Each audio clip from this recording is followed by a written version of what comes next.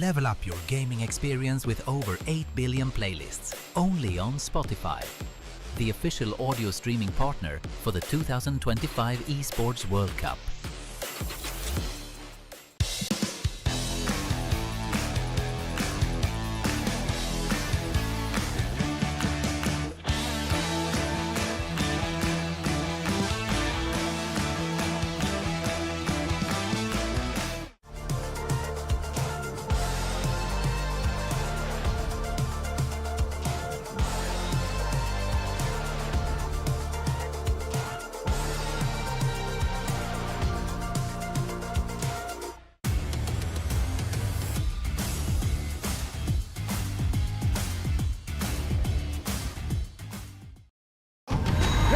Just trust me, okay?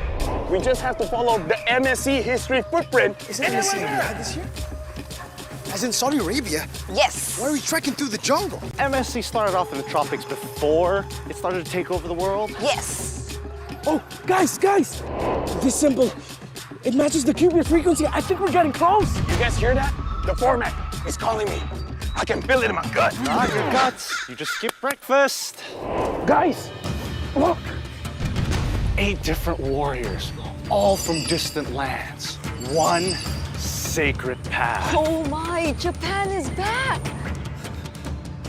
Oh, 8 teams drawn into 2 groups. GSL format with BO3 matches, but at the end, only 1 team advances. We have to find the next piece first, because then we get to write the story. Imagine it.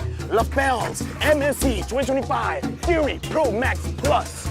Ain't that good? Yeah, I like the sound of that. It's okay, I got this. What's that? Great Scott, it's the group stage format. The MSC 2025 group stages is going to consist of 16 teams broken into 2 groups, each group balanced and regionally diverse. So all teams will be drawn into 2 seeds, and teams from the same region can't be drawn into the same group. Groups will then play a BO3 double elimination. Teams with a 2-0 record and teams that survive with a 2-1 record will then advance. 8 teams will then fight for the ultimate glory. Is this still a group stage or a group elim stage? Well, it's kind of both. It's the best of both worlds. Maybe we're intentionally lost. Oh, you mean like the time a strong team lost to a weaker team to claim it was a strategy to go down to the lower bracket for a more dramatic comeback? Yeah, that sounds right. Yes. Oh, look, that seems like a shortcut to the finale. Perfect! Now we can solve the final format before they even get here. Let's go. Brigida, let me teach you something. When you see something shining, you smash it. I found it! The sacred format ahead of everyone else. Lafelle. From now on, you can call me Lafelle, the great format discoverer. Lafelle! I think you broke the format. Oh, we can still fix the format. Thank goodness I'm not with you this time. Don't touch anything else, LaFell, no! Let's look at the knockout stage. The MSC 2025 knockout stage, 2-0 teams will get to choose which 2-1 team they want to face. Will the 2-0 teams just pick a weaker team for a better matchup? Or they could just fight a tougher team just to flex. The real question is, which team gets to choose first? Most game wins or shorter game time? We're gonna have to wait until we get to Riyadh. Until then, let's have a look at the playoff bracket. Quarterfinals and semis will now be best of 5. Oh, and there's now a best of 5 third place clash before the grand finals. Final best of 7 to crown the ultimate champion. There you have it. The MSC 2025 format, wildcards to glory. Yes!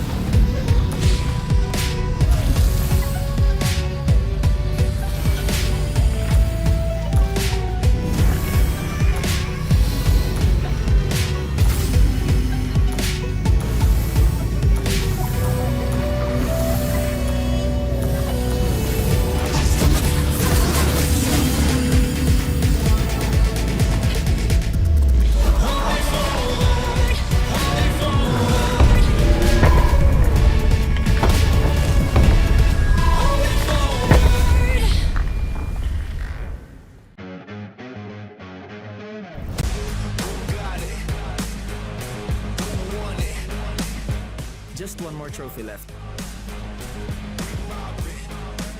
Nobody expected this. That's fine.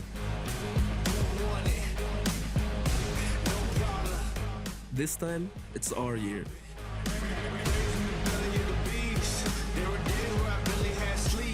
We're locked in. More than competition. I can't live like the opposition. Living everything I dreamed of. Doing everything you think of. The way I work, I'm on the brink of. Doing everything you dreamed of. Only aim for perfection. Ain't no half stepping. I'm gonna take you back. Spitting facts, you gotta live with that. Who got it? Who won it? No problem. Bring my city, plenty habit causing. Do or die, it's either all or nothing.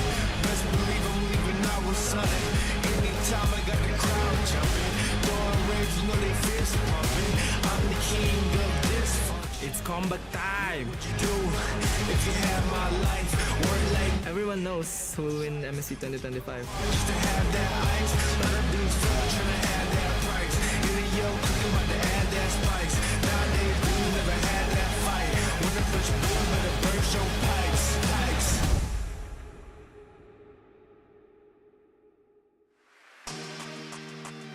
By the end of this day, we are going to be finding out who will join Team Liquid Philippines, Mythic Seal, Team Spirit, and RRQ Hoshi in the knockout stages of MSC 2025 here at the Esports World Cup.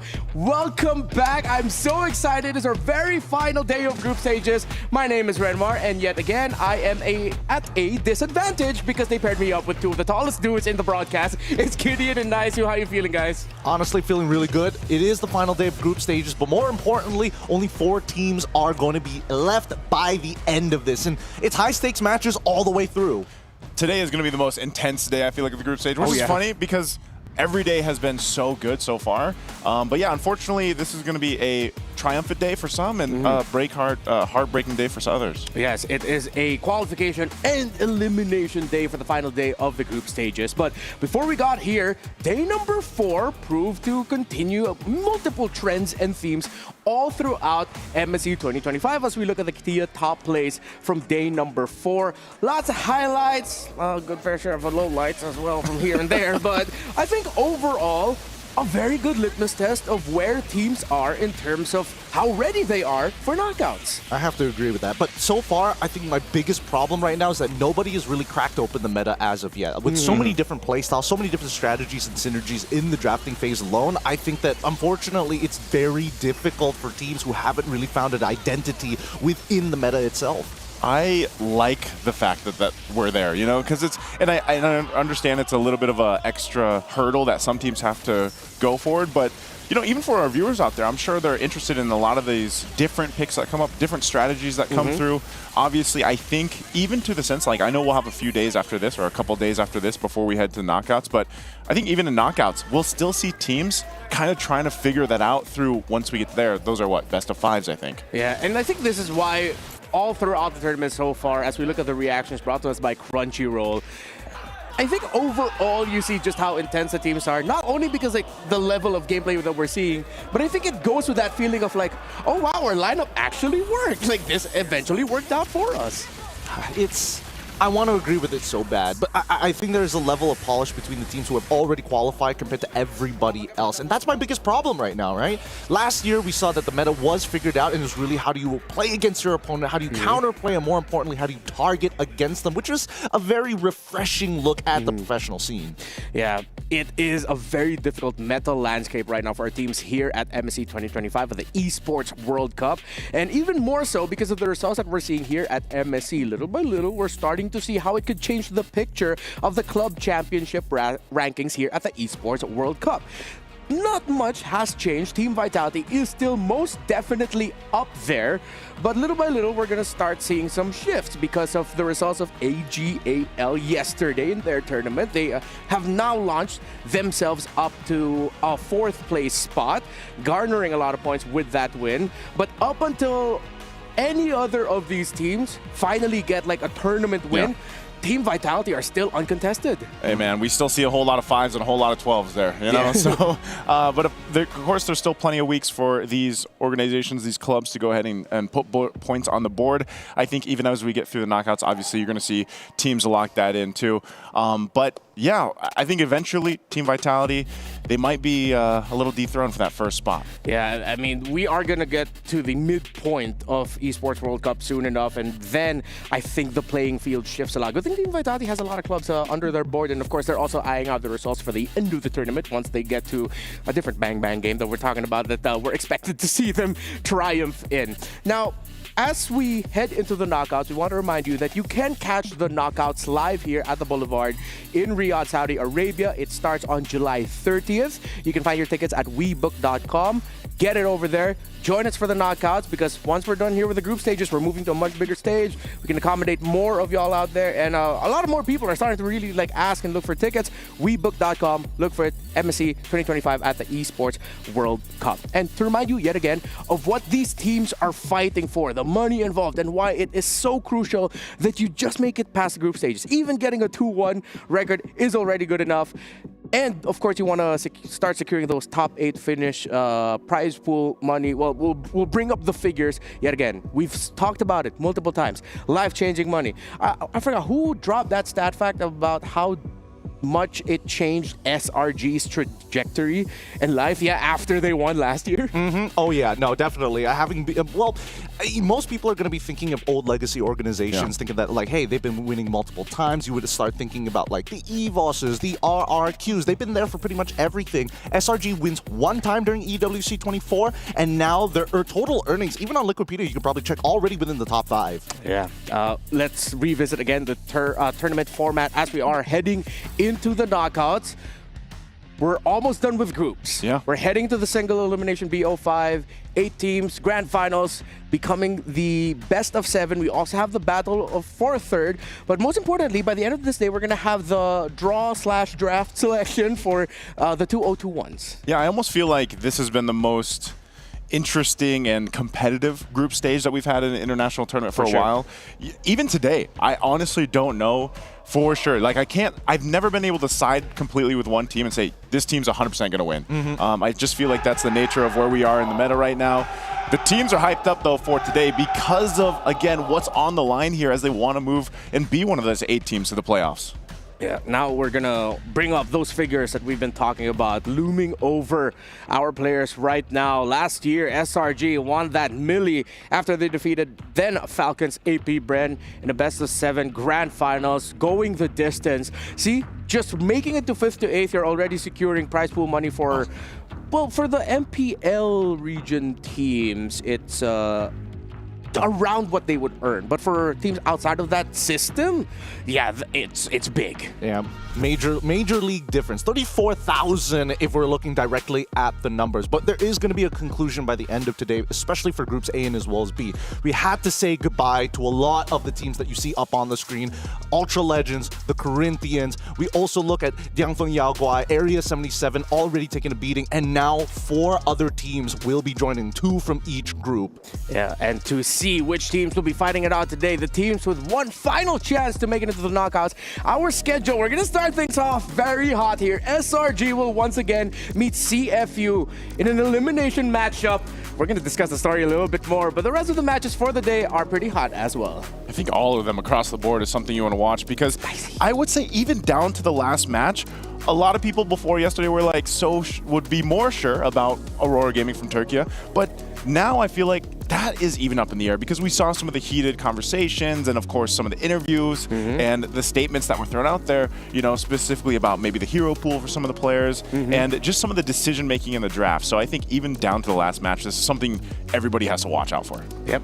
Our match of the day, though, is unexpected, but at the same time, could prove to be the beginning of a very interesting story between two organizations that don't have a lot of links together, but the beginning of what could be a crazy jungle matchup between Kyrie and Andoryu. Of course, and I think that, Onyx ID is coming into that matchup being the favorites, but Virtus Pro, if they are able to take down Onyx ID, yes, that would mean that Onyx would get grouped, and it's a little sad because then it's a repeat of last year for Onyx ID, but then new stars from the EECA is going to bring a lot of eyes to that part of the world. Yeah. Again, by the end of this day, we're going to know who the top 8 are. And we are also going to have our little draw to see which teams from the 2-0 bracket selected the 2-1 teams. And how that is determined is through total game win time. The fastest total game win time gets selection priority. So here's the leaderboard. Just to remind you again of which teams right now are at the good time. If I'm not mistaken, yes, Team Liquid is on top. A significant gap between them and RRQ. So I think it's safe to say that Team Liquid will have priority selection, and yes, I think we are sealed for priority. Yes, we are sealed for priority. Team Liquid will get to pick first, then RRQ, then Team Spirit, and then Mythic Seals. Unfortunately, don't really get much of a choice, right? The question is, who is the 2-1s that are going to be joining in that pool? We're looking on the opposite side between Team Flash, Aurora Gaming, Onyx ID, Slang Red Giants, Homeboys, Virtus Pro, CFU, and as well as Onyx PH. And based off of what we might as well give our predictions of what it could be today, there's a good chance that both Onyx should technically go through to the next round, and they probably will get picked last. Yeah, I think, again, based off the leaderboard, based off those decision makings, it's going to make for some teams that first round, and mind you, it's a single elimination, so that's going to make that entry into the playoffs already from day one exciting because of the fact that you only have that one life. Certain teams, like Team Liquid, are going to be obviously choosing very specifically who they want to go against. Yeah, I also really like that all throughout group stages, especially starting around day 2, day 3, we started asking the teams via the reports brought to us by Eterna which teams that they're looking to avoid, looking to face, or select for the knockouts. A little bit more on that because we have to revisit now the power rankings, and this has shifted so much. The community has been vocal about how, wow, a lot of our power rankings were kind of wrong. I'm so glad I didn't do a tier list. Oh, I'm so glad they didn't show the tier list. Because I think that unfortunately for SRGOG has been one of the biggest, as Malaysian of course, going to be one of the bigger SAG moments, especially if they get grouped here today. Homeboys, as expected, their groups are definitely hard. But then I don't think anybody was really expecting Onyx PH to drop down into the lower brackets, especially up against Aurora. And I think that definitely kind of shifted how the permutations, possible permutations of that group was going to look like. Because people like, Group B, it's very clear who's going to be on top, and now, not so much. Yeah, we've set up a lot of the general overarching storylines, but we have to look now at a very specific story that began late last year at the M6 World Championship. Two teams met each other, and we thought the world will get shocked because we thought CFU might just eliminate Selangor Red Giants, but the man at the head of the pack, Innocent, with one spear of destruction from a Moskov, committing what Gideon says to be the greatest Moskov play of all time. Obviously, the greatest plays of all time does come at a cost of an opponent having made a single mistake, right? That's how some of the greatest plays are made in the first place. Even so, I think that CFU, they're looking at that and they're like, man, we are not going to let this happen again, because they had SRG, at the time SRG, on the ropes. And that was supposed to be their moment to actually move on. And who knows, maybe it could have been CFU who got third place at the end. Yeah, I still specifically remember because I was watching in the audience for that play, and I remember losing my mind seeing it live. And that was, I don't know if it'll be replicated here, because so far, if you think about all the Moscovs we've seen, they've been stealing objectives. So maybe this is going to be a contested hero pick. Yeah, it happens a lot, and I think CFU are going to be looking specifically at which members of SRG to target. Because when you talk about Selangor Red Giants, if you look at it at their best days, they're still one of the best teams in the world with how well that they could potentially play. Somewhat shaky here, but their members still incur a lot of respect and fear from their opponents, especially at the center of the map with Yumes, Stormy, and Sakai's. Now, looking at the roster, right, based off of what we learned from last year, some of the greatest plays were made by both Sakai's and as well as Yumes, most notably the Cho play coming in from Yumes. However, throughout the regular season, we haven't really seen them kind of go back into that form because nobody could really challenge them, right? There was such a big level difference, a power gap, some may say. But now, coming to the internationals, it feels like they haven't found their identity within the meta. And worse yet, some of the more stable members are unfortunately starting to shake. I think Sakai's is okay, but their recent games against Virtus Pro, I mean, it's clear Stormy was kind of struggling, and for some reason, Cram, who was supposed to be a large pillar for this squad, also is starting to falter. I think that's the case for multiple teams right now. It seems like these players that have, you know, these certain expectations towards them, and this is all a reflection of the meta, right? Because even for these XP laners, they're so used to being a little more aggressive, but now I feel like they're more punishable if they overextend. We've seen and we've talked about countless times where 10,000 gold leads are dissipated just off one play, and so now I feel like XP laners are in a position where it's even for them, it's like I can't completely throw myself into these fights like we've seen in the past. Yep, that's Selangor Red Giants. Now, to talk about the other team, I know we've had a wild cards and we have a wild card champion, but I consider this team, I don't like using Dark Horse so much, so my wild card, because they've shown some really good MLBB and sometimes some questionable MLBB with how crazy they can get with their fighting. No hate though, it's just sometimes it's just like, what's going on? It's so true, because again, I would say that this team, you don't really know where the glass ceiling is just yet, right? They haven't really plateaued, and I think the only thing that's kind of consistently making them stumble is when they kind of overheat during the fights. Because when it comes down to like raw mechanics and execution, when they are hot, they are really, really good. It feels like there's no way out of it. But as soon as they miss that first execution, it feels like, wow, this team is, you know, hitting the slumps really fast as well. That's why I feel like for CFU Gaming, and this has been apparent from, you know, even previous iterations of them, and it's like they can start hot. They can start on a very snowbally centric position, but if they lose that or they go cold right off the bat, I feel like it takes them so long, and then you see them forcing themselves again and trying to turn things around, and it ends up punishing them. So I hope they've had enough time to go ahead and recalibrate some of the game plan here. Yeah, I think historically as well, Cambodian teams just do a very good job of bringing out some of the worst quality of their opponents with how sometimes like they commit plays like, wait, they're actually committing that? They're and then you doing that. realize, wow, we lost that because they didn't expect it. And not a lot of people expected the result of these two teams at the M6 World Championship Swiss stages. When Boxy, the current roamer of CFU, who wasn't playing at that time, was asked about it, he did mention that maybe it was just a little bit of stroke of luck that Innocent was able to pull off that play, that CFU was not the team to move on forward. So that is the question hanging over these two teams' heads. Was it luck or was it actually fated?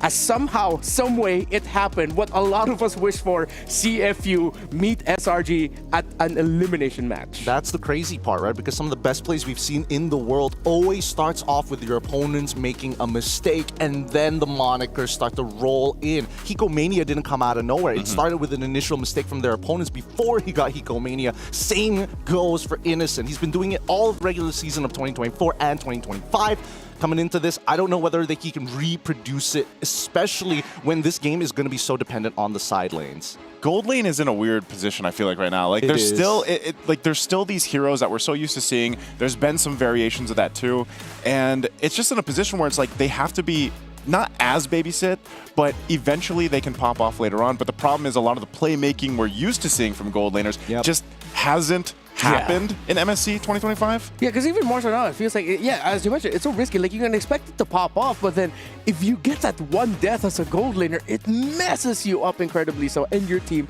as well. If you want to play like all-stars, similar to what SRG and CFU have, then hop on your game right now. Oh, Dino Planet is our All-Star 2025 event. All day, Sorry, baby. I did not expect that.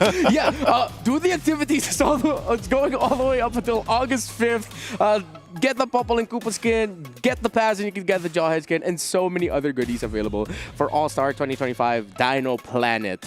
And there are also a bunch of events as well in-game right now, coinciding with MSC. You can go ahead and check that out as well. We are just about to head into the draft. And I think there's going to be one hero that will be hanging over the heads of these two. Looking specifically at Yums and Boxy, the Cho.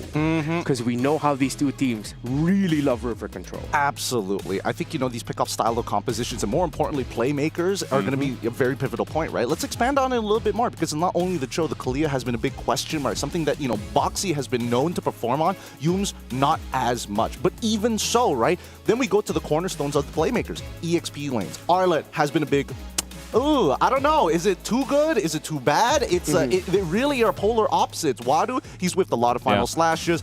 Same goes for Cram, and it feels like both of them are looking at each other as like, who's going to make more mistakes today? It almost feels like, I mean, that seems to be the case for even, you know, our traditional sports out there. It's like, what team has the less fouls or mistakes ends up winning, and this is now the case of where we are in the meta. And a lot of that responsibility, as unfortunate it is, has shifted to XP and roamers, because they're the ones really playing those kind of setup heroes, obviously. And, you know, we also have seen iterations of the XP lane where the Lapu Lapus have been coming out. And again, they're 1v1ing, they're 1v3ing. So there's still that impact, I feel like, for some of the teams to go ahead and bring out in the draft. But it's less mistakes is going to win here. Yeah. Between these two teams, of course, SRG has had a lot more eyes on them, especially with their prolific win last year. But similar to how much focus will be put in the roam role, I think we have to adjust it to the other roam role, which is actually the EXP laners, Cram and Wadu. I feel like they actually play a similar play style. They both love spamming the stickers and the recalls in front of their opponents. So whatever hero they end up with needs to be someone who can front, but weirdly enough at the same time can act as like an early game carry for the team. I suppose, but it really depends, right? Because I feel like right now, based on what we're going to see in the draft, really is going to be a show of confidence for both of these EXP laners, right? Because if it does boil down to it, they might just say, you know what, let's get rid of the Arla in the first place, or we don't mind having the Arla. We want something that can like focus on the fights that drag out a little bit longer, forcing your opponents to be like, you have to execute pitch perfect if you want to win these fights. And I think it's a pretty good strategy coming in, but it does show a little bit of that ego dying down and saying, hey, it's not going to be up to me. I'm going to leave it to you guys making more mistakes rather than me just being more polished. I want to see the mid lane still shaken up. I'm so happy with yesterday because the Gord got picked up, but this is what we've also talked about in day 1, day 2 of the group stage. Just like, you know, mid lane is kind of constricted to this very small hero pool, and now we've seen a couple teams kind of test those limits again. And I think, again, like a hero like Gord is only going to fit certain compositions, certain team play styles. But I would like to see that too, because still we've seen in cases where it's like, all right, the Zetian has fallen off a little bit, and like quite a bit. I don't even know what the win rate is, but then of course you saw the Farses, and you still have, I mean, we saw a Kagura as well yesterday, brought out by Onyx. Onyx, so hopefully, I'm glad you did decide to look at the mid lane here, because when you have two teams who can unexpectedly just flip a switch suddenly of like, all right, let's just go all out. We can throw macro out of the window and just see which one of us can do the better micro. Sometimes the mid lane picks come in as that big X factor. Team Flash yesterday, courtesy on that Kimmy, was playing it a little bit more like a Hayabusa with how much he was jetpacking forward. So with Hayabusa, Farsa, Juicin looking like the main trade right now, maybe, just maybe, surprising mid lane picks will be the turnaround. But a part of me is feeling these two teams are looking at each other like, hey, what if we pick something like the Gord? Okay, it's CFU. And then on the side of CFU, what if we pick something like the Gord? It's SRG. It's like, it'll be hard to pick a pick like that here. Yeah, no, I think a lot of it just really expounds from the jungle side, right? Because again, the big question is the only reason you're allowed to kind of like expand upon like how big the mid lane pool could be is if you have mobility or you're playing an assassin, right? Because the only reason the Gord showed up in the first place is because Fredrin was on your side and you're able to kind of hold your opponents down against someone like a Boxia who, again, what are you going to do when you have true damage? Like, there's all these nuances that need to be taken into consideration. But one of the biggest ones, and also one of the biggest problems that we've seen here so far in the meta, here at MSC 2025, Lancelot. He has been devastating. I cannot get enough of this hero. I wish that I could play. Yeah, I really can't. I mean, it's Lance a lot, but it's too good. And I think there needs to be some level of respect given to this hero. 2 items alone, this hero is a menace. Hey man, I'm on board with what LaFell mentioned. It's Lance too much, you know, because again, you said it, 2 items, and in a lot of the cases, there was times when I think he only had the War Axe a couple times, and he was still able to like do enough damage, survive literally multiple people chasing after him. And maybe that's too much. Maybe that's too much for one hero to have, and the fact that you can do those things with 1 or 2 items on a pretty hyper-scaling jungler as well, and it's kind of crazy because the only other hero that I can think that has that much value is like a Farsa, for example. She could be 0-5, and a feathered airstrike is still going to be valuable. Yeah. Something like that. And she has enough damage also just in her kit naturally that it's still going to be a threat when she drops a feathered airstrike. But yeah, Lancelot is a little bit too crazy. I think we have seen more teams opt to ban it though now than to let it go through. Yeah, but then with that ban on Lancelot, it's like that good thing you did mention, like the link between the mid lane and the jungle. Lancelot gets banned, that opens up the field in the mid lane. That's when Kimmy, Farsa, Juicin aren't banned at all, because one committal on the Lancelot ban means that you gotta keep mid laners open now because you don't have to worry about the Lancelot anymore. So to contextualize things further, I actually looked back at the drafts from the M6 World Championship last year. Yes, I know the meta has changed considerably since then, but we're still on the topic of like potential surprise mid lane picks. There are 2 picks here that if I'm not mistaken, we've already seen at least twice or once each through the string of MSC wildcards and MWI and group stage. Zask and Vale. I want to look at the Zask a little bit more because I feel like in a meta where it's just like so micro heavy, Zask can mess team fights up. I agree that Zask can mess team fights up, but it is just... It's pretty, how do I put this? It's pretty unplayable in certain scenarios, right? Let's say you play against a Kimmy, and then you're thinking like, okay, I could zone the Kimmy out, but as soon as Kimmy gets a good position in the lane, you basically lose 90% of your trades. Like, it's not even contestable. You turn into a 2v2. Again, that's why Gothot has been such like a high priority, even sometimes when there's no reason for it, only because it makes the 2v2 in the mid lane kind of obsolete, right? It doesn't matter how much damage you do, as long as I clear the wave, we walk away, we save a lot of that brass tax that we have to pay if we were playing any other matchup. Yeah, I liked that Zask also had his moment in the meta because I'm always, like I said, I'm always a proponent for some of these non-meta heroes popping up, and it's been great to see. But yeah, I just feel like he would have a hard time in the way that things are going right now. Who's the other hero you mentioned? Zask? Vale. Vale is...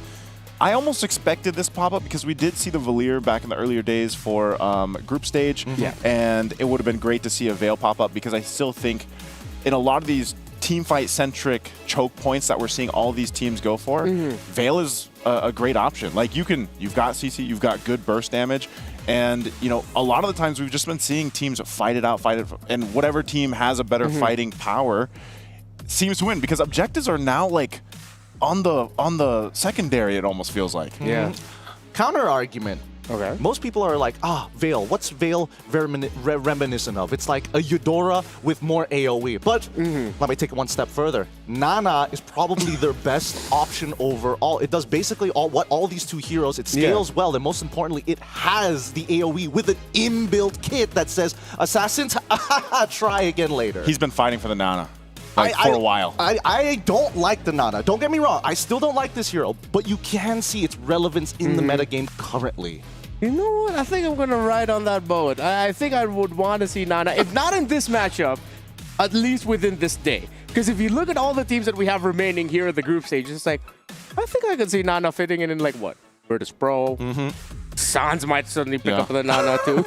Yeah, that's also fair. I mean, to be fair, Stormy has played it in the regular season as well. It's one of those crazy picks that you don't expect to see it, which he usually does during the grand finals. But even so, it really is a proponent of what the mid lane is being demanded of, right? Every role has now, with this current patch, has been kind of taxed to a certain degree. Because again, it really feels like if you have a winning lane, you want to be a proponent to pushing that lane as far as possible. If you're going to play through gold, you want to put all your resources into winning that mid so you can get into your gold lane faster. So that's why the mid trio is such a too big of a priority for most teams. All right, folks, I want you to chime in the comment section wherever you're watching from on what potential picks we could see. We are waiting for the draft to begin. Of course, right now we've just been making sure that the playing field for these 2 teams are at their best condition and that everything is going to be okay. So thank you so much for your patience. But please, we'd love you to join on the comment section. Chime in on the heroes that you want to see. I'm pretty sure someone's already commenting Alucard.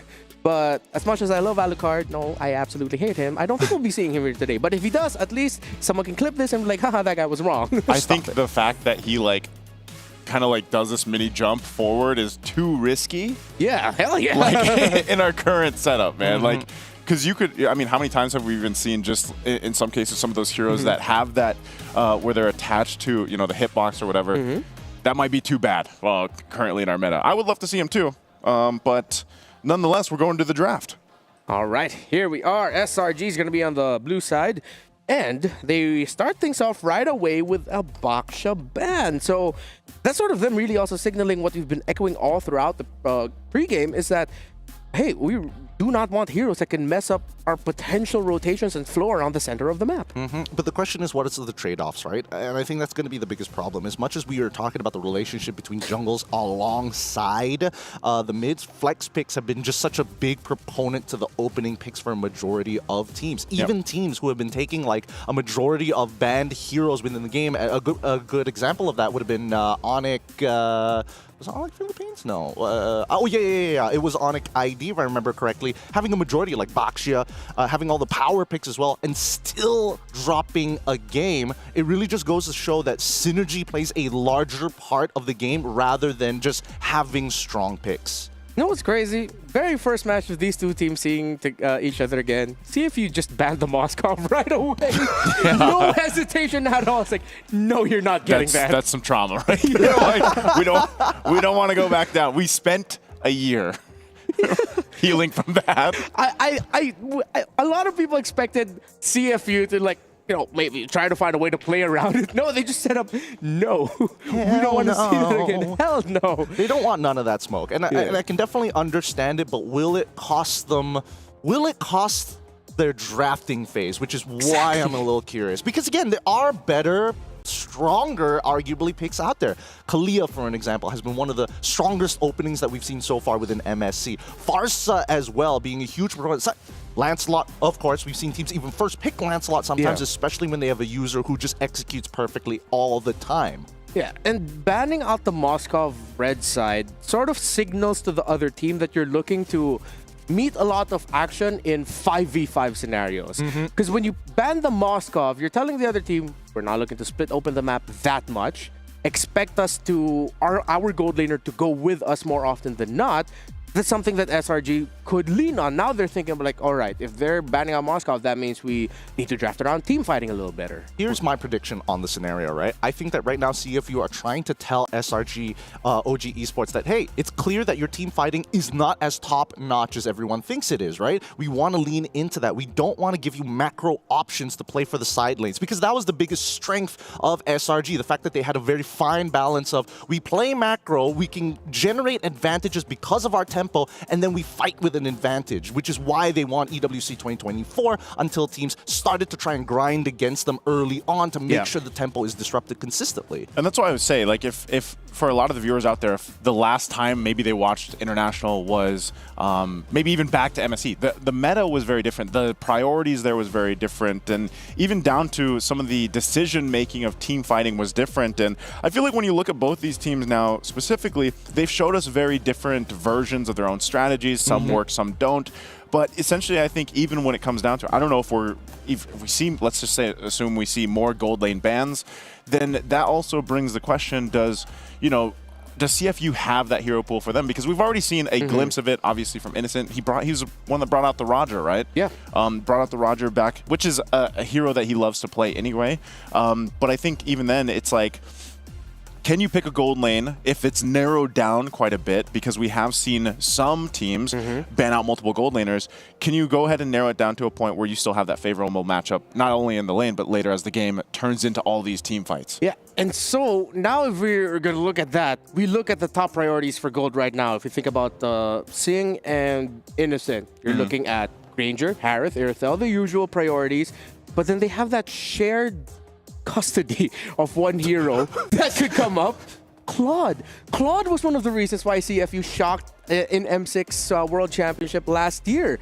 And we know SRG, in that one really funky draft that you saw like earlier in the group stages, they are ready to play Claude. I know Innocent at least enough to say that he's got a deep enough hero pool to make this work. But coming back into the draft, I feel like there's two proprietary things that we need to worry about. Number one, does CFU want to force SRG in a position where they must team fight all the time? Or do they want to use this as a means of, hey, if we get Innocent behind, even just a little, it might force a reaction of SRG to start sacrificing other lanes to make sure that he gets into a carryable position. And that could mean a couple of things, right? Because who takes the damage, who takes the economical hit? Usually, I would say it's Skies, but if he's on Assassin, that means either Cram or even Stormy must take the economical hit. All right. Dusin, Is a ban there for CFU. Yeah, they're leaning. CFU really are signaling to SRG. It's like, yo, we are going to be looking for 5v5 fights, man. We are looking for priority at the center of the map. And for Boxy to be able to do his thing. Arlot, though, was a ban for SRG. I mean, once you see those bans, you still have to float the idea of Badang is still out there. Gatot Kacha as well. Man, the Badang has been so crucial too. Like just like we saw yesterday alone from Ken and a lot of the players that are picking this Badang up, it works so well because of the fact like everything we've been discussing is around these team fights, around tempo. What hero disrupts tempo like one of the best, and that's Badang. Because when you go in for that, and you don't even need the flicker. That's what's so good about him. Because sometimes if you just catch people out at the right moment, you don't have to rely on a flicker to go ahead and set that up, and that is enough. Disruption to team fighting and little skirmishes that actually play a big part of that. So maybe we see him picked up here. I don't think it's priority.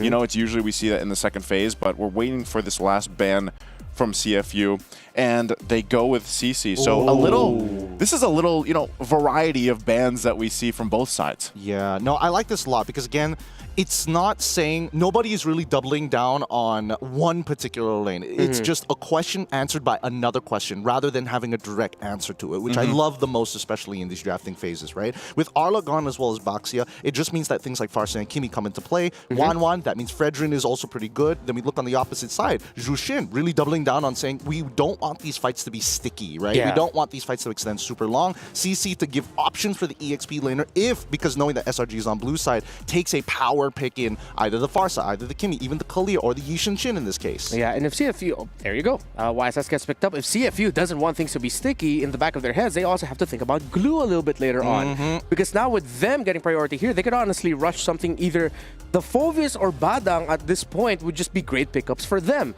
But then, if SRG just easily get a glue, now that they're going to be playing around the Yishin Shin in the jungle, then that means you have one solid EXP laner that you do not have to worry about. Absolutely, right? And now the next question is, how does that really help out the team? Because glue is displacement, but then Phoveus is like a stopper, right? He is a door stopper. He makes sure that you can't slam it as hard. And Uranus, I totally forgot about that. Also still in play. Actually, please not in the jungle. I hope that I agree, and I hope that it's not in the jungle so far, but it's, again, this is a traditional synergy. This synergy of Uranus plus Farsa has been played since the beginning of the MLBB competitive space. Oh, you're right. Yeah. If you go way back. Even like the era of like M1, you would see Uranus and Farsa picked up a lot. I was going to say, even back in previous iterations of MSC, I feel like I was watching in the crowd, seeing this combination still coming through. But you can see the answer from SRG OG. They're going to go ahead and pick up the Kalea. This is the Kimi. This is already, man, these are power picks because not only do you have good vision, you have good setup potential, you have pickoff potential. And I think you're going to need that. But so this does go ahead and tell us that Uranus is not going in the jungle. Thank you. And it's going to be the Lancelot that goes instead. Yeah, they have one really annoying pick in the Uranus, but then now majority of their crowd control leans in onto the Roamer for Boxy.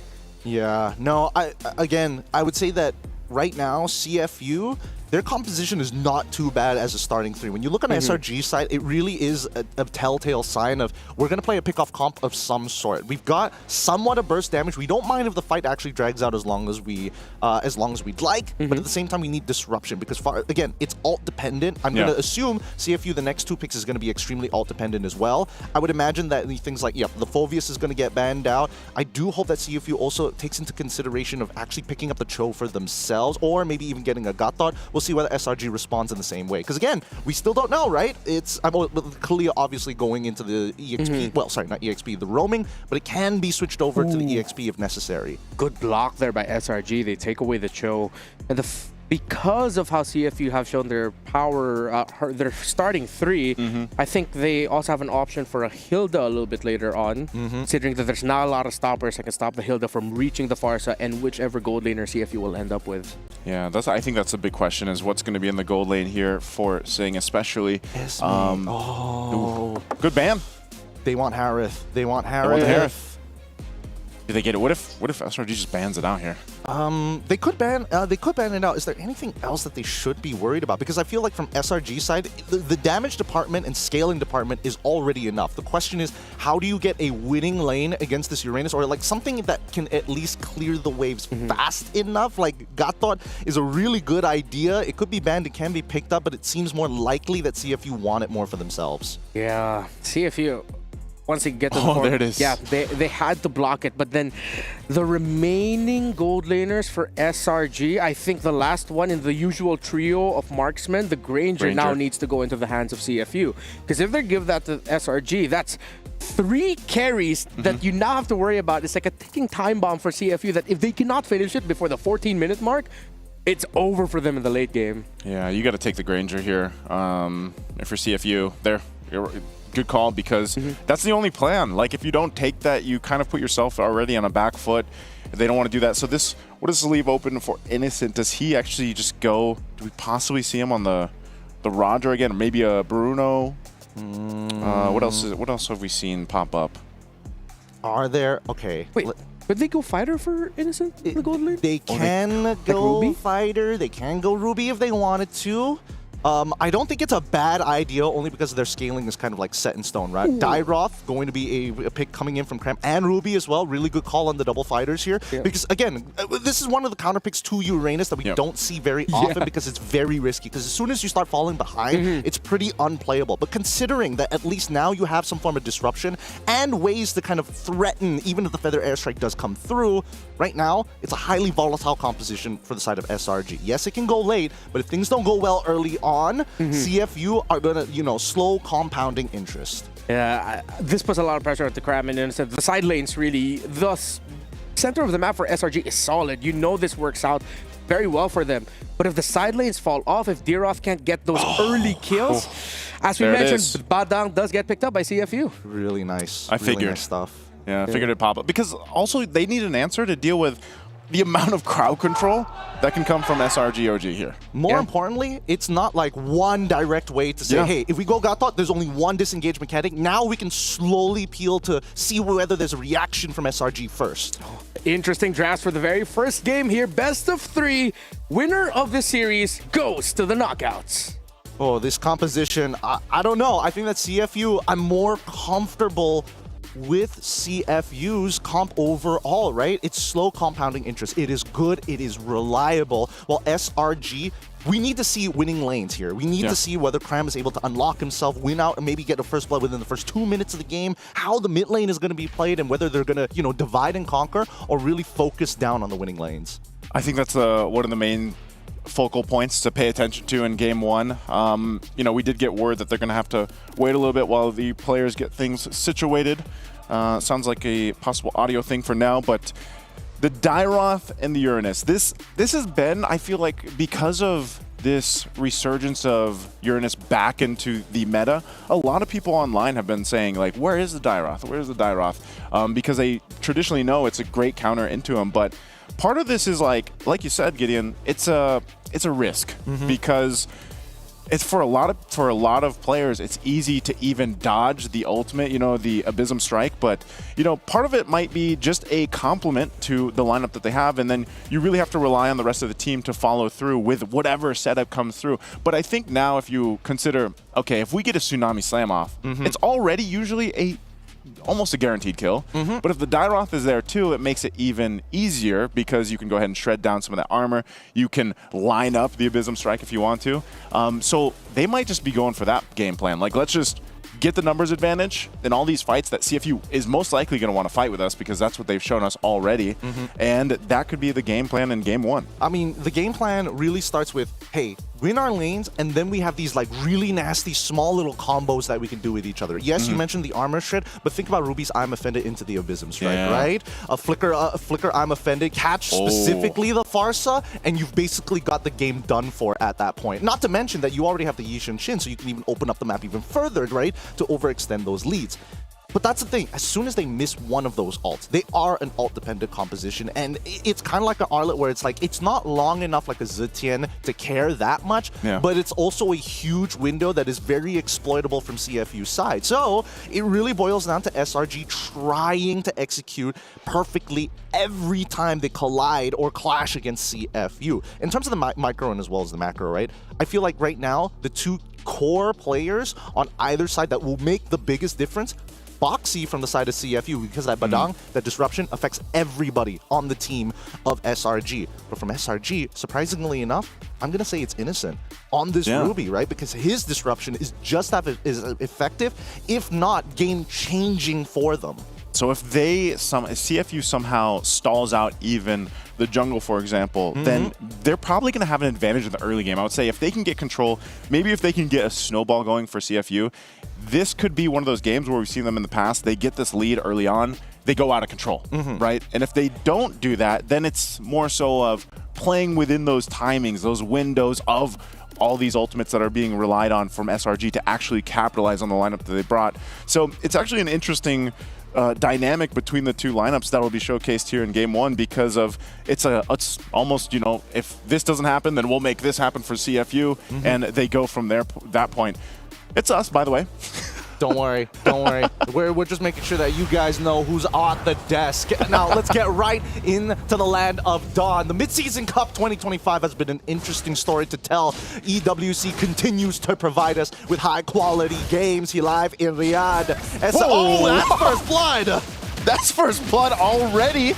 Going off, Boxy might be another kill. He gets stunned.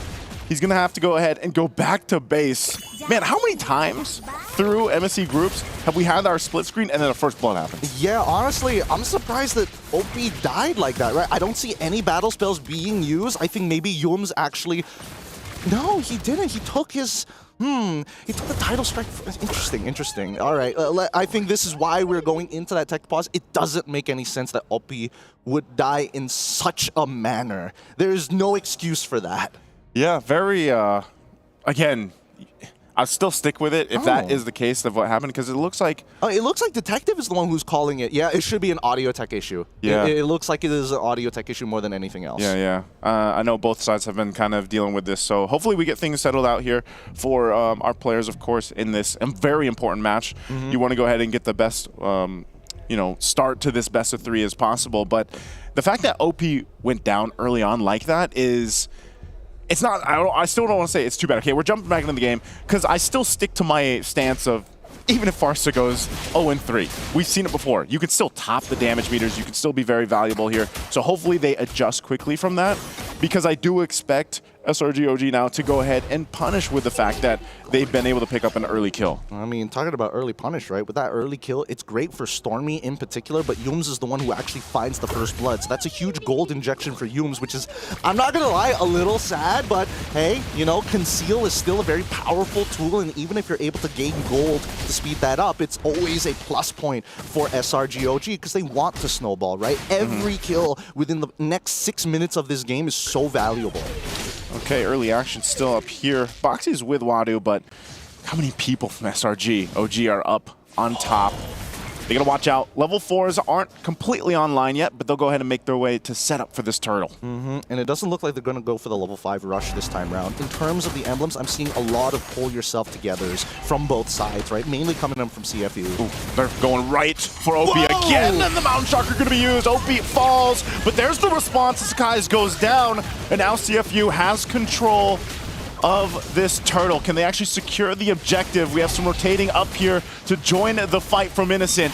Wadu trying to buy some time, delay it out, and CFU's forced off of the turtle.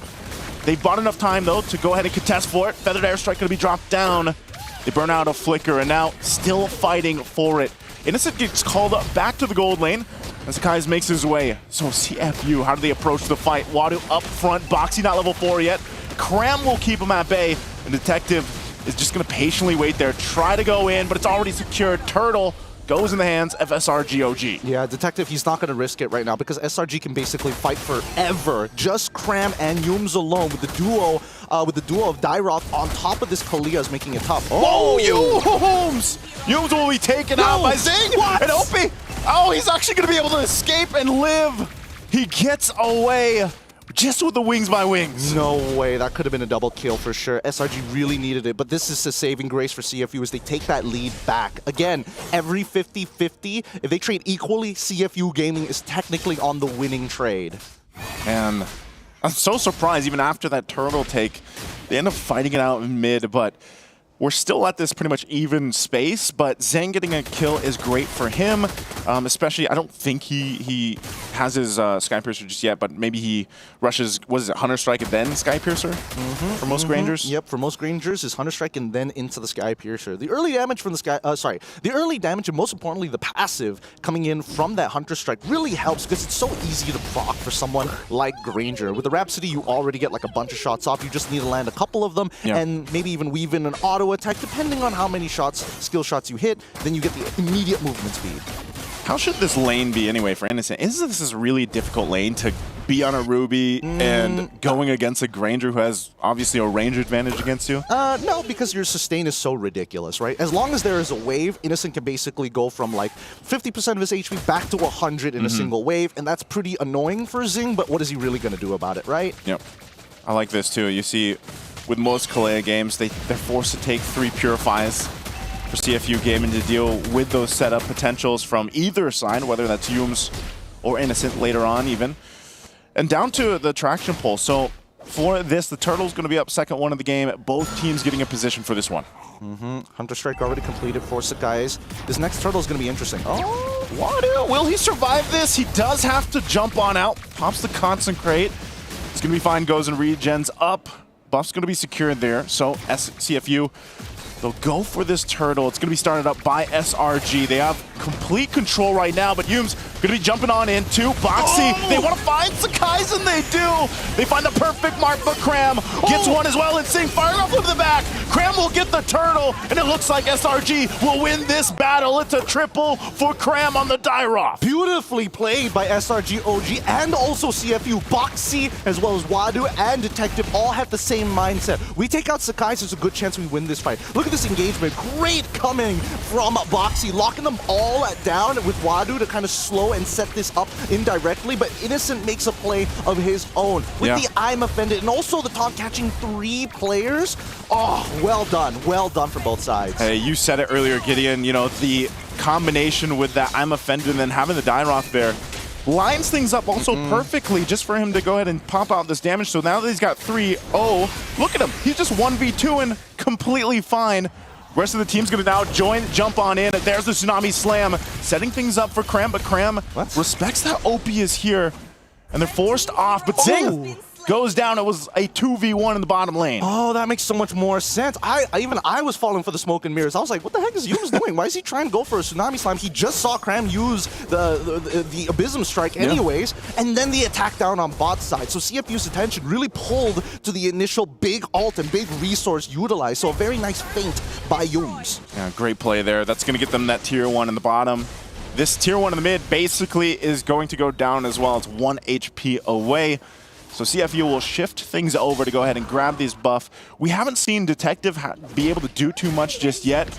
And maybe they're just at a position where it's like, we got to catch up here because, you know, nothing too crazy, but especially in the XP lane, like you said, with this Dairoth pick having a lead against the Uranus, I think this is just a difficult lane for Wadu to even be in. So once the Uranus is shut down like this, like where do you go from there? Yeah, well, technically the Uranus isn't shut down. It's just not as fast as Cram, who currently is able to apply a lot of pressure, but he's ultra sustainable, right? When I say ultra sustainable, there just isn't enough burst damage from the side of CFU unless they bring OP into the mix. Without OP, it's tough. Okay, we'll see. They're going to be forced off. That's going to be 3 for 3 for the Turtles here. So even as tanky as Wadu should be, look at the brunt of the damage he's just forced with. They'll throw a couple ultimates at him, and he has to pop the Consecrate to be okay. So they still hold on, but losing another objective, and all this leading to basically losing more grounds economically to SRG. Right now, CFU, without all of their item power spikes, taking prolonged fights against SRG is really tough because their base damages are significantly better, right? Yeah. Cram in particular is ultra sustainable, especially if he's hitting multiple people with his third hit. Now we look at the items, right? Okay, so they skipped on T2 boots, which is probably why we're seeing Innocent survive so long in lane, on top of the War Axe, on top of the Queen's Wings to make sure that he's really, really sustainable. But it's all about those flickers, right? How many I'm Offended can he actually land? And the longer this game actually drags out, the better it is for CFU Gaming, because then it kind of narrows down the approach of who should we attack, because Cram will start to fall off, and then Skies becomes a bigger priority. We'll see them trying to hold on to this. Again, they're just going to clear things out, and buying time would be great. Zing does have that Sky Piercer now too. Detective picks up the Brute Force, so he's got the couple items we've talked about a lot about the Lancelots. For now, it just seems like he's going to go ahead and play the macro game. Push some of these lanes in, see if he can get some extra damage on these turrets. But ultimately, he also doesn't want to get caught out because he could be in a tough situation against someone like a Dairoth if he has to go against it. Or the amount of crowd control can be overlapped on each other to even catch a Lancelot. So he has to go ahead and respect that. You're 30 seconds away from this Lord. We haven't seen them really have a favorable fight for the Turtles. So I don't know, are we thinking CFU Gaming is in a position to actually contest the Lord? Maybe. I think right now Sing is pretty strong. With that, with the Malefic Roar, he should be able to cut through anybody who has an Antique Cuirass. However, there's not a lot of armor being stacked up from the side of SRG. The only person he can really find value with that Malefic Roar is probably just Cram. Yeah. But even then, that's assuming Cram is by himself and he's not in melee range of CFU. I think right now, CFU Gaming need to make sure that both Opie and as well as Zing are in favorable spots, because if they die out first and the fight goes longer than like closer to a minute, SRG will eventually overtake them. Okay, a couple items picked up for them. They're going to be zoned here, though, too. They got to respect this crowd control. Oh, it got canceled. Already, yeah, got canceled. There's a Tsunami Slam again. They'll be able to find Boxy. Boxy in trouble. Survives a little bit longer, but the Lord already secured by SRG, and now it's a mega kill for Cram. They're looking for Wadu. The flicker forward. The cleanup from Stormy. Meanwhile, Detective's like, I want my purple buff. After everyone goes down, I don't know if he's going to get a chance to get it as Innocent jumps on in and pulls him in. Innocent's offended. Oh my goodness, these games are nasty. Even our bystanders here, part of the team, they're all they're surprised. Innocent is like, man, this marksman player, what is up with his flicker? I'm offended. Now, this fight, you can see that Cram immediately is targeting that backline. This is the big problem I have seen from CFU. Yes, you are getting Boxy to engage on these fronts, but you're not taking the neutral objectives anyway. So why don't you just peel? Just keep on peeling. Yeah. Keep your two cores who are able to apply a lot of damage against the front line of Selangor Red Giants, because in these prolonged fights, unless Selangor Red Giants are in your face, in melee range, that's how they sustain. It's going to be, again, they still got the shields, but I think they're forced to fight anyway. Tsunami Slam's going to be able to find it. Wadu, Yums does go down. They're held off for now. It's a trade, though. The 1-for-1, they'll clear out the Lord. They lost the shield, but CFU Gaming will still stay in it. They find themselves 8,000 gold behind now. Do they have enough to bring it back into this? This is a big deficit. We've seen it before, though. And again, they're going to have to just find themselves a favorable pick-off, maybe fight, but they got a lot of grounds to cover here. Right now, Opie, he's scaling. Once he gets that third item, he's going to be an absolute menace here. It's going to be such a problem. Same goes for Detective when he gets that Endless Battle, because then his burst is going to be just enough to take on the squishies from the side of SRG OG Esports. Now, if we take into consideration what happened into that last pickoff, right? We see Yums, he grabs over Wadu. Wadu ends up dying, but Opie is able to get major. Oh, no. They're going to force it anyway. For the purple buff, does he actually commit to this? He jumps on in. Cram has the immortality. Does the team follow through? No, that's a big shutdown, though. Going in the hands here of Detective. Big mistake, and now CFU is on the chase. Oh, Innocent's in trouble, gets caught into the wall. Goes with the I'm Offended, though, but has enough regen to stay alive amidst it all. A Tsunami Slam into the turret, and Detective, is he going to burn on down? The Traceless to pick it up. A double for Stormy. And just when you thought CFU could turn things around, SRG says no. Oh my goodness, really nicely played. Cram, yes, I agree, he made the initial mistake. Detective and Wadu tried their best to try to turn this around, but they forgot Yulum still has his, oh my god! Oh, they're gonna force it anyway, they want to end the game if they can. Mid-turret gonna be worked on. Opie, 1 HP, but they got a Canyon Minion, they'll push in this bottom wave. Sing is back up.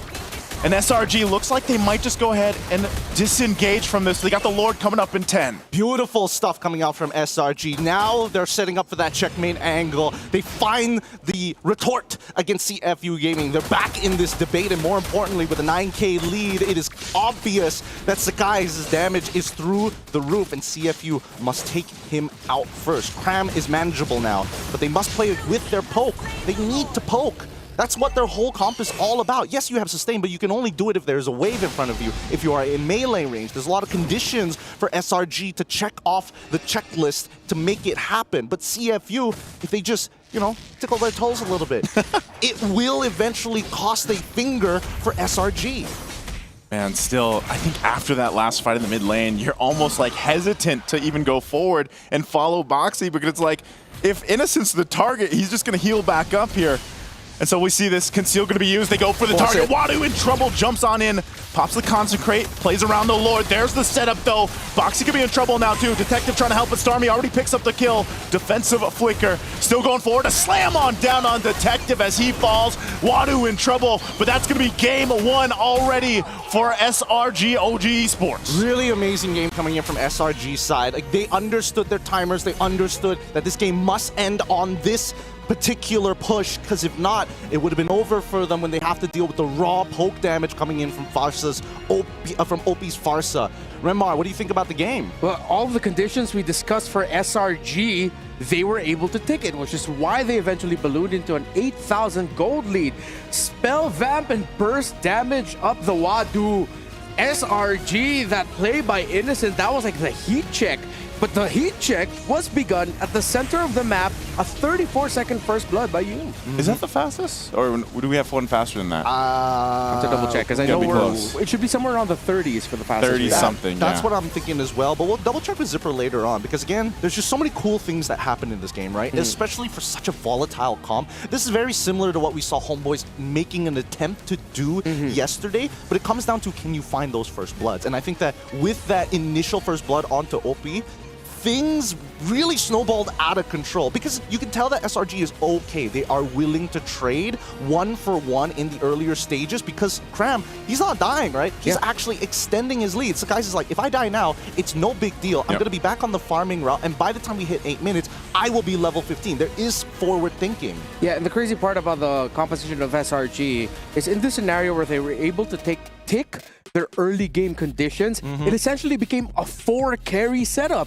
You have the D-Roth, the Ruby, the YSS, and the Kimmy, that in all possible computations and scenarios, even if you take down 2 main damage dealers on the side of SRG, see if you had 2 more to deal with. That's why I was saying, even if you follow Boxy into the fight, who's his best target? A lot of times he was catching Innocent, because Innocent knows, like, I can also tank this up, heal myself back up, and be fine. So, you know, really when you break down the draft and everything else, you look at this, like, you see the brilliance to how this comes together. How disgusting is this? Innocent plays Ruby. He's like the most important playmaker for the side of SRG to like put that seal stamp at the end of saying we're going to win this game. He comes out 3-0-10. Hey, he didn't die once. Lore-wise, man, if you know how to play the Roger, you got to know how to play the Ruby like this. Yeah, exactly. It's lore accurate. It is. From being the Roger of the tournament last year, now he pops off with a really fantastic Ruby game here, 0 deaths, and he really made the most out of all of the tempo breaking abilities that Ruby has in her kit. But not just that, with the flickers too. No flicker was wasted by Innocent in this game. No flicker was wasted. The Amma Fendits were really, really good. And CFU had to adjust much, much earlier into the game. They need to recognize that Opyun as well as Zing are their main win conditions. But I think they've channeled a lot of their resources into Zing, which is not a bad idea, but they need the damage profiling to work out as well. You could tell that Zing was like, okay, I'm doing a decent amount of damage, and then wait a minute. Wait, hold on. The anti-heal is not working out. Nothing's happening. Yeah.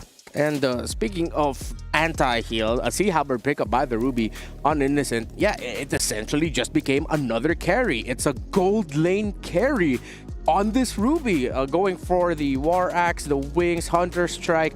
No wonder he was able to spell vamp like crazy. Yeah, Zing, I think that he should have switched out that Malefic gun. It didn't get as much value as he wanted to. He should have gone for the Sea Halberd as his third item, recognizing that the raw sustain from the side of SRG, especially for the early game only, might have given them a chance to try and take make a 50-50 trade back. But then we start looking at the other items, right? No anti-heal coming in from Boxy. I think he was really, really greedy with this. More importantly, the Radiant armor, which I totally understand, right? You're up against that Kimmy, and the same can be said about Wadu. He doesn't even have any of the items to deal with the Kimmy in the first place, which ended up costing him down the road because he kept on getting engaged on. And then I think it was really late when he did pick up the Dominance Ice, so it's like a lot of times when you think the Uranus should be the one helping be that kind of front line, that stalwart in the front line, he couldn't, because like even when he jumps on in and tries to be that front, he just keeps getting pulled back. He keeps getting brought back to the fight. So even especially when that Purify was burnt, so it was a really good answer to a lot of what CFU had on their composition, but SRG answered it. It feels like this is a bit of a learning moment about Uranus now in this current meta, where he shines against lineups that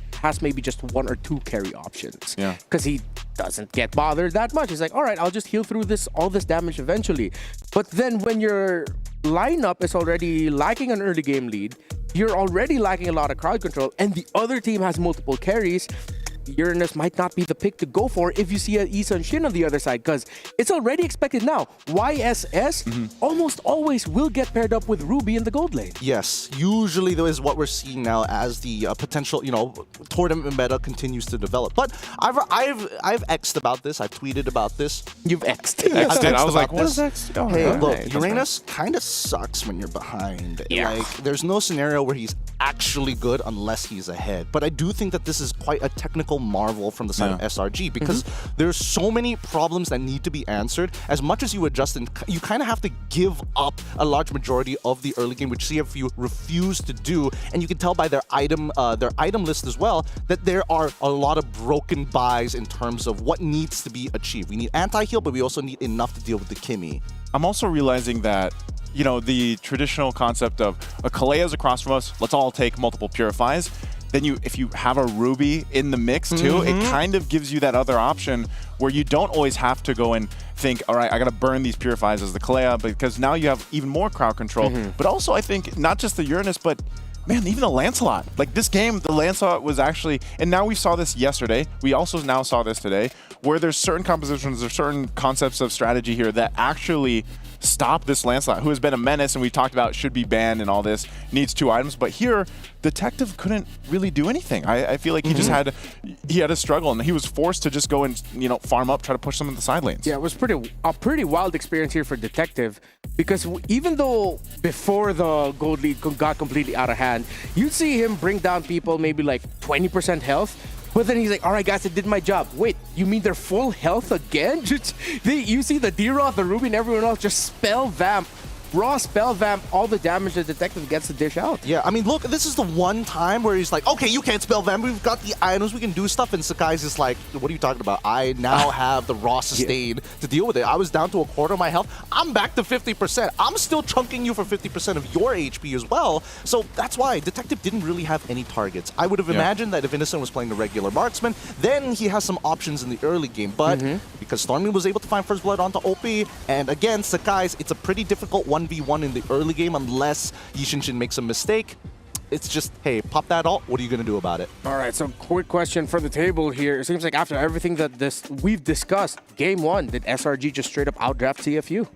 Oh, I don't think it's an outdraft. I definitely think it's more of an outplay in the first 6 minutes of the game. From that point onwards, I think that with the items that were coming through, they just needed to defend that Lord one more time. They would have been on even terms. Yeah, because, Gideon mentioned this when we got a glimpse of the items, and you saw it in the last highlights there, that Sea Halberd was picked up around the 12-minute mark, and that was really all they had to deal with a lot of the sustainability from this lineup. So I think if the priority for items was built different and they were able to drag it out further, then yes, maybe we would have seen a different concept there happen. But yeah, first 6 minutes were devastating for CFU. Yeah, as we talk about item priorities here as something that CFU could have fixed up, I know that for a lot of us, our true priority in MLBB is skins. And we have another awesome skin line coming up for you. It's Metro Zero. If you are, I'm glad, I will admit, I lied a little bit yesterday about saying, like, I know exactly what I'm talking about in terms of the skin line, but I'm glad that I was validated that it was cyberpunky theme, sort of like our old so Exorcist you didn't know skin that? line. Or you did know that it was cyberpunk? I did not. I just based it Oh. off of the key visual, you know, That's the great. theme of it. But yeah, you confirmed it with me, right? Like Yes. it's a whole Exorcist, X-Modern. Yeah, I want to say what the heroes are, but I don't even know whether we have the green light to like let the audience know because Oh, that's true. a couple of my favorite heroes are going to be part of it. I'm really excited for those, but well, Yeah. you know, I really hope we get another Alucard skin. don't you dare! I swear to God, it's another Claude skin. Okay, let's head into the draft now. CFU still batting out the Moskov. CCSO gets taken out in SRG because they played it really well. It's like, you know what, we're not going to allow CFU, a team like CFU, to run Yi Sun-shin in the jungle and play double fighters. Well, I mean, Yi Sun-shin right now in the patch, I think a lot of teams can definitely agree that he is disgusting, right? He has like a decent early game because of the changes to the Mountain Chakra to give him that turtle bow, which is ridiculous, like absolutely ridiculous the amount of damage he can pump out at level 4 itself. On one target, ideally. Because it's not like he's got strong AoE, but it's a good disruptor. And not only that, but I just feel like if you get the vision advantage, that's why when we've seen teams like play, for example, the either the YSS or let's say the Selena to an extent, it's like vision really helps you, but also just the layering of crowd control. From the cleanest games we've seen from throughout the tournament so far for MSC, it's teams that have a really good wombo combos, really good layering, and YSS I just feel like fits that role for a multitude of compositions. Yeah, and I remember seeing this comment from our community before where one of the main differences between us normies in the pro scene is that the pro scene knows every single time what to do with vision. Like they know how to readjust to it, they know what to do with it, and I think, yeah, as you mentioned that nice, so game number 1 really was just like with SRG having all the vision and CFU having a mid laner who literally is blind in the lore. You know, SRG got the vision lead there. They definitely You are not prepared. No, I'm joking. That's a different game. I'm glad both of you are on the desk because you understand. We get it. We get it. But now that the Boxy gets banned out, as well as the Arlet, we're seeing similar trends, right? Despite being on different sides, the only real difference is the Yi Sun-shin that gets banned out for the side of SRG. If not, everything else is pretty much exactly the same as game number 1 in terms of the bans.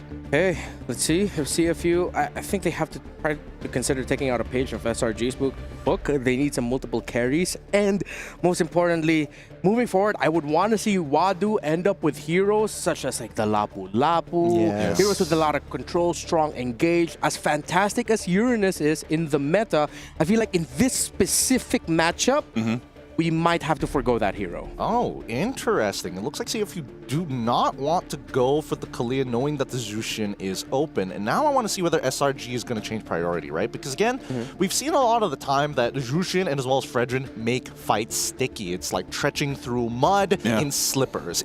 You're going to lose your footwear at some point of time the longer you fight. And I think that SRG also recognizes this too. If they go for the Kalia, they understand that if we execute, we need to make sure that we've got the right amount of damage. Oh, they go for the Lancelot. They don't have to go for their mid pick just yet. I guess this is another chance. It's open. Might as well take it, you know, put it in the hands of Skies and let him go ahead and roll with it, because still I think the game plan from SRG specifically, because they have a Kalea, is they're still going to go ahead and complement this. A lot of the teams that have found success with that hero now, after, you know, some of the changes that it went through, is like you need to be able to go ahead and complement it and play into that. So CFU, with that in mind, they have a Jushin. Do they just go the Fredrin here? Like, do they pick this up? Is that, we've seen Fredrins fall behind the Lancelot, so looks like they'll go with an early gold lane pick. They pick up the Harith, and then they go the Phoveus. Very nice, very nice. Yeah. You know, I again, with CC out within first rotation bans, there's so many good picks in the EXP that suddenly just pop up, right? And at this point, with the Harith, I think the Harith is kind of interesting, right? Because it's kind of a hit or a miss. Yeah. You clearly, teams have been playing Harith for like years at a time. Whether you're a legacy player, whether you're a recent player within the past 2 to 3 years, Harith has just been a dominant force within the metagame. So I'm assuming that he knows the mechanics of it. I'm just curious to see how SRG is going to answer. Wow, they omit taking mid picks, instead guaranteeing Cram a good time. Yeah, you could really see where these two teams are at in terms of putting priority in the picks for their EXP laners.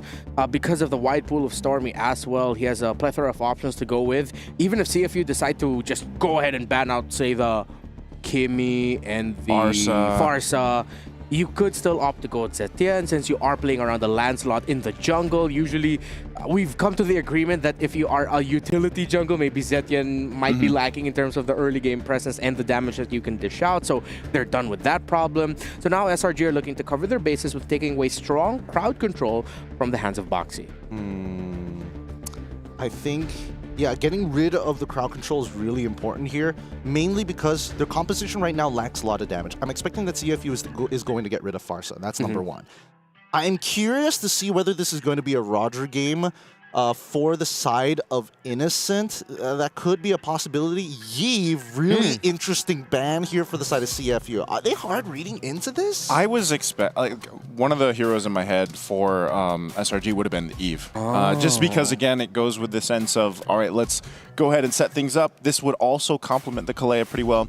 And then typically, if you have that Harith across from you and you set things up in that real-world manipulation, it makes things a little bit easier to go and I feel like just fight against. But they could be reading into it too much, but this will still force us into a situation where it's like, okay, what is Stormy going to play? But he is one of those players that has a pretty deep hero pool, and that's the advantage for him. So is it worth the ban? Maybe not so much. Yeah, because there's a chance we might already be seeing a potential last 2 picks Farsa Granger on the side of SRG with the Eve God. If Farsa doesn't get banned out by CFU, they took out the Hilda. Usually those are some of the telltale signs that you are leaning towards those 2 heroes. Here's a different angle, right? I think they got rid of the Yeev this time around. I mean, Farsa definitely was going to go no matter what. I think we all understood that. But the Yeev in particular is a pretty decent matchup in a 1v1 when you're up against the Zushin. Those Void Blasts really start to stack up for you. You don't mind if the wave pushes in. Hey, fun fact, everybody. Ruby Gold Lane currently has a 100% win rate in 3 games at this year's MSC. Bring it. Lock it into your rank games. Yeah, more Ruby in the gold, but make sure you pair it up with the juice in. Please be playing into a 5-stack, so at least you have 4 other people to talk smack about you if you suck. Yeah, because if you play Ruby in solo queue, it's not going to do well for you. All right, here we go. We do see the Kimmy get locked in this time round. They're leaving this final pick up for grabs. Oh, dude, are they going to play another fighter? It doesn't make sense if they make it play another fighter at this point. Yeah. They need the burst damage, right? But where's it going to come from? They can use Lancelot as the cleaner. Roger has burst, but only when he gets 3 items, so you probably would rather have the Granger at the end of the day. But what fighters have we seen in the gold lane? It's only been the CC Ruby. Yeah, that's pretty much it. Yeah, so still, no. I think they go for the double marksman. I think they are going to lean towards the Granger, or they might even want to consider carry. There's not a lot of things that carry needs to worry about here. The Lucas is probably. I think this is Lucas jungle, bro. No, but I mean he's paired up with the Kalea and the glue. Plus, you also have the pulse of the Kimmy. I don't know, something about CFU, and every time I see that Lucas, it's like, it's dangerous. It's real dangerous. Fair. It's, as much as we would imagine that Lucas has kind of fallen off the metagame, keep in mind what his role is supposed to be. He just doesn't want to die to the Lancelot. If he gets picked up, he has anti-CC to try and look to counterplay this Kalea. Most importantly, he can almost guarantee a separation of the front to back line, which is something that CFU want. Yeah, okay. SRG, their last 2 picks were very clear. It could have been Farsa Granger. Farsa was taken away, so they go for the double marksman with Kimmy and the Granger together, while CFU are going all in a very high aggro all dive lineup to see if they can push this into game number 3 against SRG. I'm so excited to see the little flash step from Detective to unleash that beast this time round. Look, it's CFU on the blue side facing off against SRG, but it is match point. Keep in mind, elimination is on the board. CFU must bring this back to take it to a game number 3 against the defending EWC 24 champs. So close for SRG right now after maybe not the best group stage performances that we've seen from them. They are 1 win away from getting to the knockouts, and they'll be able to breathe a little bit, I feel like. So this is a crucial game number 2 for them. It's so important. Now, both of these squads are going to try and outplay each other at the highest level. CFU will be starting Detective on his orange buff. Sakai is going to be on his purple buff. So they're going to be starting on the same side of the map. I'm curious to see that whether or not they're going to end up towards EXP's side, because that's what it always seems to boil down to, right? SRG has prioritized so often playing through their jungle to make sure that Cram is going to have a decent time in the laning phase. Not sure if that's a technical pause, but I'm just going to hope that it is. Oh, no, back into the game. Okay, I was going to say, it looks like they're still playing. That was almost a first blood, too. down in that XP lane, so nothing to convert there. Yeah, catching up here. Yeah, it looks like both sides. Wait, was it both sides? I'm not 100% sure. Either way, this is a big win coming in from Cram. He will start to develop a lead against Wadu, ever so slowly, of course, but we want to see how this continues to progress, right? As you can see, ever so slightly, just missing, Wadu just literally missed 1 minion, and that's it. Yeah, okay. Catching up there, too. I guess Boxy burned the flicker down there, so they were going for that quick kind of play, quick advantage if they could. See if you didn't find it, but now they might look here in the mid lane. Stormy, he's going to be fine. He has Yumes with him. So, yeah, I think just because that didn't happen in the early game, you're going to go ahead and just see them wait for that first objective to come up. Unless they decide to actually commit to this. Box going to be the focus. Cram roamed up the first blood for Stormy. Now Opie going to be in trouble. 4 members of SRG all here for the fight. And Detective will buy enough time. This turtle's up here, and SRG has control for now. I don't get it. Why did Boxy walk up so far? You look at the minimap, you can see that Wadu doesn't have priority over that lane. You see 3 members, and the first thing in your mind is like, oh yeah, I'm gonna just like try and poke him out. No, you back off. You don't have your flicker. Yeah, and right now they want to go ahead and start up this turtle here. They're gonna fight for it. Cramp. Also on this other side, Detective forced off, but he can't escape this one. Gonna go in. Sakai's actually in trouble, quite low. Goes in. Sakai falls, and Wadu will go in, but Stormy secures the turtle. Meanwhile, the fight's still gonna be breaking down, and it's Boxy that goes down. But CFU is winning this fight after the objective, and Cram, 1 hit away, will be able to escape under the turret. But Stormy will get some extra gold off of that as well. The turtle did go to SRG. Oh, Innocent, where are you shooting? Okay, all right, he recovered. Good recovery, good recovery. No, nobody's sweating here. Nobody's sweating here. Because again, SRG technically in that turtle fight made a pretty big mistake. Wait, hold on. No, Opie shouldn't die here, right? Yeah, he should be fine. He should be. I think, but I don't know about Skies on the other end because Sakai's unfortunately, I don't know why he decided, you know what? I'm a Phantom Execution back into that fight. And Wadu's standing there like, okay. With 1 HP, but... Donk. I don't get it. I don't get it. The arms of Wadu, man. Like, the arms of Wadu. Hey, come on in, you know, and but still, good thing Stormy was able to go ahead and secure that for a second there. Thinking CFU could actually turn it around, but they do get a couple kills. Goes in the hands of Wadu and Opie.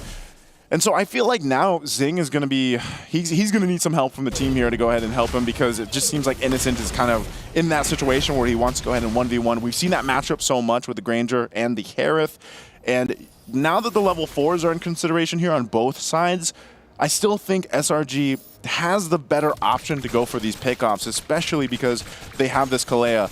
The flicker is going to be up in about 10 seconds. Cram will be the focus. But still, Detective forced off even with the Beast form. Oh, not sure if they do anything off of that. No. Getting rid of the Beast form is actually really, really good because Detective right now can't get any energy just yet. He has to wait for the form to completely run out because if he dies early, then whatever the bar was maintains. And this allows SRG to walk into enemy territory knowing that that ult is down and it won't be up anytime soon unless they get into a fight here. Oh, they might. Boxy jumping in with Wadu. They're going to be focusing Cram. Detective, though, is going to find Opie. Goes in with the Thorn Rose. Will pick it up. They're going to be trading right now. Turtle for the taking. Cram is still alive. He's been this way this whole time. The team comes in, but Boxy will go ahead and stop them in with a fist crack, fist break. And now still jumping in. Wadu, tanky as hell, will force them off. So no one committing to the turtle. Does SRG go back to it? Sakai's fully healthy here. We have Detective grabbing the buff. They should be able to go ahead and secure the second turtle of the game here. Boxy doing his best alongside Wadu, trying to delay it, but it's going to be secured by Sakai's, the flicker from Wadu. Innocent now rotating all the way down. Opie takes the brunt of the damage, and they jump on in. Yumes takes the face of it all, but he goes down now too as Detective joined the fight. A shockwave blast won't land, but they trade out bodies here. Worth it. Very worth it for SRG. Wait. Technically, Cram should still have his ult available. Yeah, he got the reset. He's pulling him back. It's going to pull him back. Wadu, he's tanky, but not tanky enough. A shot from Innocent will clean it on up. And now Box going to be the next one. Flickers on out. Does Innocent have one more? Goes in, gets punched on back, but will get a double. Another big pickup for SRG. I was wondering why Stormy, despite being decently low, why he wanted to hover around. And then I realized, Cram, he already got the reset off of his ultimate. He just needed to wait a little bit of time. Good thing that we have the... Oh my god. they win also on that. I think they Tsunami Slam too, so Zing in trouble, still in the mid lane. OP trying to get away, but it's two bodies too much as Cram will pick up. There's fights everywhere happening on the map. There's fights literally everywhere. SRG is keeping it scrappy, and now they're calling they can dive him. They know they can dive him. Look at the top side. Detective's in trouble. Everywhere. There's a fight literally everywhere, and now Detective in trouble. He's going to get forced off the turret, and also Innocent gets a 1v1. Good game IQ coming in from Detective's side. He immediately focused. Oh, wait, hold on. We saw everything that happened on the map. There's a good chance that they're trying to go for the top side and dive me. I got to clear up this wave to make sure that I can sustain and then get the hell out of there. Oh, man, this is a lot of ground to cover now for CFU Gaming. Every single fight they've been in, it looks like, you know, there's a couple of moments where it's like, all right, they've got this, and then SRG responds to it with everything they're throwing at him. It's really hard for CFU to find that window like this. Even this tanky as he is, he's going to deal with so much damage as Wadu falls. And now they're going to go ahead and go forward. Disengage here.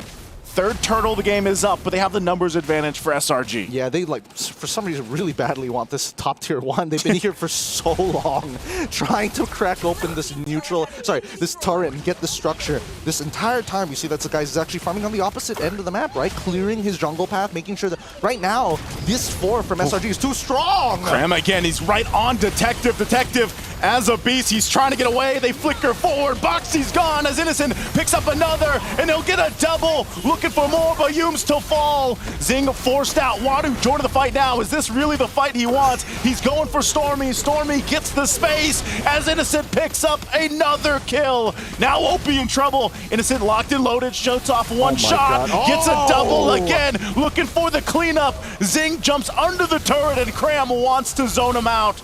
And it's only Zing left after that. SRG is locked in. They are locked in, and they said, Turtle, it's chill. We don't care. We don't care about this last turtle. We care about the fight. We care about the structures that we can get off of this. And they will continue to progress. Let's look at this fight one more time, right? Because Cram is doing so goddamn much. It's ridiculous, right? How is he getting away with this? So I'm not gonna lie. Boxy was doing the right thing, holding all 4 members of SRG back. But I think that CFU just had to give it up. They keep forcing this scenario, especially when they don't have anything involved. Oh, they're gonna fight for this one too! Innocent grabs Wadu, looks for another, gets the double. OP falls, Innocent gets the triple, going for the Maniac. He has to get space, he gets that, he gets the Savage! Innocent is not innocent no more! Picks up a Savage! This point in the game, a huge swing for Selangor Red Giants, OG Esports, and they'll get a tier 2 in the mid. That's disgusting. Right now, SRG, OG are playing hot and Innocent. 14-0-1. What a KDA as they're looking to try and close out this game as soon as possible. This is some nasty stuff. I don't know. Maybe SRG figured out eat rice and some good stuff, and you're playing on a different level. They got that from the interview, and right now, so far ahead. 14-0-1 on this Granger. Innocent has had all the space in the world, and he has a flicker. He's had a couple moments, close moments, where he's been very low health, but still, again, you got to give it up to the Beast here. His positioning, his micro is always so good, and it's really covered from the rest of the team. Yeah, unfortunately for CFU, they just keep on fighting and fighting and fighting. I get why they have to fight for the Lord specifically, but other than that, the previous objectives, it was not necessary, especially on 3rd turtle or even 2nd turtle. 2nd turtle technically could have been outplayed from the side of Wadu, but again, very slim margins. Okay. Even with this lead, they're still going to go ahead, get to the base. No way. Sakai's going to jump in. Oh, Detective goes with a blast, but doesn't have enough damage. Oh, Sing. Not close enough to catch Sakai's. Yeah, if only Sing had Flicker. If only he had Flicker. I think that's the biggest problem that we're seeing, right? Because of the Kalia just taking that Purify, you're just so worried, but you get caught out in these positions where you can't force plays upon your opponents. Now, in this fight alone, we see the exact same problem, right? The lead, the goal lead, especially on the carries, are basically untouched. Stormy and as well as Innocent are having the time of their lives. And Sakai's, so far, he's not making too many mistakes, but Boxy has to worry about too many things at once. And you can see Innocent, he's having the time of his life. Well, right now, the time of their life is in this base turret if they can get it, but the waves are cleared out so quickly from this lineup from CFU Gaming. Look at the difference here. Look at the gaps, especially in that gold lane. This is too much. It is too much to handle. OP, He's playing hyper aggressively, especially when the resources are down. This is what I was talking about, the overheats coming in from CFU. They want to win so bad, but they keep compromising their early game when honestly, they just needed to take a breath, wait for that first item to come through, and then look for these fights, because these chain fights have netted SRG such a whopping lead on the perfect time. That's why SRG didn't even bother taking the third turtle. It's all about those fights.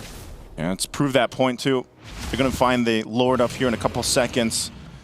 And so with this, I think CFU, I don't know, man. I think it's better that they stay in their base. Oh my god, Innocent is already at full build. Yeah, full build. Hey, 11 and a half minutes in, full build. That's what happens when you're 14-0-1. Jeez, this is not a fun time for CFU. And the worst part is now they decide we can't even walk up. This is a 10K gold lead. This is the checkmate angle of a lifetime.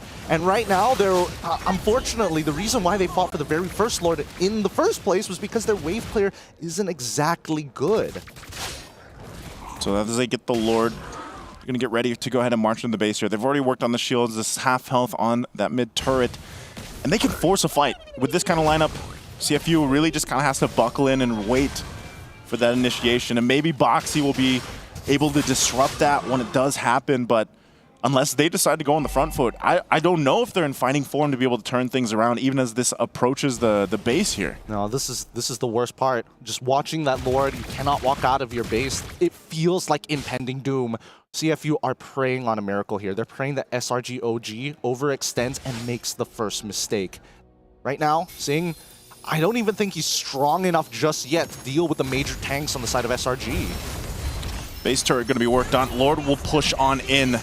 Managing the top and bottom wave. Sakai's gonna jump in. Opie has trouble already. He's gone. That's one down. A Tsunami Slam up top. Innocent will go off with the shots. Wadu won't survive that. And SRG already on the work. Detective jumping on in, but it's already a double. And the last ditch efforts of CFU as SRG will tell them it wasn't luck at all as they sweep the series. SRG OG take it away too, and oh, they really had Rice in something good this time, taking the words of Boxy, and honestly, feels bad that they're putting it right against the team who gave them the advice. The Sharks will have to sleep with the fishes as the Giants will move on forward to the knockouts with a chance to defend their title that put Malaysia back on the map. SRG were just dominant. CFU overheated. Honestly, as much as I am happy to see SRG move on, my heart breaks for CFU because honestly, it feels like they could have shown so much more in this particular series, right? I mean, just look at the highlights. You could tell that they did not want to give an inch of ground to SRG, but that stubbornness has costed them the early game 2 times in a row. Yeah, it felt like they were missing out on a few respect calls on the side of SRG in terms of the damage and the crowd control they have available for their lineup. Once I saw OP deciding to use a Crimson Beacon forward multiple times, I was already thinking, yeah, that's already setting the tone for CFU. Overly aggressive. They took some fights early on that would have allowed them to turn things around, but the best quality of Cambodian teams and CFU that we've talked about in the past about how they would pull off surprising moves that might catch their opponents off guard. Emphasis on the might. SRG were not caught off guard. They weren't, and I think that CFU had a really good idea with this composition, right? But to execute it, you need the target priorities. They needed to identify it, but they kept on tunnel visioning in the wrong spaces, which really hurts my heart. Shout outs to CFU. Love these guys. Now that we have to talk with the victor here, Innocent is with Eterna for the interview.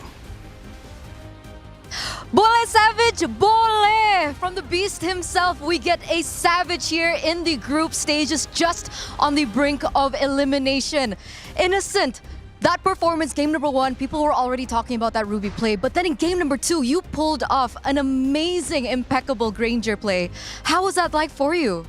Because we review a lot of games and we want to focus on our strength, more onto aggressive early game. Okay, what changed today? Because this is such a different SRG that we saw today. We just eat breakfast together. You guys ate breakfast together. So you guys didn't eat breakfast together like yesterday and the day before that? Yeah, that's why we don't have a lot of energy. I see. So the key is to have breakfast together, guys. quote by Innocent there. Now, Boxy earlier on, well, it was yesterday in his interview, he mentioned that your win at M6 against CFU was based on luck. What do you have to say to Boxy now? Because there's no luck in game, because imagine if I didn't go to that play. Because that was his like more onto decision making, not on luck. So it wasn't luck. Yeah, it was skill. It was skill. Now, we didn't get to talk to you after you guys lost to Mythic Seals. That was like one of the biggest upsets we've seen here at the MSC group stages. How did you guys take that loss? We just review a lot of things in our early game, and maybe when we're sieging on how we can end it early. I see. And then after that, what was the biggest lesson that you could take? Maybe more into like on how we can play our heroes properly. Okay, so more about that. Now, you guys are heading over to the knockouts, 2-1, and you're aware that the 2-0 teams will be able to pick you? Yeah. Okay, so we've had a little bit of talks here and there. TLPH OHEB mentioned that they do want to face you because they want to be able to take down the defending champions. Team Spirit also said they want to meet SRG because they want revenge from M6. So do you have a message for OHEB from TLPH as well as Team Spirit? We can only fight one, so just choose who wants to fight us. Who would you rather face, Innocent? Any, because we don't have any choice, we cannot choose. They're the only one who can choose. That's true. That's true. That's a fair point. But if you had to like be like, maybe not this team, would it be TS or would it be TLPH? Maybe TLPH, because we want to get the revenge from our last tournament. Oh, which tournament was that? Can we say that term? Oh yeah, SPS. Ah, revenge for SPS. You have to make sure there. Lucky. So once again, congratulations. Is there a message that you want to maybe tell your girlfriend? I heard she's on the way here. Is that true? Unfortunately, no. Oh, she's not coming? Yeah. Okay, still, message for her then. Can I just speak Tagalog? Of course. I'll just speak English then. Finally, we're at the playoffs. Don't think too much, because before this game, she's worrying because our game is kinda messy, and I just told her that we already fixed it yesterday. So, playoffs. Okay, that's so sweet. No, I love you or something like that. I love you. One more finals. Oh, okay. Once again, congratulations and thank you so much, Innocent. We're gonna throw it over back to our casters to break that game down. Who knew that the secret to SRG getting Savages winning would be bole makan semuanya? That's it.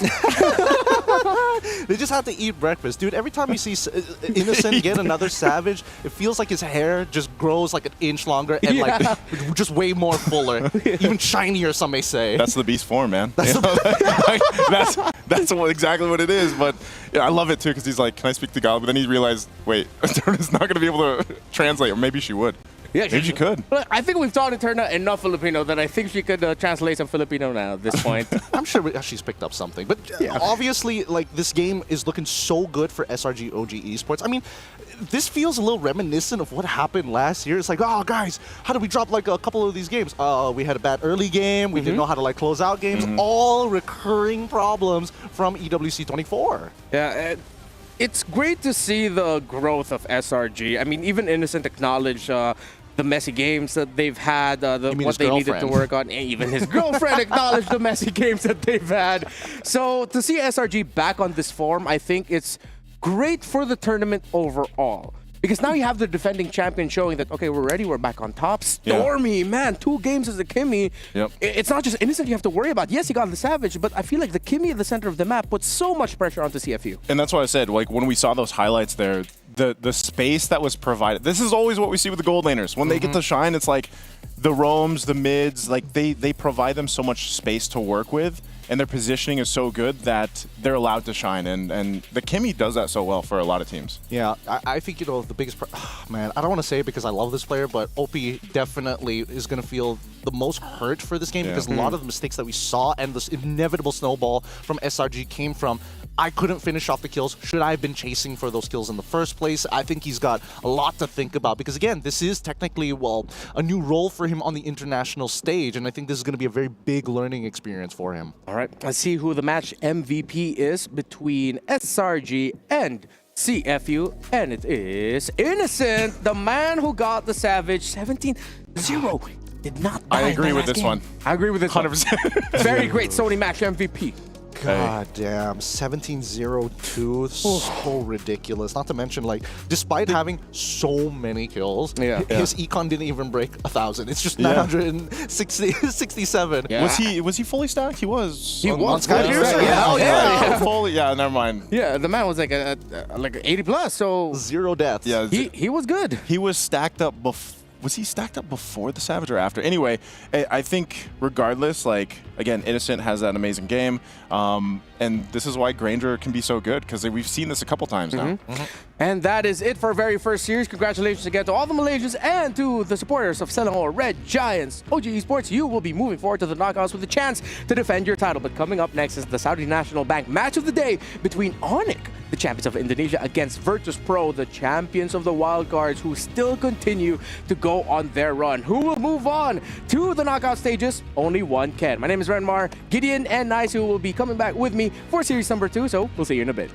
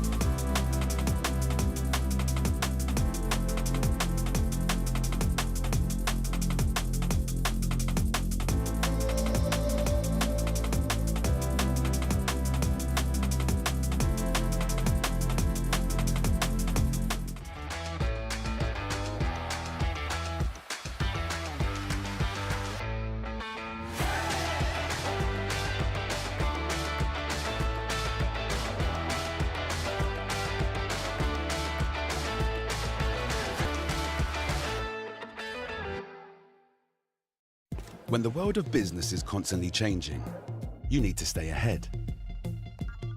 So what about AI to generate new possibilities? Machine learning to predict what customers will like. Or expand your business by forecasting delivery routes with real-time data.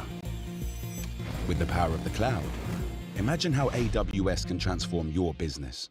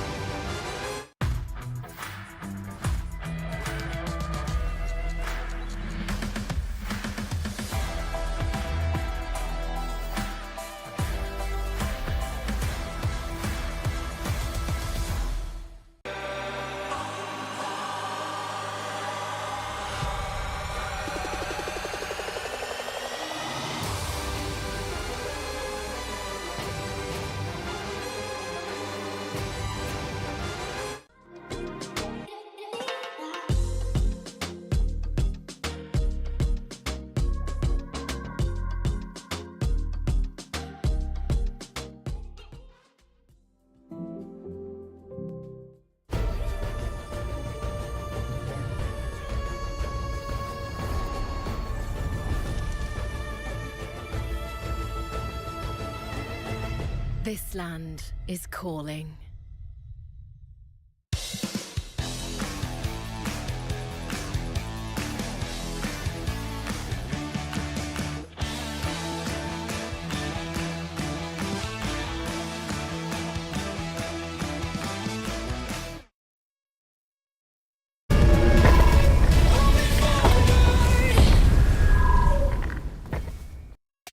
On one side, you have the Sky Kings, who had a disappointing result in last year's MSC here at the Esports World Cup, who just got their throne and their crown back in Indonesia, now are on the brink of elimination. But against them are a bunch of dudes who look like they might just be able to pull out an upset, because Virtus Pro has been turning heads since their tournament at the MCC, and now here at MSC, coming from the wildcards, a lot of people are expecting VP to deliver a really good fight against Onyx Indonesia. Let's see if that will be the case, as Gideon, Naisu, and I will be joining you here for this series. And I honestly don't know what to expect, because as much as we have a lot of things to say about Virtus Pro, they are a team who tend to surprise. Yeah, that's the thing. It's hard to judge the power level of Virtus Pro, because generally speaking, right, there's a lot of factors which we would assume. What is Bopper holding there? Well, we'll see in a little bit. Hopefully he brings it up onto the stage. But yes, when you're up against Onyx Indonesia, the Yeb effect has been very apparent for the vibes of the team. They've been showing some really interesting takes onto the draft, which I don't know whether or not it's going to influence the decision-making for the drafting phase, especially for Virtus Pro. My biggest question is, did they have breakfast? Because that seems to be the trend right now for group stages. Yeah, it seems like that's the secret. A lot of players have said it. Like, they just eat breakfast together and somehow they get savages. They win games. So that's going to be something that maybe we'll find out later in the interview, depending on who wins. But again, if you want to join us for the knockout stages, that'll be beginning on July 30th here at Riyadh, Saudi Arabia, at the Boulevard, at the Esports World Cup for MSC. Then get your tickets. webook.com. Look for them now. Now, for this matchup between Onyx and Virtus Pro, looking at it, and a lot of the community, I saw the beats, a lot of them don't see a lot of storyline links between the two, but it could be the beginning of a very good story, because you have on one side Kyrie, the Sky King of Onyx, in the jungle going up against fellow Filipino Andoryu. Again, a guy who did not expect he would reach this far at this stage. And this is a little random kind of fun fact to throw out there for Andoryu, right? Over in MPL Philippines, he was known as, he had this moniker as the Nightmare. Yeah. So maybe he's going to be Kyrie's nightmare in the jungle, or Indonesia's nightmare in general. He definitely was a nightmare during the wildcards, right? He would really just jungle gapping a lot of the teams that we saw down there, but now showing that he honestly is coming to the level, the power creep, some may call it, against some of the best in the world, right? Yeah. And I think here's a really good litmus test. I keep in mind, right, because Onyx Indonesia are coming back into that form. Based on the games that we have seen, they played some pretty good games, right? Oh, especially their very first round of the groups itself. San's really big standout for me, showing not only the depth of his hero pool, but the fact that he is not in that carry position anymore. He's like, I can play for the team, but if you need me to carry, just give me the signal, coach. Yeah, he can still definitely do it. Sans, Kyrie, and Keyboy have played incredibly well to supplement what Lutpi and Severo have done for Onyx, which is really step up. They are so dependable now. So the members of Virtus Pro have a lot to look at. There was something that you discussed with me backstage before the day started. Virtus Pro, bad COD. He's going to be the central focus for this team. I think so as well. And there's a deeper conversation to that. I will get into it in just a little bit, because I think that, Badcourt, in his wildcard performance, it is clear he's got the mechanics, right? He knows he's got some really smart battle IQ in 5v5 team fights. But so far, based on what we've been hearing from the squad, it feels like they're having a different take on what the tournament meta is. And it is starting to affect them, right? They're letting Andoryu being the main shot caller, and obviously Pluto has translated everybody else naturally, right? It hasn't been a problem up until we've gotten to the international stage. To be fair, Pluto was a little bit sick. Hopefully he's feeling good today, and then we get to see their polished form. Yeah, because he was very vocal about how it did affect their overall performance in the last time that we saw them. So, he's had a couple days of rest, and now hopefully they're all healthy and ready to play here. But yeah, I think, there's a couple of things that we can say, especially with Virtus Pro and their performances, is sometimes it is 50-50. And a lot of that has to hinge on specific roles as well. But I think even now, think about what they have been through as a wild card team and the opponents that they've had to face up to this point. Yeah, they have had to go up against champion after champion. It hasn't always racked up wins, but they have been delivering in games. First against SRG, they could have won that series. They took a game, but then as we saw, SRG just qualified earlier. While going up against Corinthians, yeah, they suffered a devastating Game 1 loss where they almost got egged. No kills at all, but then VP were able to turn things around. So as the question of is this the end for them looms over them, I think I want to start the focus beyond the jungle, the mid lane. All right. Because you mentioned Sans. I think Boulevard really needs to deliver Onyx to the Bob emergency room, man. Bring them to the Bob ER. All right, let's look at the lanes individually, right? Hopefully, if we see Boulevard bring him to the Bob ER, it's going to affect the draft. And I think it's clear that Super Igorka, when you're comparing him to the rest of the gold laners out there, we don't see him as a dominant force. He can hold lanes against some of the best, but he's not winning those lanes. So where else can we look for potential wins? Bobber's lane in the mid lane, but that's a duo, arguably even a trio. And then finally, the one I'm most excited about, Lutpi versus Badcott. Because Lutpi, his best hero so far has been the CCs. Everything else has not been up to snuff. And I think Badcott has a more consistent performance on a majority of his hero pool. Yeah, we'll be able to break down the matchups a little bit more later on and get nice who's takes in on this with these specific roles. But again, don't forget the MSC Pass is available in the in-game client right now. Don't forget to get that Nathan skin and all the goodies that come along with the pass. As we've done with multiple patches. Yeah, it's also 20% off. Don't forget about that. It's really good. Don't miss out on that, and don't forget to, do the guesses. I have been forgetting, and I have been regretting it. Now, we saw Atlas yesterday, by the way. Oh, and we saw Atlas. Yep. You can get the Atlas skin. So many things that you can get from the MSC Pass. Now, for Onyx and Virtus Pro, I think it's time to see what these two teams and the players within these two organizations feel heading into this matchup.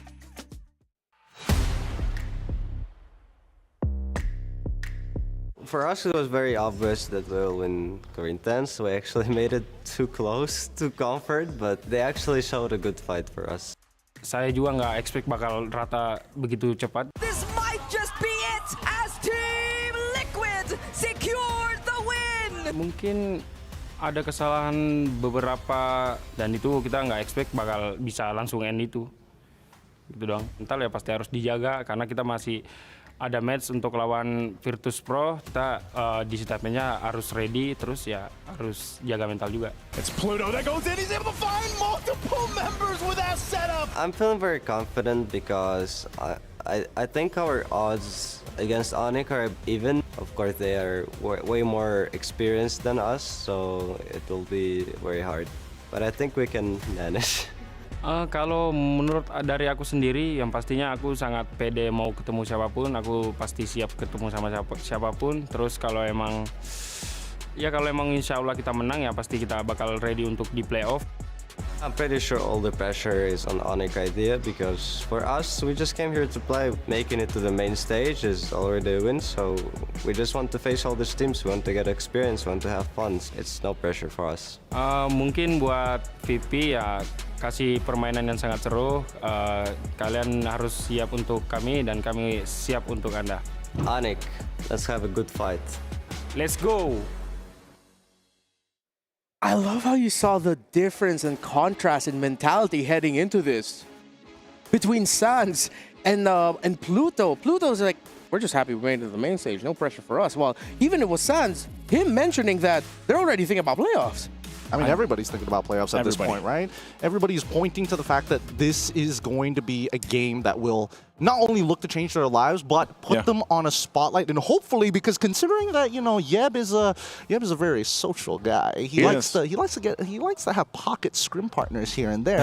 I'm hoping that VP qualify for one of those spots. I love how that was painted though in the interview because essentially Virtus Pro can be really happy with what they've accomplished from their entire journey. Now they're up here against Onyx, and because this is also our match of the day, like they know they are completely right. There is more pressure on Onyx Indonesia here for this matchup.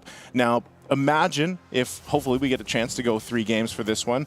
But I think, we were talking about it a little bit earlier on as we get through this first phase. Virtus Pro, in order for them to get to Game 3 in this, I think they really had to refine what we saw from them in the previous matches, especially what we already talked about with the mid lane. But even so, like down to Badcott, a lot of the times we've seen him in positions, and this is why we started this whole day so far with like what XP laners are going through right now. I feel like XP laners are in a very precarious position where they have to find this balance between being a little aggressive and also making plays happen for the team. Yeah, if there was a meta that demanded so much for the EXP lane, it is this particular meta. Not only do you have to like try and win your lane, you also have to have team fight impact. You still have to manage your waves, and the game gives you a couple of tools to try and do that, but it doesn't mean that like if you hesitate, that's when you see the big difference between a top tier polished EXP laner and, you know, what we like to call the regular public. The normies, as some may say. But yeah, it's so demanding for the EXP lane. So Onyx start things off with a Baksha, flex pick, although could be leaning more towards the jungle and roam. Not a lot of EXP lane Bakshas in this tournament. Well, Virtus Pro, gonna be up to them to see how they're gonna be handling that, because Onyx have block pick a Uranus, something that you VP have done and used incredibly well with, especially in the hands of Andoryu in the jungle. So VP are locking in the Arlot and the Granger. They want to avoid a potential combo there, but with the Arlot, it's an easy pickup for a Phoveus for Onyx. It is. I'm genuinely worried because Arlot has been one of those like 26 Flip a coin. Exactly, it's so coin flippy. 26 times pick, 10 times ban, 20% win rate. That's abysmal. Against all odds, basically. But what we have seen from Arlots, yes, the win rate's like that, but we have seen some really good final slashes. But what we haven't seen is follow through after that. And so this is the case with any team that does pick up the Arla. It's like, are we in a position, whether that's in the early game, the mid game, the late game, to actually follow through with the potential of amazing setup potential? Because you can do it defensively, offensively, and that is always an option here. And for Onyx, you see what they're going with. They're already so durable. They already have so many movement options across the map, but they also get their gold laner early on. They get the Irithel here. Yeah. I think Virtus Pro just want to lean in on picking up the Fredrin, combo it with the Arlot, and then pick a really strong pick for Boulevard. Oh, I thought they go Fredrin first and then Farsa later, but okay, they want to make sure that Boulevard has a chance to bring Onyx to the Bob ER. Absolutely. I think that this... It's strange to see because, again, why would you let Boxia through, right? Especially when Bober's, like, some of his priority picks is going to be the Kimmy in the first place. Yeah. So they came in with the mindset of, okay, there's a good chance we're not going to be playing this Kimmy, but we also want to take the flex pick in this Arla. It can be played by both Badcott and as well as Pluto. Most likely, I think it's going to go into the hands of Pluto. And here's where I get a little bit worried, right? So now how do they play the mid lane? They're getting rid of the Kadita. I'm hoping they also get rid of the Kimmy too, but at the same time, with Arlot on top of the Farsa, if Kimmy takes the Purify instead of a Flicker, there's a good chance that Boulevard is going to find solo kills with the Feathered Airstrike. Yeah, I think it's a couple risks here on both sides that they have to take coming through this, and I also would say, like, you've seen a lot of the talk online about, you know, Sans specifically and how they like to measure him up against the other mid laners right now, and that's always something you have to consider because isn't he, like, I would say he's the only one to play some of these more pocket picks for the mid lane despite what the Kaguras that we saw, but this is the most pace. It's just Sans and his ability. Okay, they actually banned it out as I mentioned it. Yeah. So he's one of those players that has this hero pool to pick up. I mean, there's some smiles happening over there too from Onyx, but yeah. So what does this mean for Sans to pick up? Just go Kimmy, right? Yeah, I mean, Kimmy is going to be a little hard, right? Because at the end of the day, it boils down to what the duo is going to look like. And right now, they're more than Onyx is more than happy to see what that first pick on the second phase is going to be for VP. But I think that VP has made some good reads. I think they've also figured out that maybe the Onyx are working together. It's like they have the same analyst or something. Yeah, it's like Onyx is Onyx. I wonder why Super Friends decided to go for Kagura. I'm pretty sure Sans could do the same. Yeah, it's time for the gourd. I think the only thing separating the two Onyx teams is a distance of 8 inches. hey, at least minimum 6 feet apart, okay? Yeah. All right, so Glue gets locked in. No surprises here overall, but that means that Onyx has a significant punish, right? do they go for the Fire Mist? If they do go into the Fire Mist, keep in mind that they can get swept and hit by the Feathered Airstrike. So really, how much trust do they have in Lutfi as well as Kyrie to kind of create that space? Just take an Eve here. I guess it's all right. Yeah. And there is that old relationship I remember from season 14 about how Arlott and Eve, it can be sometimes, yes, easy backline access for the Arlott, but then once you get there, it's like, what can I do? Yeah. She's CC immune with her ultimate up. So they do decide to go for the Kimmy as expected. Kalea locked in there for Kiboy. So it's a very good lineup for Onyx. Plays to their strengths. Nothing too crazy. You have multiple carries. You can allow Sans to be the carry from the early to mid. Great draft by Onyx. Yeah, really, really smart stuff coming from Onyx side. I mean, I'm looking at particularly the Fredrin bag because they also recognize that if VP decide to like show what their jungler is going to be, especially if it's going to be the Fredrin, there's a very high likelihood that they won't be able to get away with as much. So really narrowing down the pool for the side of VP. What do they lift with? Okay. Wow. Whoa. Goodness, a Hanzo up against a lineup that can easily access your jungle. That's a huge gambit. Hey, the Nightmare. A Nightmare. Oh, yeah, living up to his name. Living up to his name. I don't think it's as bad as we think. I think he needs to start on the right side of the map. He needs to start on the correct side, quickly take away that buff so that even if he does get invaded, it is not too awful. It's a bit of a gambit here, right? Yeah. It's a 50-50 at level 1. Well, let's see how it works out here. Virtus.pro shocking Onyx and us with a last pick Hanzo. Game number 1 for this best of 3 series between the champions of Indonesia and Virtus.pro, the champions of the wild card, who are still going on.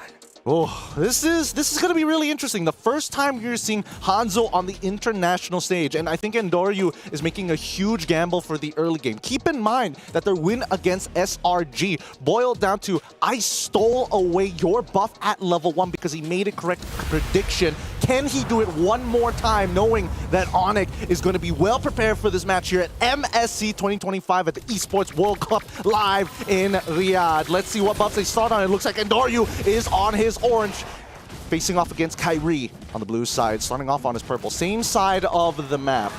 Is this the right side then? Is this way? Oh, whoa, over. Okay, this is the early action that we're all used to seeing. Pluto could be in trouble, taking a couple shots. He does walk away, get stunned. 1 HP. Sans won't be able to get it. I don't know if Keyboy was really thinking about it. He has the flicker, but they'll go ahead and just that's a start for them. They at least get a little bit of priority here. You can see what's happening around the jungle though. This is the correct side of the jungle to start for Endoryu. He knows that with the mid lane pushing up, Kyrie can instantly invade. But it really boils down to, can you make the correct decisions, right? Endoryu also, he's not immediately starting the vertical jungle in the first place. He quickly is taking away the neutral camps. He knows that he can't take absolutely everything, but at this point, he will take what he can get.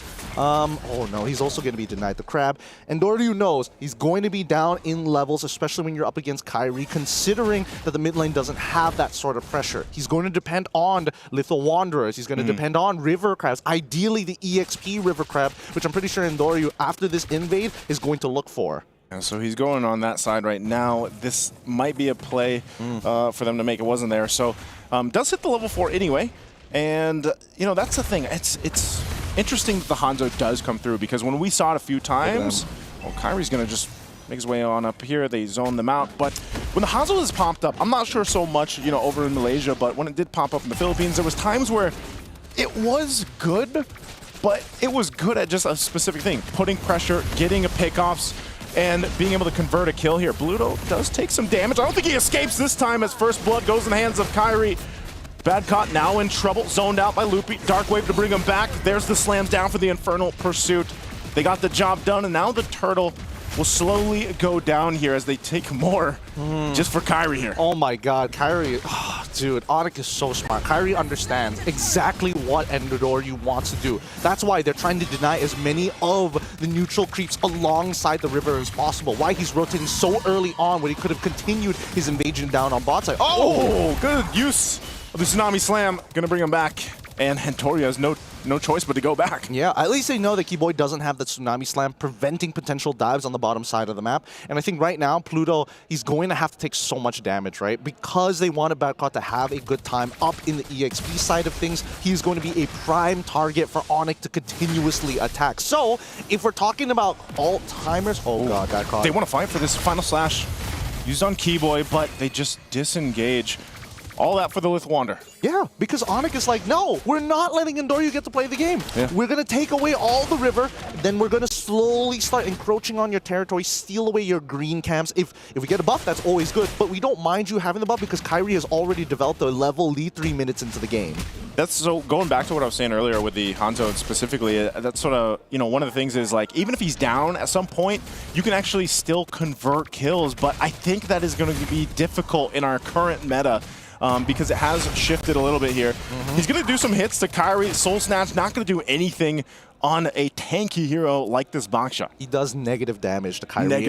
Negative until he gets the Trinity build done. And I think that's the big issue, right? Kyrie literally knows that his base damage and his base health, his base defenses, everything about this Baksha hero is so nasty that he does not care. Sure, take away your buff. I don't care. I'll take everything around it. And eventually this is going to compound into a 2-level lead, getting closer to the 7-minute mark. But we'll see, right? Because Virtus Pro, they need to be very intelligent about their fights. So far, Lutpi is putting on quite the performance, right? He is able to not only handle Badcott in the lane, but is getting first motion as well.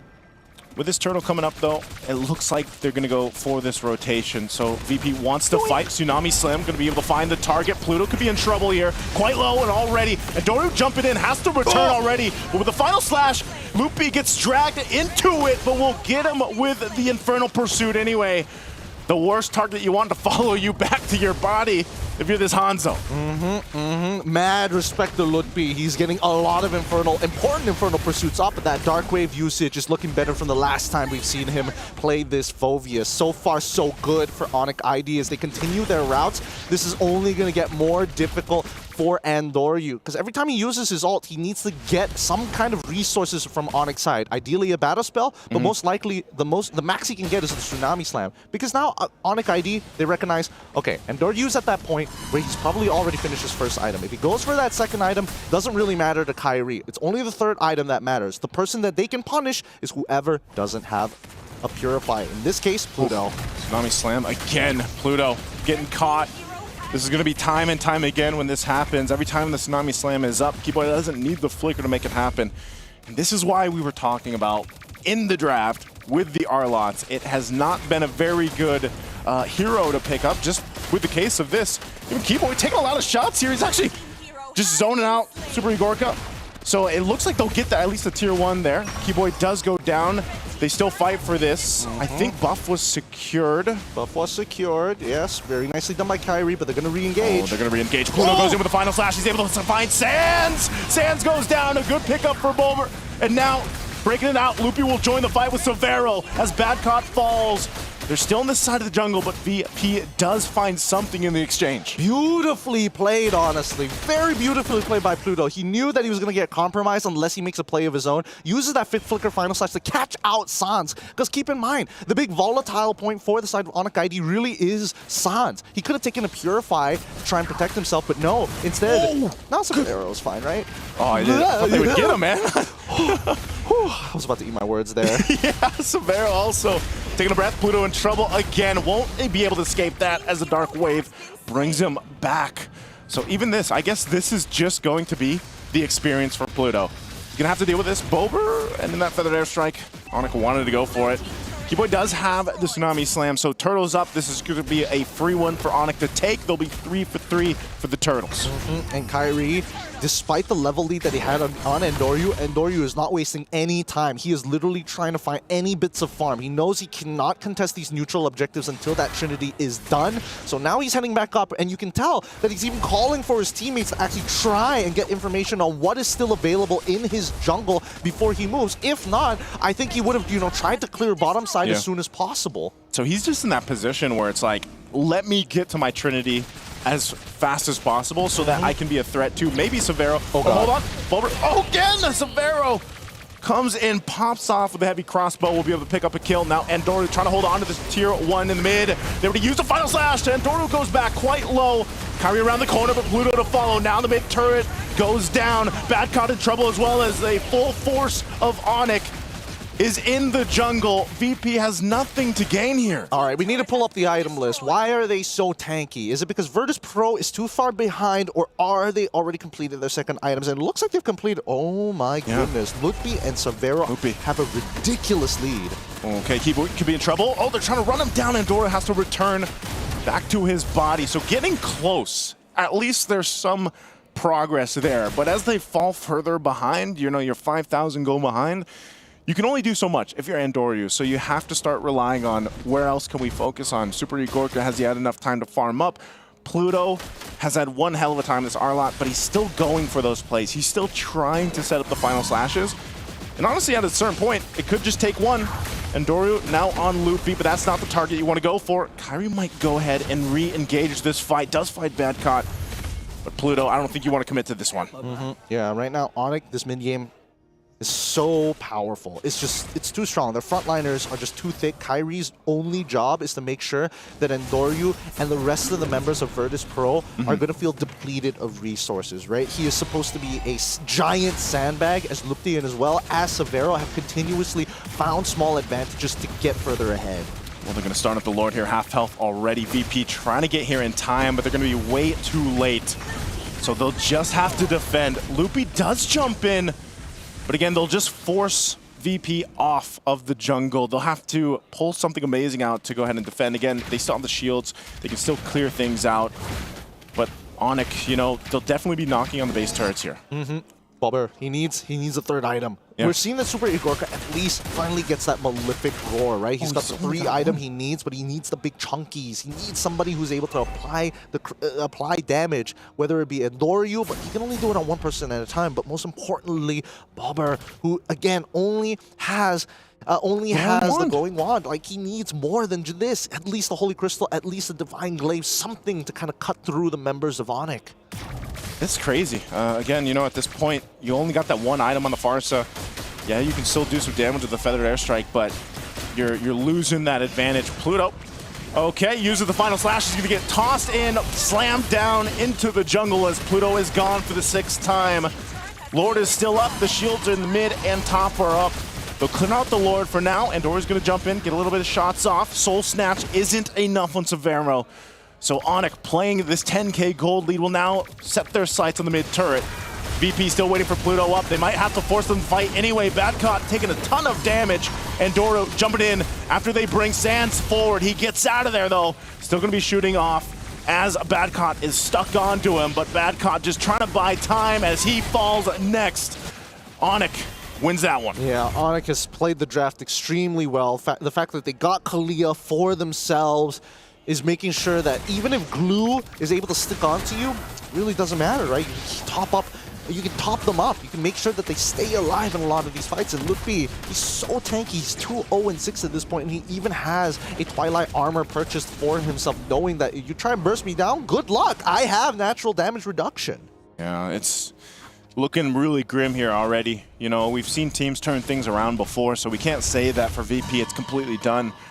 But they've had to funnel so much into, you know, Andoryu to go ahead and catch up. He has maintained his levels. Even itemization-wise, he's okay. But when you have to go and put yourself in a position where it's like, we need to be able to defend our base, but then even your biggest artillery mage, Boulevard, doesn't have the items. Oh, man, Andoryu's gone.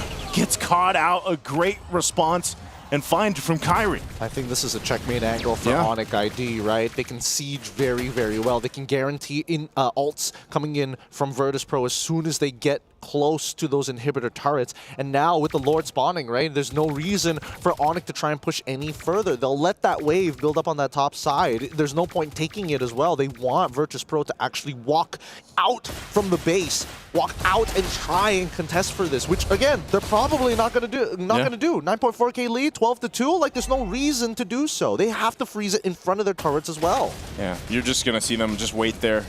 Well, never mind. They're going to go towards the jungle, maybe just to get the orange buff. They don't want to get caught out here, so it looks like that's going to be the case, at least to secure them a buff. I don't know how much that's going to help them on this defense, though. Massively behind, they're going to lose the purple. So for VP, they're in a tough position. I don't think they've had enough time. I don't think they've had enough options to get back in fighting form of this game. And Onyx, definitely with this Lord pushing in, will want to end the game here. How bad of a mistake would Onyx have to make at this point? They would need Keyboard to use the Tsunami Slam on either Badcott or maybe Endoryu in his ghostly form, right? Yeah. Kyrie would be out of position. No, he would still be in the front. It's very difficult for him to be out of position, but that means that Sans and as well Severo need to get caught by the final slash after the Tsunami Slam. See if they can pull it off. Lord still up, takes down the mid turret. Top turret still standing, and right now VP just trying to clear this out. Onyx doesn't want to push it just yet. They're going to wait for those waves. They weren't exactly the way they wanted to go ahead and sync up. They could still start a fight with Keyboy, but as they wait for these waves to go ahead and push in to take this next base turret up top down, the wave down bot still quite a far away. There's the flicker forward. They'll get the Tsunami Slam. Endoryu, the final slash was already used, but Endoryu trying to run back to heal up. Pluto's gone, Badcock's gone. The next target is the base as Onyx looks to end the game in a swift manner. Under the 14-minute mark, they'll clean things up and take game one. Wow, this is a really scary Onyx. A good draft, but the tactical precision in this game was ridiculous. They were waiting for the right conditions, and it was all banking on the fact that Pluto is playing on an Arlet, but he's also using Flicker, and he's the main reason why they would either win or lose, and they wanted to guarantee that it was going to be a win. Yeah, that pretty... And as expected, because of the draft picks, what Virtus.pro ended up with at the center of the map, Onyx, it was up to them to not drop the ball on this one, and as you mentioned, they were just so precise. No rotation, skill, and commitment wasted. They were looking for trades, they were looking for sure wins, and they got it every single time. There was not much Virtus.pro could do at the map. Lutpi is playing today really hot. I gotta give it to him. You know, some of the past couple of days, people have been quite questioning whether he can get back into form, and I think that Lutpi is still looking very, very nice. But the tactical supremacy of Onyx, making sure that the river was an uncontestable point. The starting point for Endoryu was good, but the adaptation from Kyrie, foreseeing if he started on this side, what value can he take to generate a level lead early on? 3 minutes into the game. Yeah, again, you can, from these highlights, you see just how much of a struggle it was from the beginning, and towards the end there for VP, it was very one-sided for Onyx, and I think that's the best way to put it. It was just such a tactical execution from the lineup that they had. They layered things really well, and the fact that you have pretty much this innate tankiness in this lineup between Loopy on the Phoveus and then Kyrie on the Baksha just gives you so many options to throw yourself at VP. Yeah, they threw themselves in such a way that it was just, everything was so calculated that for Virtus.pro, again, it's when your roamer is losing and dying that frequently, it is difficult for all parts of the map, especially when your glue is your secondary roamer. Dare I say, in lineups like these, he sort of eventually evolves into the main roamer of the team. But with Arlot so behind, that means the glue will just eventually get taken down as well, because the other team has already gotten so much farm, so much items, and this continues this trend of really great Kimi games for day number 5. Yeah, no, I think that Sans and Keyboy played a strong game. It was on the onus of both Bobber as well as Badcott to really kind of hold out. And I think we didn't get to see much of that, right? Even Badcott was actually honestly, the fact that he was losing lane to the Phoveus was interesting enough, because he only started losing as soon as Lutpi got that first initial point. He found a good trade against Badcott, forced him into level 3, level 4 scenario, and then immediately Lutpi made impact on first turtle fight. Yeah, a lot of this, even down to Bober struggling. Like, he had, just at the end, he picked up the Divine Glaive, but he had that one item for the longest time. Like, the Feathered Airstrikes weren't even doing anything to this composition from Onyx. So, you just lose so much of that firepower, and you're forced in these situations where you also have a very specific plan with the jungler that they brought up for the Hanzo.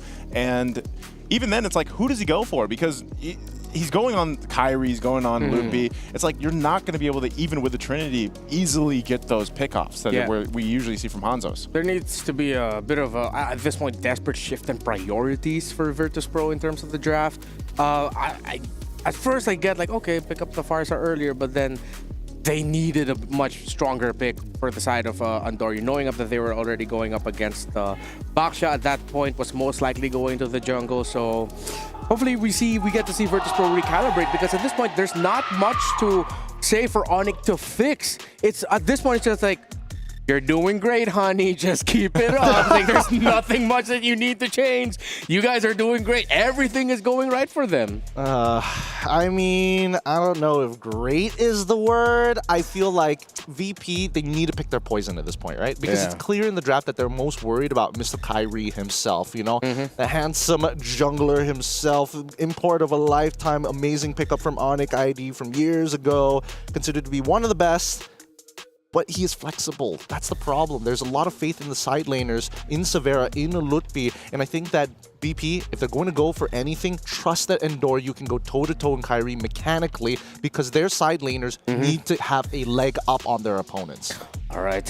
I think we've already gotten to iron out the things that Virtus.pro need to work on. We're going to discuss it a little bit more here, but before we move on with the draft, we have a very special guest with Eterna right now. It's Delar.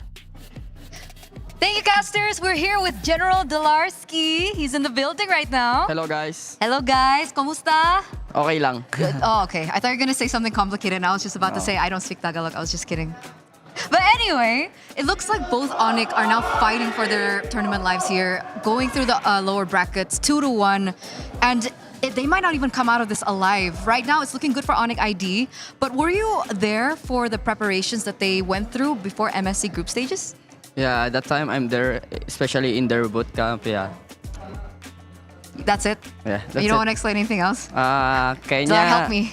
Kaya biasa doang gitu.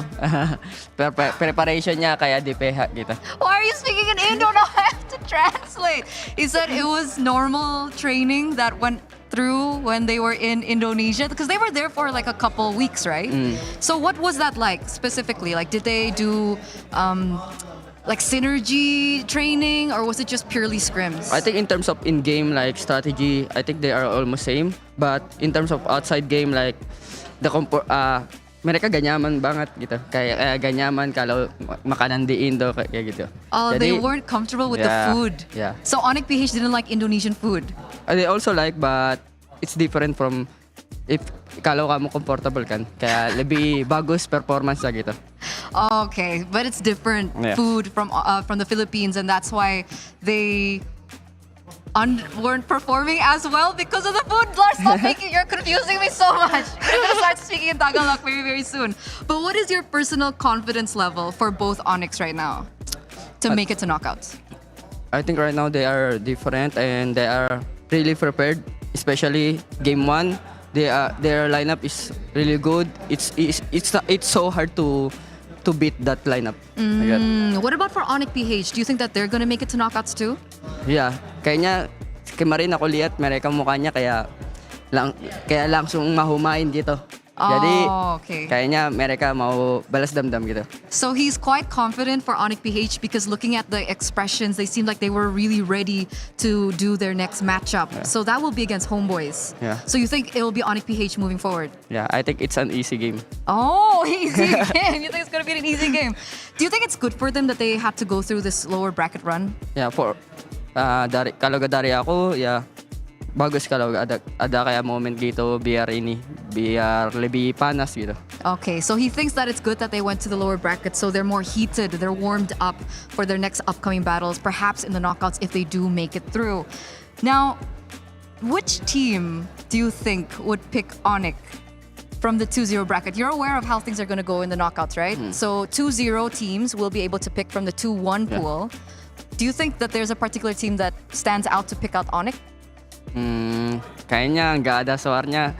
Onyx itu ngeri banget, especially kalau di playoffs gitu. Oh, okay. So he thinks none of the teams will actually choose to pick either Onyx because there's specialties when it comes down to playoffs.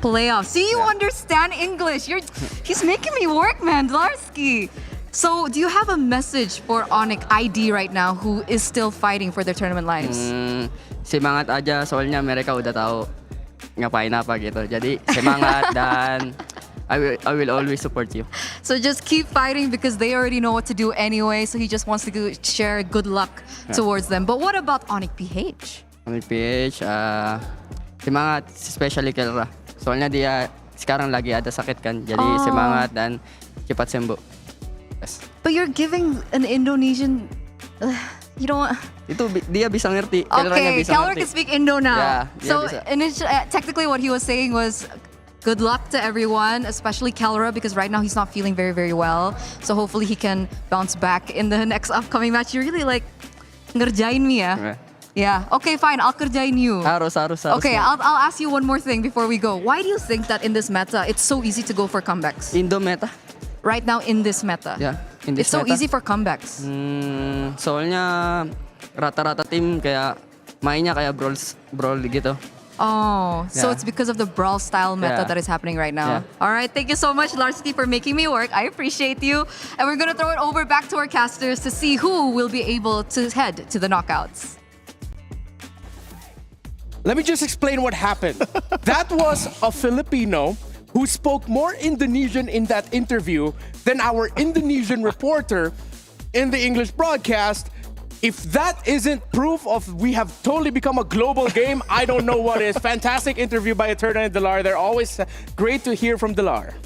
That's truly the ASEAN spirit here. Yeah. Not just Asian, this is ASEAN through and through. I don't know when he gave up his Filipino passport for the Indo one, but hey, that's just me. I'm just going to make an assumption. I feel a little inadequate now because I can only speak a little bit. No, I'm fluent in Filipino. You are? I'm not going to do that to you. I'm not going to do that to you on the English broadcast. Champagne. Yeah, I think we are actually a multilingual table. Yeah, We got yeah. English, Filipino, Bahasa. Sana What else? all, dude. I wish that was a sticker in game. Yeah. Just show your face. Sana all, dude. All right. So as we talk about and wish for the stickers that we had in game and those voice lines, I think it's now down to discussing the draft, because clearly after game number 1, heading into it, though there was a very specific window for that Hanzo to work out which side he would go for, Onyx responded to it very well.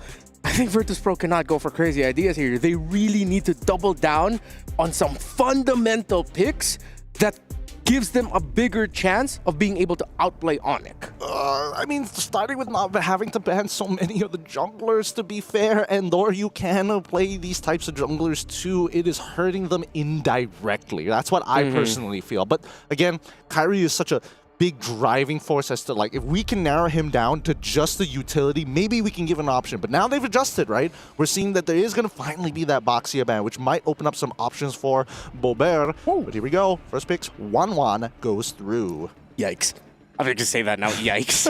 I was going to say, wow. The 1-1, which we're usually seeing banned out, goes first pick over here for Onyx. So, and we know this is a power pick for them too. They can go ahead and play into. Now, VP, what do they do with this? Because there's also really good options for them to pick up here on this first swing. Yep. You still have the Phoveases. You still have the Kalea if they wanted to. I'd love to see them take the Kalea. I think they'd have a better time on that for Pluto. But they do take the Phoveas away from Lutby, and then they pick up the Kimmy as well, which is, again, there's so many good options. Yeah. Maybe those are the best two for them. Yeah, honestly, I was thinking into the 1-1, you really need a good balance of crowd control and damage, whether it's scaling or pokes initially. I think VP now are still having to decide whether or not they will go through with their tanky fighter junglers, or this might force Andoria to consider picking up an assassin. Because the 1-1 is such a high-profile target, you need down fast. They're going to go with the Fredrin this time around alongside with the Kalea. Interesting to say the least that at least for Lutby, I thought they might want to consider getting the glue early on, but that would just close out the very first phase for Onyx side, right? So they want to make sure that they can dig a little deeper for Lutby. I don't think Arlet is going to get touched this game in particular, which begs the question, what does he play at this point for the EXP line? Is he looking to sandbag? I mean, Uranus is still on the table, and I think that's totally fine for a lineup like this. But they need a mid laner that has some form of damage. We're going to see, once again, it's going to be the Granger for the side of a Super Igorka. Now we go into the second phase. What does the bans look like? I'm guessing the Farsa is going to go. Yeah. Are there any other mid laners that they should be worried about? Kadita. What was it say? Considering Kadita? that it's Onyx and it's Hans. Maybe they do Farsa Kadita. Farsa Kadita. Won't that be leaning a little bit too much to the mid lane bans though? That's the thing. I mean, that's the previously thing. they did Farsa Kagura. Oh, that's true, yeah. I'm okay with Kadita in particular because at least then you don't get punished too hard by things like Phoveus. You have ways to kind of like get in and out of the fights without, you know, getting jumped on by the Infernal Pursuit. Like, for an example, Kagura, it's like, yeah, I got hella mobility, but I'm just adding more charge to the Phoveus passive anyways. If VP suddenly show up with an unexpected mid lane ban similar to like a Valentina, we might be expecting a Tigreal pick down the line for them. But again, that's just a very specific scenario. I don't think it's that bad. Oh, the Gatora's already banned out from Onyx side. It's going to hurt VP a lot. I want to see them play something like Cho. But the only problem is that like your key targets would be, usually most of the time it's going to be like the mid lane on top of the gold laner. But with Wanwan, it's pretty impossible to freely get a kick. Hilda gets banned. Are they going to do it again? Are they going to try and go for the Hanzo one more time? A little bit too greedy. Not. Yeah. I hope not. Creamy Granger. No. Yeah. Creamy Granger and then something like a Hanzo. Because even we saw that in the last game, like a lot of the resources they went to Andoryu because, you know, they were just so far behind and it made Bober have a really hard time building up on the Farsa. So I don't know, I would like to see I don't know if they want to do utility versus utility. We know that Andoryu is capable of that. You can see there is a Hayabusa being banned out though. Yeah, it's like wolves in their ear or something. It's crazy. It's crazy how accurate these bans are. Very targeted against VP's side. And especially, it's a really good read when you see the Hilda come through. Almost immediately after the Farsa. So let's see now. How is this going to go? Because the mid and as well as gold is already predetermined by VP, right? So do you want to show off your jungler now and then wait until the very end to see what your support's going to be? Or do you just lock in your support now and tell Onyx, like, whatever, pick whatever you want? Because there's really not a lot of options in terms of the jungle at this point. Yeah. All of them are actually kind of bad. You go lane, you're going to get picked up. You go, what? Ooh. Wow. What? I mean, you did mention the Cho earlier for the crowd control. The other hero that does what Cho does in terms of getting vision is the Grok, but that's going to be tough against what the Onyx bringing to the table now. They go for the Lapu-Lapu for loot B. Are they going to play Uranus jungle or something? For VP? For VP. Yeah, they might be leaning towards it. Because this Grok is interesting. It's a bit of a hit or miss, right? Because if Kalia sticks on top of you, she literally waits for you to, you know, wait for your power of nature to time out, then just grab you. That's the big problem. It's a great disengage to wow, Valentina from Onyx side. They want the wild charge too, man. Oh man. Yeah. I mean, that's why I was thinking Virtus Pro would even want to consider a Valentina ban earlier. But wow, okay, Onyx. I don't get it. Why would they compromise the mid lane like this? They could have gone for the Kadita anyways and it should have been fine. I feel like that's also just a confidence pick. You get a second setter alongside that Kalea and the Lapu. You have 3 setters now, essentially, for the side of Onyx. I think this feels like Sans telling Coach, hey, I'm not bothered by the trading. I'll be okay. I would have preferred like a Yeve or something. Create a box. Yep, there we go. The Uranus jungle at the very end. Oh, this one's really tough. Yeah. I'm not a fan of VP's draft here, though. I think it's going to be hard to pull off. And like you said, there's a lot of crowd control options for Onyx to utilize. If somehow, some way, Virtus Pro gets a much better early game compared to Onyx here, they get to punish them. If they get to lock down Sans, who might just be more susceptible to overstepping as he is a Valentina, this could be good for VP. A lot of possibilities to consider. So Gideon, Naisu, you guys have to take over. Yeah, thank you, Remar. Oh, this is match point for Onyx Indonesia. VP. Really interesting draft. We could see the Uranus coming through eventually. I don't think they wanted to go for, especially when you're up against that Fredrin. Sure, you're thinking about the Hanzo being that late game carry to get you through the end, but it's that mid game that's going to be a huge problem. Right now, the onus is on Onyx ID to try and close out this game a little earlier than we would have liked. The scaling is not bad from the side of Virtus Pro. Let's jump right into this game. Onyx Indonesia on the blue side facing off against Virtus Pro on the red side, fighting for tournament lives.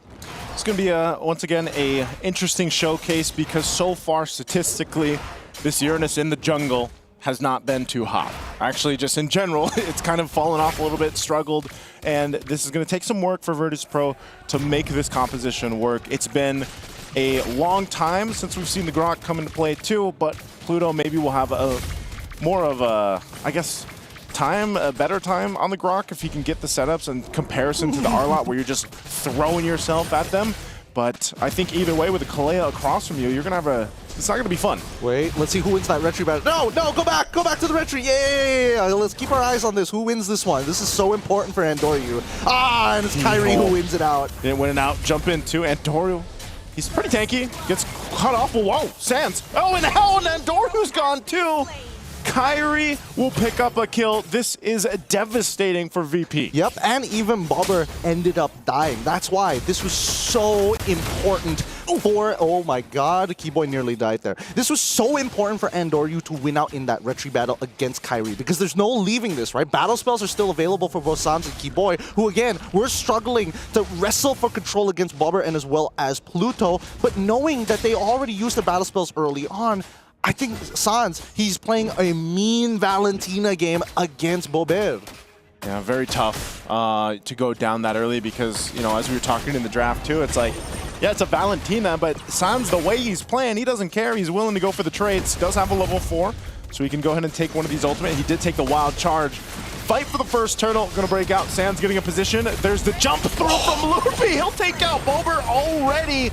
And still with the Infernal Pursuit, but Andoryu will get the turtle, but Embracer's Wrath will come down on multiple. Still going for it. Sans gets taken out. Now Keyboy and Kyrie also. Loopy goes down. This is a fight all for VP. A triple kill for Andoryu. Beautifully played. That's what we want to see from Badcott. At a sliver of his health, he turns it around, and Pluto finally hitting the level 4 just in time for the big turnaround against Onyx Indonesia. You can see that right now, Andoryu, this is why Uranus is a big problem, especially when your opponents don't have the raw burst damage to 100 to 0 him. If he's able to linger around in these fights, now with the lead against Kyrie, 2 levels might I add, he will get right in front of his face. This is what we're going to see here. He's actually going to be a nightmare in the early game. So Kyrie does get his orange. He's going to be fine with that, but Andoryu will take more from Kyrie. And like we mentioned, you know, this is a different start for VP that they definitely needed in game 2. Bobber sacrifices a little bit of his own life and even a death to make sure that Andoryu tries to get ahead, get the retry out of Kyrie early so they can start invading consistently. And now, winning that scenario and getting 3 kills, Andoryu is significantly ahead of Kyrie at this point of time. What helps is that Pluto, this is when Grok actually gets good. Most of the time, Groks from behind don't make a difference unless he times his wild charge to cancel out a majority of abilities in these 5v5s. But now he's able to walk up into enemy territory, force Kyrie to use that retribution, which works in Andoryu's favor. He goes in with a flicker right into the wall for Sans. That wild charge used and a flicker down. So Sans has his own wild charge now. They know the timing on this for Pluto, so he's not going to have that for this next turtle coming up. I hope Sans, he might want to reconsider taking, instead of the wild charge, but actually stealing away the traction pulse coming in from Boulevard, because he also gets to steal the auto attacks plus that passive, which works in his favor. Yeah, they could approach that fight this way. They're going to be the ones to start up the turtle here. So still no wild charge just yet for Pluto. They'll play into this anyway. A Tsunami Slam on Andoryu. He's so tanky, though. They have to commit so much. He does go down, and Kyrie gets the turtle. Crossbow of the Tang going to be popped off. Loopy will clean up the kill on Pluto. And now they have the advantage here, numbers-wise. Badcott jumps in, trying to keep them at a disengage. He's going to go in for more. Darkwave will catch Loopy, and Loopy, with the rest of the team, will be able to get away. They couldn't chase any further. Really nicely played by Loopy, right? He jumps in with the bravest fighter. He's right on top of Pluto. He makes sure that Bobber has to respect the distance, but he throws the stun backwards onto Andoryu so he doesn't slip away, because Kyrie was locking him down. He was about to run out of CC. Keyboy already used his resources well. So nicely played for the side of Onyx Indonesia as they punch back, but the gold lead is still not theirs just yet. It's very close, and it's a struggle between the two teams. Yeah, they did take away that minor lead that VP was holding on to. 1.5k plus a conceal, and Pluto goes in with a wild charge. We'll see if they respond. A Tsunami Slam, not going to connect that Keyboy was looking for. Still, the double purifies are still up here too. Bulber still in the mid lane. They'll keep it together. They lose that turret up top by trying to make this play. I think they want to trade here for the macro. They want to take this tier 1 on the bottom side, and VP puts in the work. They'll get the objective. They want to, but that was a bit of a mistake coming in from Keyboy. He could have timed his Tsunami Slam a little bit later because he ended up picking up Pluto, right? Super Igorka doesn't lose his Purify, and Pluto still had the anti-CC because he was close to the wall with the power of nature. So well played by Pluto, and I think that at this point, Onyx Indonesia are recognizing, okay, Virtus Pro are here to play. We got to make sure that we win out these scenarios. We don't have as much of a lead that we did in game number 1, but if we're going to come back into this, we need to make sure that Severo is having a good time. His next item, Power Spike, is on the way. He's already got the Wind Talker. As soon as he gets 2 items, we might consider making a play of our own. Okay, so with that turret going down, we'll see some changing of lanes here too. Severo just trying to get as much as gold as possible. We already saw it in the previous fight. Once he gets that crossbow tank airtime up, he is in a good position. Kairi getting a little more defense, picks up the Antique Harass. Now this turtle is up. It's been 1-for-1 for both teams here. This will be the fight, the face-off for this third one. They have to dance around for now, and Doryu is coming in. He's got a level lead on Kairi. Loopy over here on the backside. There's a Tsunami Slam. Gonna go for Badcop. Badcop jumps on it. Severo's in trouble. Does get the crossbow of Tang off though. Turtle's already secured. Sans still alive, able to get Badcop. And now Andoryu on the run. I don't think they're gonna chase him. 2 fell for VP. Everyone's still alive for Onyx. But the turtle did go to Virtus Pro. Well played to both squads. Wow, that was almost a clean engagement coming in from Virtus Pro's side. You can see the idea, right? Badcall gets yoinked. Boulevard, he's trying to like create a little bit of space, but Pluto, most importantly, seeing the opportunity, sees the intersection between the Tsunami Slam and more importantly, Severo walking up close to try and make it happen. The damage was there. They needed a little bit more damage from Badcall to secure that kill, but now this is where it gets dangerous, right? The counter engagement from Lukby stopping the angles from not only Boulevard and actually finding a kill onto him, but denying Super Igorka the Death Sonata shots. Yeah, Loopy's been doing work still on this Lapu Lapu, really finding the angles. And you know, at this point in the game, when you have this and you're waiting for that first lord to come up in a minute, you just kind of scrape up as much as you can for both sides here to be in a better position to fight for it. But it's been a lot of the decision-making for both sides. You can see this conceal is going to be used. I don't think they catch anyone. Keyboy's job might also just to be, if they can get some battle spells out before that objective take, that's going to be helpful for them. But good trade up here. They'll get another turret as Andoryu takes up the tier 1 on the top side. And that's good for VP. They need this. They need the space to work with this kind of lineup. Yeah, and Doryu naturally trying to pull attention to himself. He is, well, unfortunately right now Onyx is walking as a squadron, right? Nobody's kind of solo laning by themselves. They're making sure that they have the most amount of coverage while still having options to regroup in case things gets bad, because they know Severo is pretty slippery naturally, right? They have to commit flickers if they want to guarantee CC onto Severo's side. However, Lukby, if he decides to go split up on his own, there's a good chance that Virtus Pro is not going to let that slide for free, right? They're probably going to time it to make sure that he doesn't have the bravest fighter or force him to use it early to initiate for another fight as this Lord spawns. It's up now. Look at the information that they need, and you can expect Onyx to go ahead and take position. And Doryu's still working on his purple. He does secure it, so he'll make his way. I'm not sure if Kairi's going to want to grab his. The conceal is going to be used. There's a Tsunami Slam, but the engage on Lutfi as well. Mid lane still going to be breaking out. Crossbow Tang isn't close enough to take down Andoryu, but still, Severo finally goes down, and Lutfi was chasing Andoryu, but doesn't have enough to burn through this Uranus pick. And now he's in a bad position. He's going to get cut off from the team, and it's Onyx that loses 2 in the fight. Yeah, the execution from Onyx, very close, but not enough. Super Igorka played that well. Same goes for Bobber. The fact that both of these two didn't die, and they were able to not only get the space, but find the counter engage against Onyx ID. Sans got chunked out the entire time he was going into that wild charge form. Super Igorka was making sure that its damage was applied well. Oof. And Doryu just showing he is the nightmare right now of Kairi, taking more from the jungle. And Kairi is still a couple levels behind here. Sans has been holding on to this wild charge throughout the game. We'll see how they go ahead with this defense. They've lost some turrets. Now they got to deal with this Lord pushing in, and VP finding themselves in a good position to start getting towards the base of Onyx. Again, with this being the first Lord, most likely just gets close to the base. I think it's still going to be cleared out even before we get to the shields here, but VP fighting in the position, fighting with the fact that we have this tanky front line to handle things.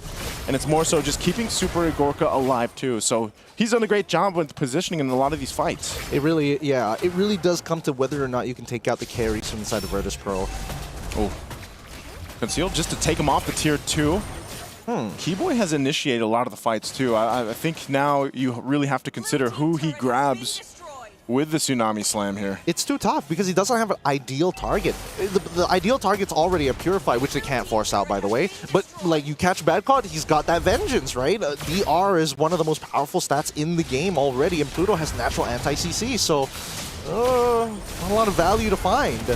Again, Keyboy jumps on in. He's going to go for the Tsunami Slam anyway. Under the base turret, Badcott pops the Vengeance of the Winner's Crown. Loopy jumping in the fray of all. Badcott finally goes down to Loopy, looking for the target on Super Igorka, as Sands will clean it up. And now with the numbers advantage, they're going to force VP to disengage. Onyx on the defense, and they still hold on to the base turret. Beautifully played here. Really good stuff. They saw that backcourt was getting kind of like uncomfortably low, so that's when Keyboy takes advantage of the scenario. Even through the Vengeance, he just didn't have enough health currently at that point of time to survive. And I mean, to be fair, the Winter Crown was a really good call, but Severo, smartly enough, not just throwing everything at him, right? He didn't commit the crossbow Tang just yet. He waited it out, and that's when we see the big turnaround. See if they still hold on to this mid turret too. So you gotta say, like, Virtus' pro lineup, though, what they have for this composition keeps them in a pretty good fighting form. It doesn't really matter that they lost that gold lead that they had. Onyx ID still has to be very peculiar in how they approach these fights, because once again, like we've seen, if you get that Tsunami Slam or these setups on the wrong targets and you're not able to get to Super Igorka, then you're gonna be at a disadvantage with just how tanky right now Virtus Pro seems to be. Yeah, if Game 1 was about tactical supremacy, Game 2 is about team fight prowess. And I think it's hard, right? Because Virtus Pro have a much easier style of composition to play. And I think Pluto, you can tell by his mechanics on this Grok. Yes, Grok is simple, but the timings, his reaction time is so good, making sure that he doesn't get punished too hard, even though we've seen many, many times there's an overload of CC. It's a crucial Lord here to take. They'll go ahead and back off of it. They know Endoryu is right around the corner, and this is not just a Lord that they can go ahead and start up, but they're going to start with a Tsunami Slam anyway on Pluto. Pluto gets terrified and knocked up. He's gone, but Loopy's going to be the follow, so the 1-for-1 for now. Keyboy on the run, and Kyrie. They don't want to force this fight. Sand still holding on to the wild charge.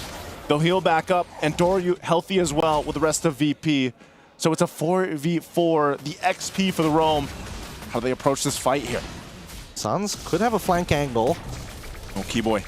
He's lost his conceal, but he's got no Tsunami Slam. I don't see this happening. Doryu so tanky. Sans going in with a wild charge if he can pull it off. He's going to get stunned. He goes forward. Still pops it off, but Sans is gone. Not the window that he was looking for. You saw the idea there, but it failed drastically, and now Virtus Pro gets themselves the Lord. The hell was that? He had multiple different lines to wild charge to almost guarantee hitting multiple people. I mean, he held it for like a decent amount of time, but he doesn't have the base health to tank as long as he would like to, and that just didn't make much sense. I mean, Kyrie even engaged for him to create that angle as well. Yeah, it's the wild charges seem to be hit or miss on both sides. Pluto didn't even really get to set up the way that he wanted to. But ultimately, Virtus Pro comes out on top of it. They've got themselves this Lord to push in with now. This is going to go ahead and charge into the base. So we'll see how they approach this. Onyx ID on the back foot. They're going to start the siege. I want to see where this wall placement is coming from Pluto. Okay, it's not too bad. Still looking for an opportunity. So here comes the traction pulse, but no, I don't see the engagement angle just yet. And so far, Virtus Pro, very good at utilizing this lore, but they cannot guarantee more than one inhibitor, right? Because if they want to get a second one, they're going to have to engage pretty hard to force the fight against Onyx. Well, they still have this wave now in the mid lane. Not sure if they'll force the situation from Onyx. There's a Tsunami Slam. They're going to choose the fight. They get the immortality to go ahead and pop. Actually, Endoryu is gone, and now Bad out of trouble too. Sands goes in with that wild charge. They get the double to find him in the mid lane. Onyx looks to run him down. Super Gorka trying to win, prompts the win of nature. Severo on the 1v1! He gets the triple and goes on through the wipeout Virtus Pro. And Onyx ID, with plenty of time, will now focus on this tier 2. You still have more than 10 seconds for Badcott to be up. Oh my god. Can they run it down mid? They're going to try. The next wave is going to spawn. Their wave clear is okay. It's not the greatest, but Keyboy is taking on purpose and they're looking to close it out. Onyx ID, after the fight, after the wipeout, will take the chances for Virtus Pro. They'll get the sweep. What a game this has been. I wasn't expecting that was the fight to determine it all, but Keyboy is like, I'm not gonna let this minion die. I'm gonna put this final nail in the coffin and move on from the knockouts. A heartbreak and a nightmare for the members of Virtus Pro as Onyx in one fight, in one moment, completely flipped the script and the story around. A valiant effort by the representatives from EECA, from MCC, but the veteran wiles of Onyx eventually give them the win over VP, punishing Virtus Pro a little bit too deep in that mid lane turret. Very mature Super Gorka. I mean, it must be an emotional ride for Bomber Backcourt as Pluto and as well as Endoryu. Yeah. Must, again, deep heartbreak because there were so many moments in that game where they were in control, that they were executing better than Onyx Indonesia, which is a very big statement for a team like Virtus Pro. This is their first debut, and it felt like they had hope. If this went into a game number 3, I would have been shaking for Onyx because they look really good here, Virtus Pro. What we discussed and suggested them to do, to just focus on the fundamentals and the basics and see if you can outplay Onyx. And multiple times in this game number 2, they were outplaying them. I gotta say it again, you know, very intense match. I honestly thought we were going to a game 3, but you gotta give props to Virtus Pro. Their entire journey, like we've been saying, leading in this matchup, and then they do this. Game 2 against the champions from Indonesia. You know, fantastic performance, and it's unfortunate they have to bow out. Now, though, we have to listen in from Gila Sans, from Onyx, the victors. Thank you so much, casters. Another Indonesian representative here goes through from the MSC group stages into the knockouts. Congratulations, Sans. And he said that he will conduct this interview in English. No, Indo. No. Indo. Okay. I'll help you translate, okay? So, Sans, coming into this, it hasn't been a smooth journey for Onyx. It went, up and down. Even in game number 2, it felt like you were a little bit struggling there in the early stages. What happened with Onyx? Yang sebenarnya nggak kenapa-kenapa sih, emang di game 2 kita ada emang kesalahan dikit juga, terus di turtle pertamanya emang kita ada kepleset sedikit, jadi dia membawa game ke mid game, ke late game kita bisa tahan, dan alhamdulillah dia ada bikin mistake juga dan kita bisa ngatasin itu, jadi bisa sampai menang. Panjang ya? Okay, so he said everything is actually okay, but they did make a little bit of a mistake in the early game. But as soon as they went to Turtle, they were able to stave off the pressure coming in from VP into the mid game. And then what else did you say?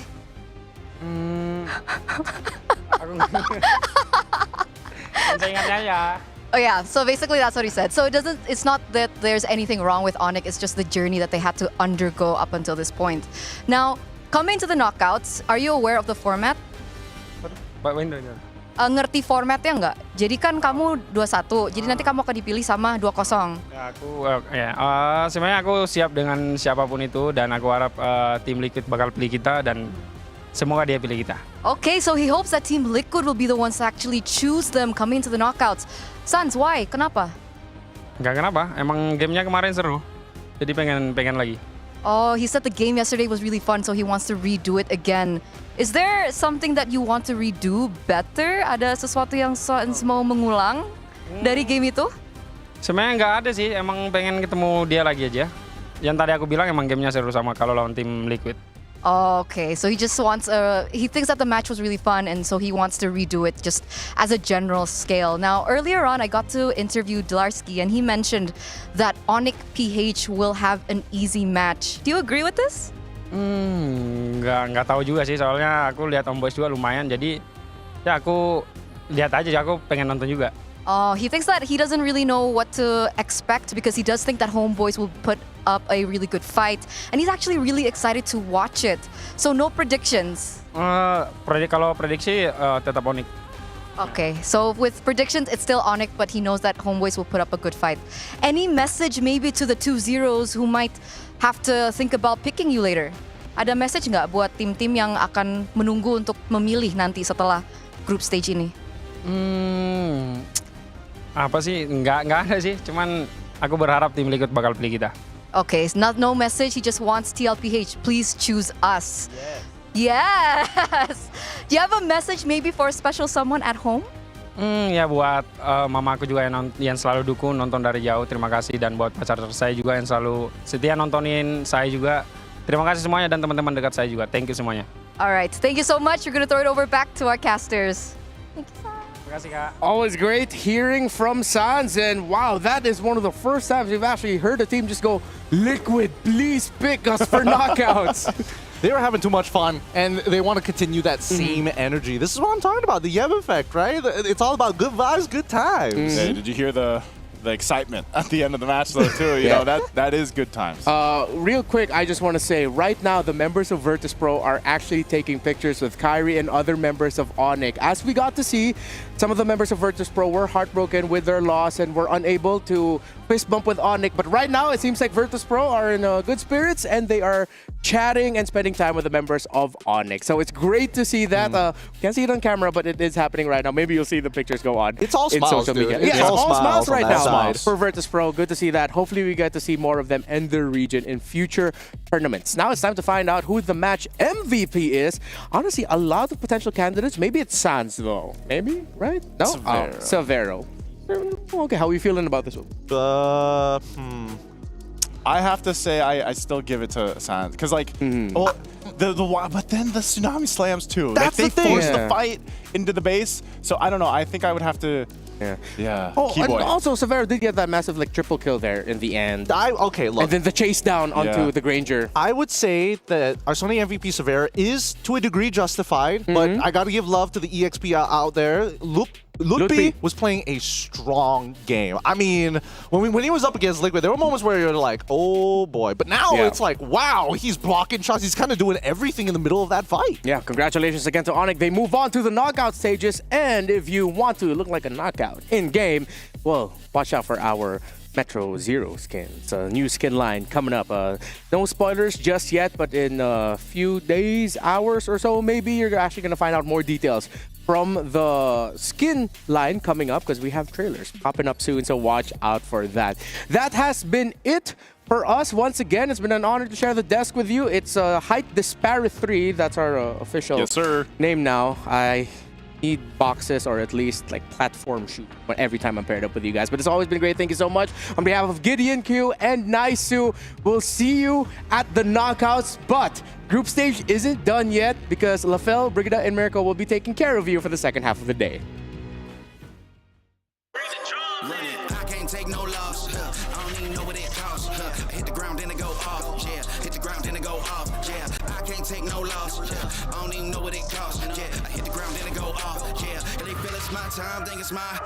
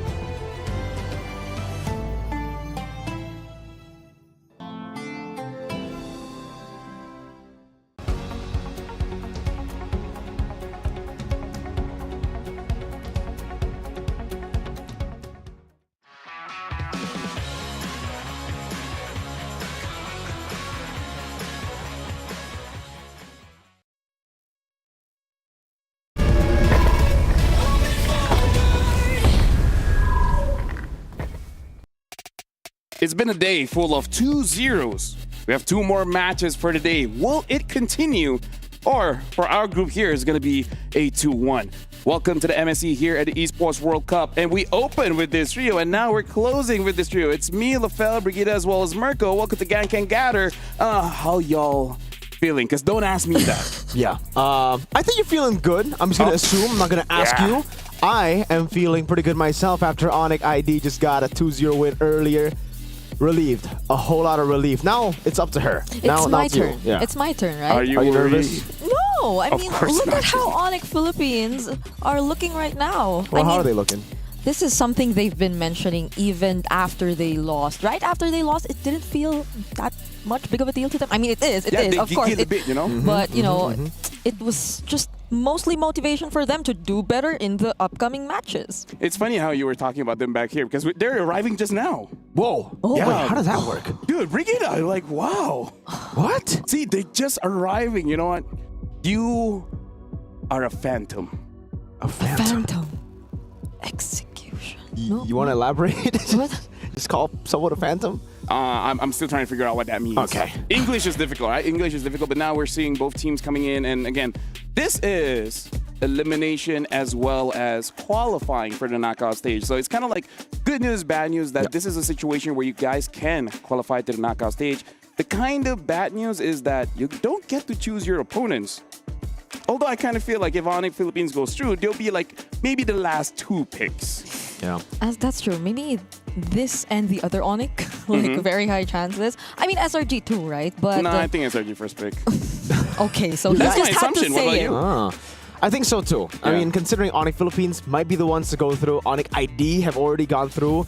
The 2-1s are looking really, really stacked. And again, Onyx Philippines, even though they lost against Aurora, these are still the reigning M6 world champions. Yeah, I feel like that's a good point. The 2-1 teams are actually quite scary. So it almost feels like no matter who you choose, it's kind of not the best matchup. But yeah, we're looking at Onyx Philippines here, and I feel like they have spoken about how, yes, in M6, they were dominant because people weren't able to really adapt to how they play. Now people are adapting. And after the loss, they feel more encouraged rather than discouraged because they're like, okay, the competition's getting real. Now it's time for us to start try-harding. Yeah, try-harding. Yeah, that's a word. I think... Look it up. Okay, I'll look it up later. So after that, more encouragement and determination, I feel, are the words to describe how Onyx PH's playstyle has evolved throughout the first few days here in the group stage of MSC. And I feel like we see that in the way there has just been a sudden jump in terms of performance. Not the cleanest of transitions yet to what we know of them in the previous tournament, similar to M6, but I think even the numbers speak for themselves, right? King Kong, already after losing, the next moment we saw them fight again was able to snatch away the record for highest kills, but not now anymore since someone else was already able to snatch that title away earlier this day. But that's just one of the examples of how we see Onyx continuously trying to adjust and improve along the way. Yeah, so that's the super family. Now we got to look at the family coming in from Malaysia. We got to talk about the homeboys here, where again, looking at their story is that they were all coming in from other teams that didn't want to accept them. And now they're here on the world stage. And even though it does look kind of bad, this is definitely an uphill battle because you're not just going up against any opponent. They are the current world champion. So, and we saw they made a lot of mistakes, especially yesterday. Within 1 day, have they had enough time to really recuperate? Especially mentally, because again, going up against world champions. Yeah, that's a big question here coming for homeboys. Again, they have kind of defied all odds in their own region. In Malaysia, they were amazing. They defied expectations. A lot of them, the analysts, the people back at home who were watching as well.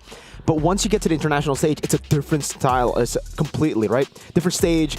So much more pressure as well. And it does seem like homeboys just haven't been able to find that comfort within the group stage. Yeah, although for like some of the teams, and particularly homeboys who've been through at least a couple of series already here in this tournament, hopefully the same problems we saw from the other teams who played for the first time don't resurface in this match, similar to jitters and hesitation. Because I think a point we've been trying to put across yesterday time and time again was that they need to be a little more firm in their decisions, a little more decisive and confident, because you definitely need to have that mindset, especially going going up against this kind of team because you can't feel pressured, you can't feel overwhelmed by the thought that you're going up against this team and that you're already in the lower brackets. And for you guys at home, just to remind you guys, the MSC Pass is still available. It's 20% off, so make sure you guys grab it quick because this is a chance for you to grab previous skins that you guys didn't get before. Kind of like the Atlas skin, which we only saw once. I want to see more of it, but you know what? It is what is it. Yeah, I think it really depends on the draft, right? Yeah. It is what is it. It could be another way for them to bring up here if they go for the Yusun Ruby. That's what we saw from Aurora, and we get to see them later on for our final match of the day as well. But I think for Homeboys, they might want to stick to the meta. I don't think they want to diverge out of the meta. Onyx Philippines, on the other hand, I don't know what they're going to do. They brought out a Kogura yesterday. Yeah, that's the thing. I kind of feel like it's also a trap if you go for this meta picks because Super Friends so far, I feel like almost every single game has been changing those heroes. And I feel like the mid lane is one of those roles where you're able to counter a lot of a certain draft. So it's also something that you have to look out for because when people pick up meta drafts, something like the Farsa, all of a sudden, Farsa catching heroes like the Jawhead, and then you have heroes like the Kagura, which kind of just denies all of that.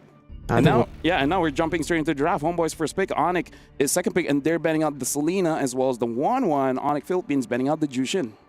I think that also one of the big concerns for me when I'm like rooting for the other guy against Onyx, it's just I don't know if they're still experimenting. I don't know if the last two matches where we saw them kind of like shake. You're talking about Onyx Philippines? I'm talking Onyx Philippines and Onyx ID, both the Onyx.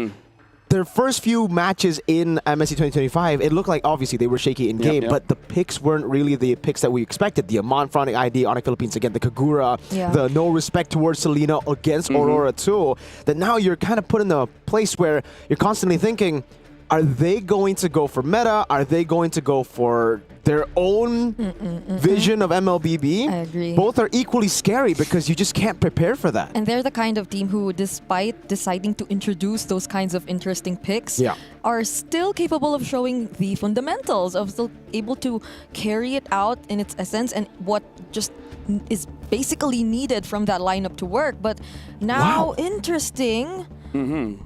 Baksha's the last ban, so that leaves, I guess, all the Lancelots still out there for picking for both of these teams. But other than that, I don't know. Like in terms of options here, like you said, Lancelot, the Kalia. I kind of feel like those two are the more safer ones. The other first picks are, I would say, counterable. Even looking at the Phovias, the Arlets, it's like you can pick it up, sure, but it's not without its risk. Yeah, I agree. It's going to be really tough for Homeboys now to decide. I thought the Yisun Shin would be left open by themselves, just forcing Onyx Philippines to deal with either the Baksha or the Yisun Shin, but now it places Homeboys to a pick where, again, can be countered. This isn't the Kalea of the past where that second skills range can outrange anyone and you can go for easy picks. Now, you kind of have to combo with Flicker. Yeah, and I also feel like Onyx PH might just stick with the idea of saving Super Princess heroes for later in this game because that has been a trend. I think we mentioned it. It's not just the Kaguras, it's been the Faramises and all that. So the good old. There you go. Faramis Lancelot and Phobius because I should enter the Faramis. Maybe she's predicting early. Yeah, we might see a Faramis later on. So we did see it with this comp yesterday. Now I want to see if they want to counter this with a CC pick because we saw yesterday that even against the Lancelot, the CC is kind of a good pick as long as you time that current call very, very well. And other than that, what is going to be the priority? Because in terms of mid, like I said, I'm just worried that they will eventually get countered. And Izanami is one of the main carries for Homeboys, although it does seem lately he's more of a support role more than anything else. Yeah, it's just tough. I was thinking about the Farsa, but the Farsa just doesn't really seem like the best choice to go for here. If Homeboys want to continue to play the way that they've been playing the last two matches, like they've been very sporadic in the team fights. It hasn't been clean front to backs. Although to be fair, you did say you want to see more meta. I kind of feel like this is kind of more meta. It's just that from Homeboys, it could get countered, but I kind of feel like going up against Onyx Philippines, you just have to have that bravery. Just try it out. If it doesn't work game number one, maybe they have plan B for game number two. Yeah. So maybe this is really them sticking to just what's familiar so they can focus more on the macro and just playing the game as a whole. But Onyx PH wrap up the first phase of their draft with the Granger. I'm liking it so far since it doesn't reveal much just yet, and it leaves a bit of room to adjust since you already see the CC, which you mentioned was a great answer not just to the Phovios, but I feel to any other frontliner they want to put alongside the Phovios in especially in terms of diving in. So they'll have a bit more room to think of whether or not they want to go for that. Oh, but they've banned the Fanny and the Fredrin. Oh. Honestly, with this Granger pick, I'm kind of worried because we got to talk about this story as well. The Golden Goat, Kelra, the Golden Standard, going up against the ordinary marksman, Melcuti, where I would say in this tournament, he doesn't look too confident. And going up against Kelra on a pick like Granger, which is very lane dominant, it might put too much pressure to the point where Melcuti is really gonna feel stuck, gonna feel very much, I would say, suffocated to the point where he doesn't know what to do in the game. I'm glad you brought that topic out because right now it does seem like that's what Onyx Philippines are trying to play into. They picked up the Granger, and usually you would expect the Irithel ban, the Moskov ban, taking away these mobile heroes in the gold lane just to enable the Granger. But yeah, the Golden Standard is feeling himself. The ordinary marksman, maybe a bit too ordinary for Onyx Philippines now because they're saying, go ahead, pick up the counter matchup. We are confident that Kelra will still win that matchup either way, and they've gone for the Badang on Brusco too. They're now playing to what I was expecting from Onyx Philippines from day number one. Their strengths is the team fighting composition with massive sets. They're picking the S-tier heroes, So probably the Irithel is a given, but the jungler... Maybe not. Or could be a Moskov still. Yeah, could be Moskov, yeah. Oh, they still pick the Joy despite the Badang and the Phobius. I mean, it does seem like there's little to no options left for Amal. There's the Hayabusa and other assassins, I guess, but this is, again, sticking to the meta, but speaking of talk about picking their best heroes on game one. I kind of feel like this is their mindset. They want to get a very good momentum going in and making sure that they have a very dominant game one, so that not only does Onyx Philippines have that confidence, but take away the little confidence that Homeboys has. So I kind of feel like for Homeboys, they have to make sure early and mid is good, because I kind of feel like losing in the mid game really screws if you're hit. If you lose late game, it's kind of like, yeah, whatever, they're the best team. But either way, this is, I would say, a very good draft coming in from both teams. We can definitely see the win condition. It really is about executing it. So now I'm going to give it over to Mirko as well as Brigida to start this game. Ladies and gentlemen, we've been seeing a whole lot of different variants of Onyx Philippines here in this tournament, MSC 2025 at the Esports World Cup. We've seen day 1 to day 4, crazy picks all around, but finally here for the qualifying matchup, they decide to go with what works best. It's Lo Yi, a signature pick on the man who immortalized himself in the game with this pick at the M6 World Championship. Only difference is it's been changed. Now you're visible. Welcome to Atlanta Dawn. Homeboys, can they deal with this? And imagine these are also some of the picks which Super Friends introduced the entire idea of the Brave Smite emblems to as well. So we're seeing that as we bring up the emblem builds, a very tanky Lo Yi emblem build at that. So it's Tenacity, Brave Smite, and the same goes for Brusco. And it seems like they're banking on the idea of really spamming their skills as much as they can with that additional cooldown reduction that they have.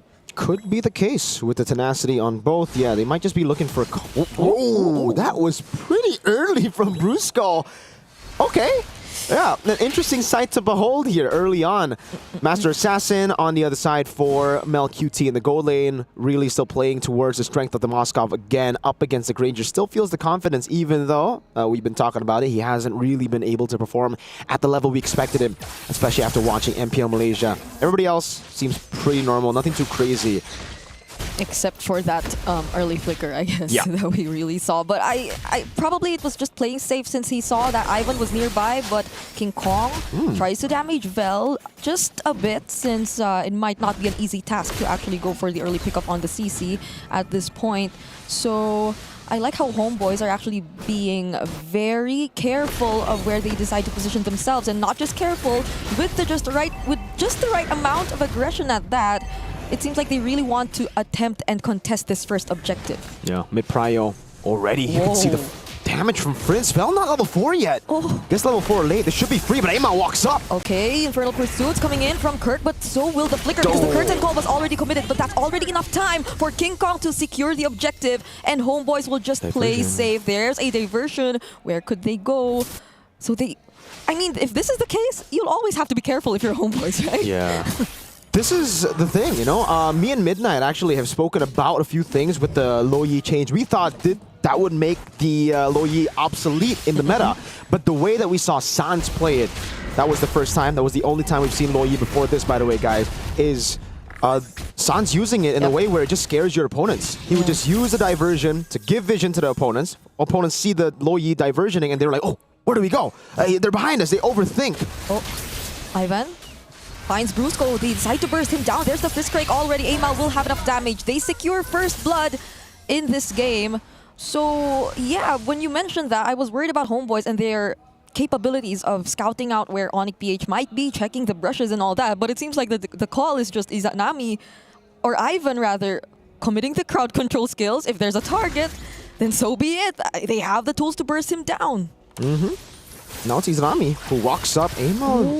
Wow. Early Purify. Yeah, Onyx Philippines are giving Homeboys so much respect in the early game. That flicker early from Brusco, now the instant Purify from Super Friends right as the skill 1 landed. And Kelra's doing a good job in lane right now. MelQT's got to be careful. Yeah, the matchup and the laning phase might be quite the struggle here for MelQT, but what's important is really just holding on, being the Moskov here and doing other things across the map later on when needed from your team. But Homeboys, they're the ones holding the brush again. Get to find Brusco, targets him down. Better airstrike already committed, but King Kong will be just right in time. But nonetheless, it's still Brusco who gets picked off first on the Badang. Great punish. Homeboys are really just utilizing the pace of Onyx Philippines and slowing it way down. They are holding angles instead of opening up the map because they know Onyx are the ones who are going to do that. Kirk holding onto the turtle. It will just be a free one for King Kong. So yeah, Homeboys, it's all about reactions from them. They've just been reacting to the moves of Onyx Philippines and punishing them. Diversion up top. Oh, MelQT used the Spear of Misery, also has the Flicker, but the Phantom Execution, Thorn Rose will catch up, will keep himself safe under the turret, and Amal might just catch up to King Kong. Electrifying Beats already committed.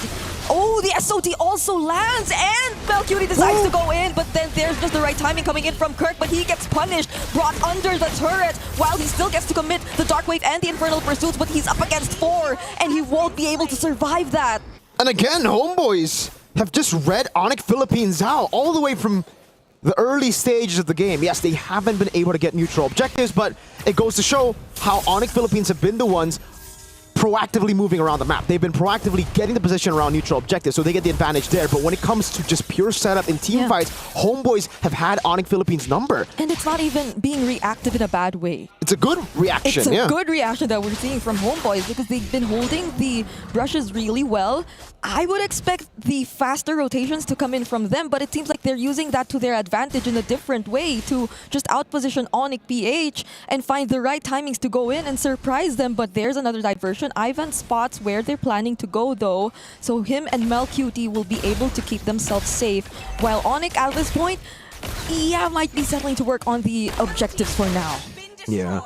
A lot of times teams just panic whenever they see Onyx Philippines, make these crazy moves, play with the pace that we have known them to play with. But Homeboys, again, have just stayed calm and composed, and that's been what Onyx Philippines have been struggling with. They just cannot seem to understand the tempo of Homeboys. They cannot seem to understand, like, why aren't Homeboys making mistakes when we're constantly rotating around the map, popping these diversions?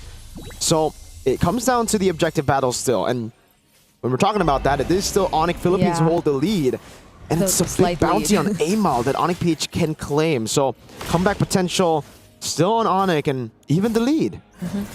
Although the goal lead hasn't been growing that much between these two teams, this might be an opening for Homeboys to do just that. They are in full control of the turtle. Ivan too uses the conceal, but Brusco finds the target and somehow Kirk gets the last hit on the turtle. Now they're chasing after Homeboys. There goes the Phantom Execution. King Kong finds the kill onto Bell, and Kelra gets access to Is it Namine? Oh, but MelQT goes in! With the SOD, Amal cleans them up. What a steal by Onyx Philippines. Trying to adapt to this chess game that we've been having in Atlanta Dawn between Homeboys and Onyx Philippines. But right as they pull the trigger again, play aggressively, it's punished by Homeboys. So this game has literally just been about waiting for overextensions and punishing. You see that from Onyx Philippines, punishing Homeboys for making the proactive play on Turtle, and then it's Onyx with the chase and another punish from Homeboys. That's what we've been seeing in the Atlanta Dawn. It's a punish battle, and I don't know who's winning. Because again, kills, homeboys, but everything else seemed to be Onyx Philippines. So it's still a very even game. And this is surprising to see for a team who you know is very well calculated in terms of their decisions. Onyx Philippines are the ones constantly being punished. King Kong versus Amal won't be proceeding with the fight just yet, but the feathered airstrike is already committed. It gets cancelled by the Dark Wave, and look at the damage from Kelra. Seems like he's getting some stacks in already with that Ranger. And this might be the change in tempo that they need because they're able to group up a bit more and just let King Kong do King Kong things on the Lancelot. I mean, the first few times he did use the Lancelot back then, it was always this kind of play. It's not just looking for the fights just yet. It's really working on other things and farming up until you feel confident enough to join the fight. Although that may not be entirely applicable for the Lancelot now. And now they slow the game entirely. Onyx Philippines, I think they understood, you know, what homeboys have been doing in the early game, just adapting to that fast pace. And Onyx Philippines slowed down their own tempo by a whole lot, utilizing the diversions to play with that overthinky Brusco. Oh, finds the target onto Melcutie. Kelra doesn't get enough damage, doesn't land the right amount of bullets just yet though. Okay, somehow, this is a good standing for Melcutie and a really good situation for him. 2-0-2 on that Moskov. Yep, really good stuff. Ivan walks up, Tsunami Slam! He decides to commit it onto Kirk, who still has the flicker to somehow get out. Curtain Call already committed by Vel as well. So those are 2 ultimates already used. Actually, maybe 3 even, because Izanami doesn't have his feathered airstrike as well. Big resources burnt out. Onyx Philippines with a slowdown on the tempo. That could have been the read. Kirk jumps in again. Oh, Ivan trying to look for the knock-up, and he finds it. King Kong, though, keeps himself alive long enough to also find the kill. SOT will not land onto anyone, and Onyx secures the objective. And there goes the shutdown kill onto Amal. Recall. They get damaged by the feathered airstrike, but will they catch up to Melcutie? No! Wow. Well played, Mel. That was a really good spot to recall. Just a pixel away from being outside of the bush.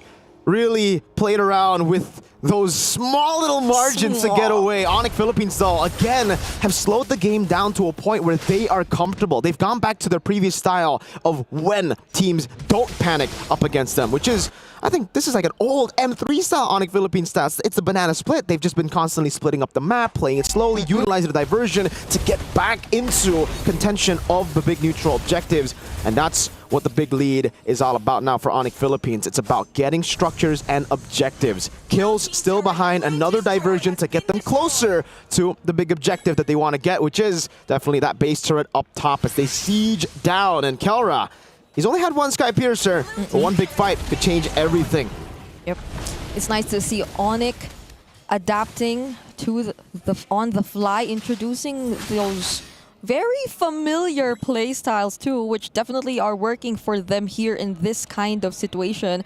They've got some of the most crucial kills, the shutdown gold on Amal as well, and if the gold lead was very small up until the, I'd say, 7 or 8 minute mark of this game, now it's ballooned to 5k in their hands. So it's looking to be a very difficult situation for homeboys, but at least they have the tools to defend. They have the Farsa and the Moskov to somehow deal with the waves that are coming in. But now Onyx PH, they might find, or they might seem a lot more confident to just go in with those surprise setups from Brusco if he finds another key target, similar to how he has done it earlier. But that's the point now for Onyx Philippines, right? Early game, they were still reaching for a lead. That's why you saw, again, that fast-paced combo from Onyx, constantly looking for something around the map. Ivan, Tsunami Slam, but that's what the Purify is for. Yeah. Great reaction again. Back to the point, Onyx don't need to look for those surprises anymore. They can constantly throw feints like this, diversions to open up the map, but the early game where there was a lot of desperate moves from Onyx Philippines won't be seen here because they already have a 5,600 gold lead and they'll just play for the next neutral objective. Blade armor already picked up by Kirk as well. So Onyx PH definitely at this point have a lot more ways to deal with the surprises that can come in from homeboys too if ever they're the ones who want to do that, because Ivan has been very consistent in looking for targets and looking for those setups. Even just by looking at Kelra and Melcutie. Kelra just needs one more item to complete his build on this Ranger. Oh, and King Kong might just find a kill down bottom. He's looking for the kill on Vel. SOD will land, but they might not commit this anymore unless Ivan wants to actually go for it. Doesn't find the knock-up onto King Kong. Somehow gets to immune himself though. But then Malcuti, he gets stunned by Kurt, so he won't be able to supply the damage. And that's 3 kills already for Onyx, making it 4 because Kelra, he finds a triple. A forced engage from Homeboys. Very unnecessary and very weird to say, because in this game it's been a calm and composed Homeboys. They suddenly make a desperate play and it might cost them the game. 1 second on Vel. 2 base turrets will fall. Onyx again. They want to end. The damage from King Kong doesn't even allow the feathered airstrike to be casted. And just in a split second, that's game number 1 for Onyx. Wow. The calm before the storm. We saw the storm and it was instant. How? That was setting up to be a longer game. It ended quick for Onyx Philippines. Yeah, I kind of feel like this game is really a game of patience as well as discipline, where both teams are really talking about, okay, we know the strengths of each of us, but I kind of feel like maybe Homeboys just took that a little bit too far, because I kind of feel like they have the right idea. But this is why we usually criticize this kind of gameplay, is that you don't look for those opportunities, right? So I kind of feel like it's a good idea to wait for those opportunities to present themselves, but once you have like a small enough lead, try to extend it. I feel like that's the only thing that they didn't do, is that they didn't extend it. There has to be a switch. There has to be capitalization on top of the punishments. But I agree with you completely, Lafel. I think here for Homeboys, the game plan was just react to Onyx Philippines with one style. They expected Onyx Philippines to come in, guns blazing, and that's it. They didn't really prepare for a slower Onyx Philippines, a smarter Onyx Philippines, who, again, took the game by themselves, just by controlling the tempo. Yeah, by the moment King Kong just decided to not go for the fights anymore, just focus on the objectives, and when they wanted to do the same, just allow Kelra to maybe go for the double lanings and secure the farmings every now and then. It was a completely different story here for Homeboys, because the rotations didn't come in as fast anymore from Onyx PH, so there weren't much room for them to anticipate where they could be coming from and just catch them by surprise. I kind of feel like the thing about going up against Onyx Philippines, where you're trying to stall out the game, is that you figure that your late game is pretty strong with the Moskov as well as the Farsa. But again, one of the reasons why we talk about the Lance is that Lance kind of feels like a late game assassin now, where he basically can one-shot you. So I kind of feel like they didn't really put that into consideration, where they feel like they can outplay King Kong the moment he comes in, either with Ivan or Vel just punish that mistake. But again, the front line coming in, Kirk as well as Brusco, just opens up the team fight so much. There's a lot of opportunities for King Kong to go in without getting punished. Yeah, there was an opportunity for Homeboys a couple of times when they were in the lead, but they really just didn't take it. They still wanted to play the reactive game. They still wanted to punish an overextending Onyx Philippines, and that's what you need to have, ladies and gentlemen. When one style of your play, one style gets countered, you have to change, you have to adapt. And I kind of feel like this is the problem, because we saw yesterday the exact opposite. They try to force everything, and now they're being very reactive, which kind of shows that maybe they're not entirely sure what's the best play style for them. And now they only have one game to really adapt, going up against Onyx Philippines, where they, like Brigitte said, it just mid-game. That's gonna be tough for Homeboys though, if that was already the idea for their overnight adjustment or probably meeting, that they might have to be the ones to be a little more reactive, considering that Onyx is indeed a very aggressive team. But definitely they could learn a thing or two from this game, that they too can pick up the pace whenever they want to and not get overhyped, because I feel like there were moments too for Homeboys that maybe they realized down the line that they actually have to be a little more decisive too. And I feel like that was most evident in that last sequence we saw down bottom, because it was right before an objective. Ivan seemed like he still wanted to force something even when Vel was already down. With this conversation moving through, I kind of want to go back to the interview with Kelra. Well, Kelra said during M6, no one could figure out how to play. so they were able to stomp the competition. It looks like in MSC, people are starting to figure out how they play, and it does look like Homeboys, they've prepared going up against Onyx Philippines, where yes, they lost, yes, it was very passive, but at the same time, I feel like it was a very good effort. Yeah, it was a great plan, great game plan by the coaching staff, but then when it came to the execution of adapting again into the later stage of the game, it got really difficult. So to go back to the point that Brigitte mentioned, the decisiveness, I actually thought that was indecisive by Homeboys, because yes, Ivan went in, but everybody were confused. Everybody's like, no, we don't want to go in, and that's why Ivan jumped in alone, gets a tsunami time, and then the team's like, all right, he's already in, we have to go, we can't just leave him alone because that'll be a free lord. Then they went in. So you have to stay decisive, no hesitation, right? The team hesitated, but I also honestly feel like it was a bad call. Agreed. And now look at King Kong, because he understood, like, they're not going to go for a fight, so just farm. Might as well farm. And again, I really feel like Lancelot has been transitioning into more of a mid-late game hero where you can literally just one-shot people. 901 gold per minute in 13 minutes. That's pretty impressive. Yeah, that's high. Especially considering it's a 9-7 kill score. You know, it's not like they got like 30 kills and Homeboys only got 2. Yeah. The game started with Homeboys getting a lot more from Onyx BH2. So it's amazing to see how he balanced it out just by being very consistent in terms of farming. And so maybe that's another thing, consistency for both of these teams, but not in a way that should restrict you, because it felt like Homeboys wanted to be consistent with what they were doing all the way, and that's not how it should have worked for them if they wanted to win that game. Yeah. And now I have a bit of a hot take. Okay. All right? Oh my hot take. Presented by Al Habib Medical Group. Now, to be fair, it's not really a part of this matchup, but it's something that I've been holding in, which is, my hot take is, I want a meta, at least for 1 month, to be a lot about fighters. Because I kind of feel like all the fighters, the designs are so cool. Like we see the Leomar, the Tamus, the Ruby. Honestly, like even Argus. Lapu. Like I kind of feel like we're stuck into the maximum of one fighter. Maybe two, putting fighters inside the jungle. Because look at all the fighters. They're so cool, but we can't use them. I mean, there are rubies now. There are rubies now. Yeah, but remember the draft where there's like 2-3 fighters. The Tamas, back in the day, like the constant rotations and the team fighting. Basically, just keep fighting all the time. Like I'm not saying like for a few years, maybe just like at least a month, you know, just to let gold laners, mid laners, junglers feel that fighter sensation, and then after that, all right, go back to standard. You know, maybe like an off season or something. Yeah, I would actually love that. I would actually love to see a little bit more of a different meta here, because we have kind of been in the same meta roughly from M3 to now. M3 was the last time we actually saw a lot of fighters. So after M3, it was just whoop, and we still don't have the Yuzong. We still don't have the Yuzong, and I'm pretty sure the audience wants a Yuzong. We did an MWI, but as a mid laner, I don't want a Yuzong, but hey, we gotta think about the audience here. I agree. As a gold laner, I do not want a Yuzong either, but you know what? No, I'm just gonna say no now, because I want to save my KDA in the lane of Dawn. Okay, but hopefully we do get there, or maybe we're getting there. Earlier this day, there was a Dairoth.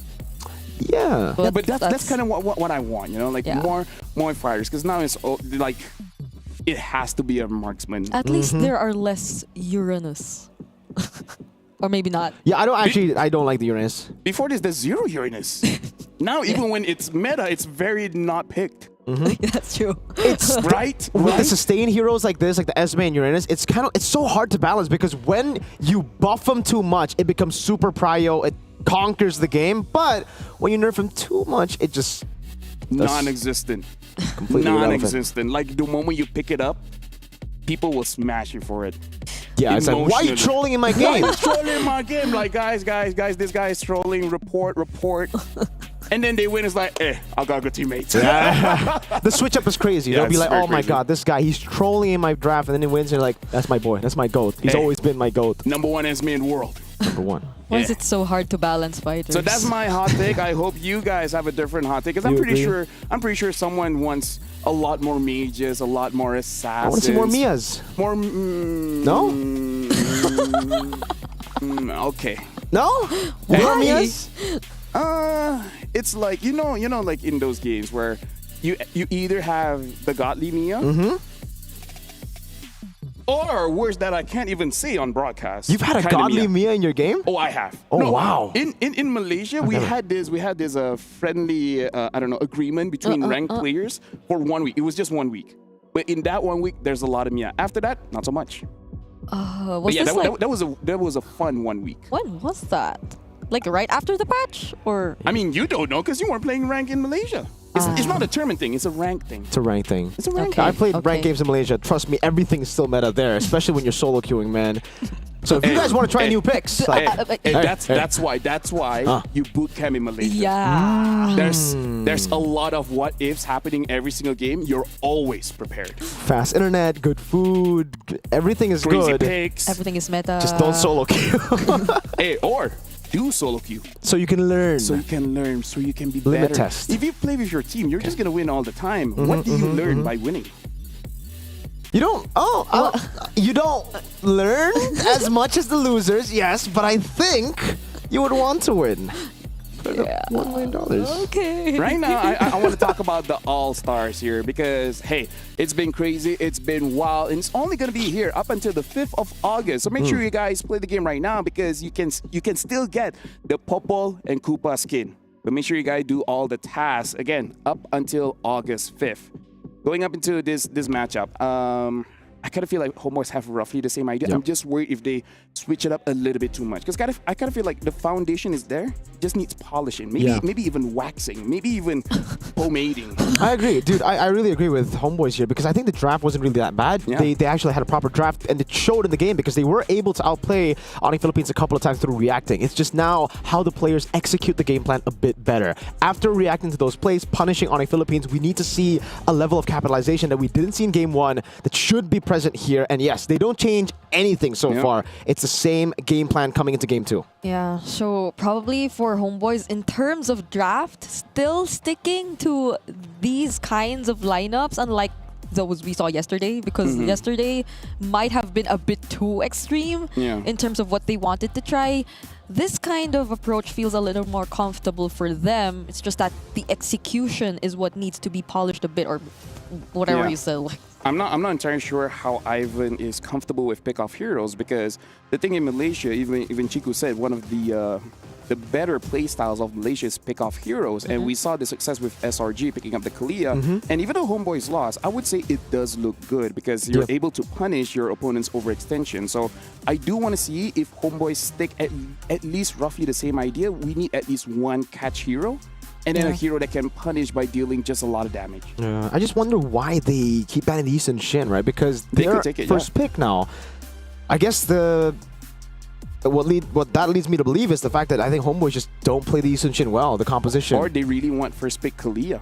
Right? Which if Onyx Philippines ban it now, then it's going to be a bit awkward. Kimmy ban, whoa, all right. It's the exact same. Yeah. No changes at all. This is... You know what they say? You pay it if you break it. You what? What? You pay Pay it if you for break it if you break You it. pay for it if you break it? Yeah, that's what they say. I've been to a few. If it ain't shops. broke, don't fix it? Is that what you were looking for? That's the other one, which I guess can apply here, but you know. Okay. I just want to be different. Was I not different? That was very different. That was very different. Yeah, Very different. I liked it. I liked it. So if it's...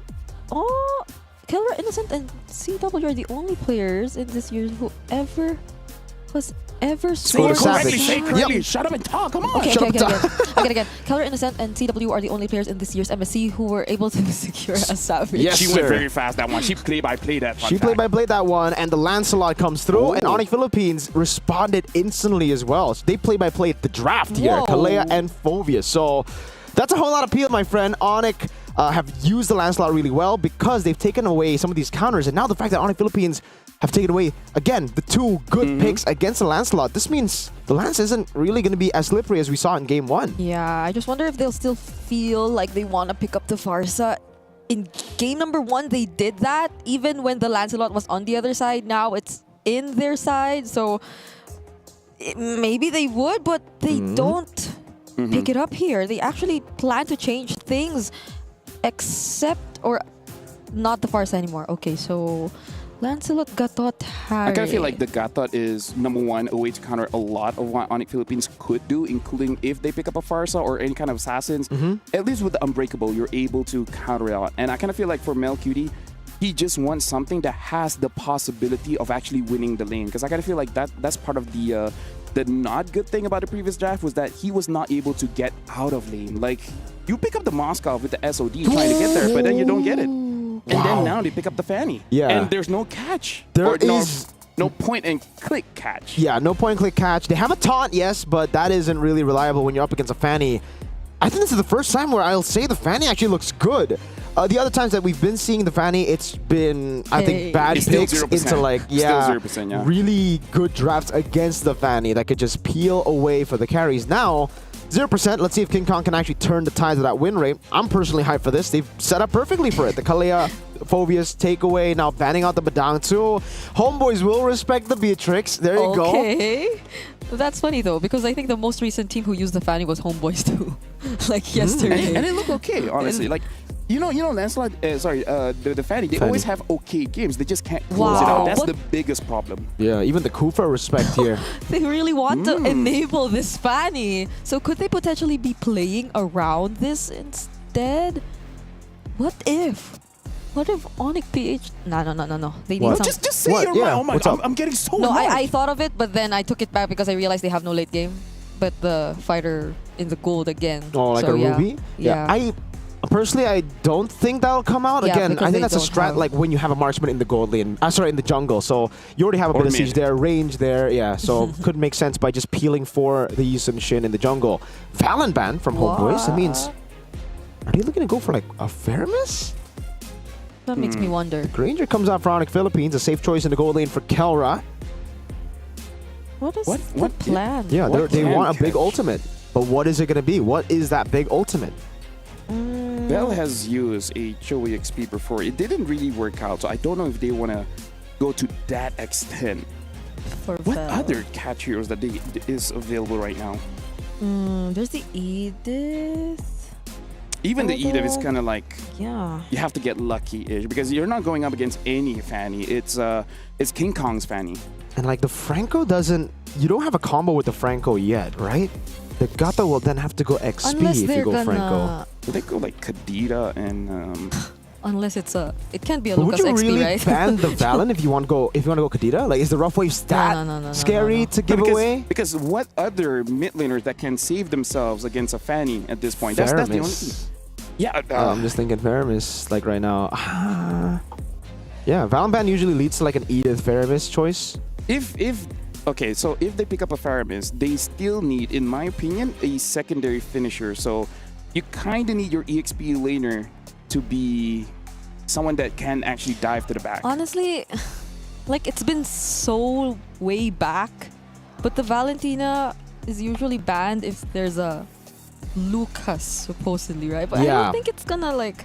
I don't think they're gonna consider No. that either. So it's either the Faramis or... Because other mids, like Farsa, even, etc., just, volatile towards the Fanny. So that's, And I think right even now... Odette. Yeah. Oh. Oh. No, I don't think so. Right. There's a knock-up already for... Yeah, that's what I said. I'm thinking of all these huge ults Yeah. that you would ban a Valentina, and now I'm drawing a bit of a blank.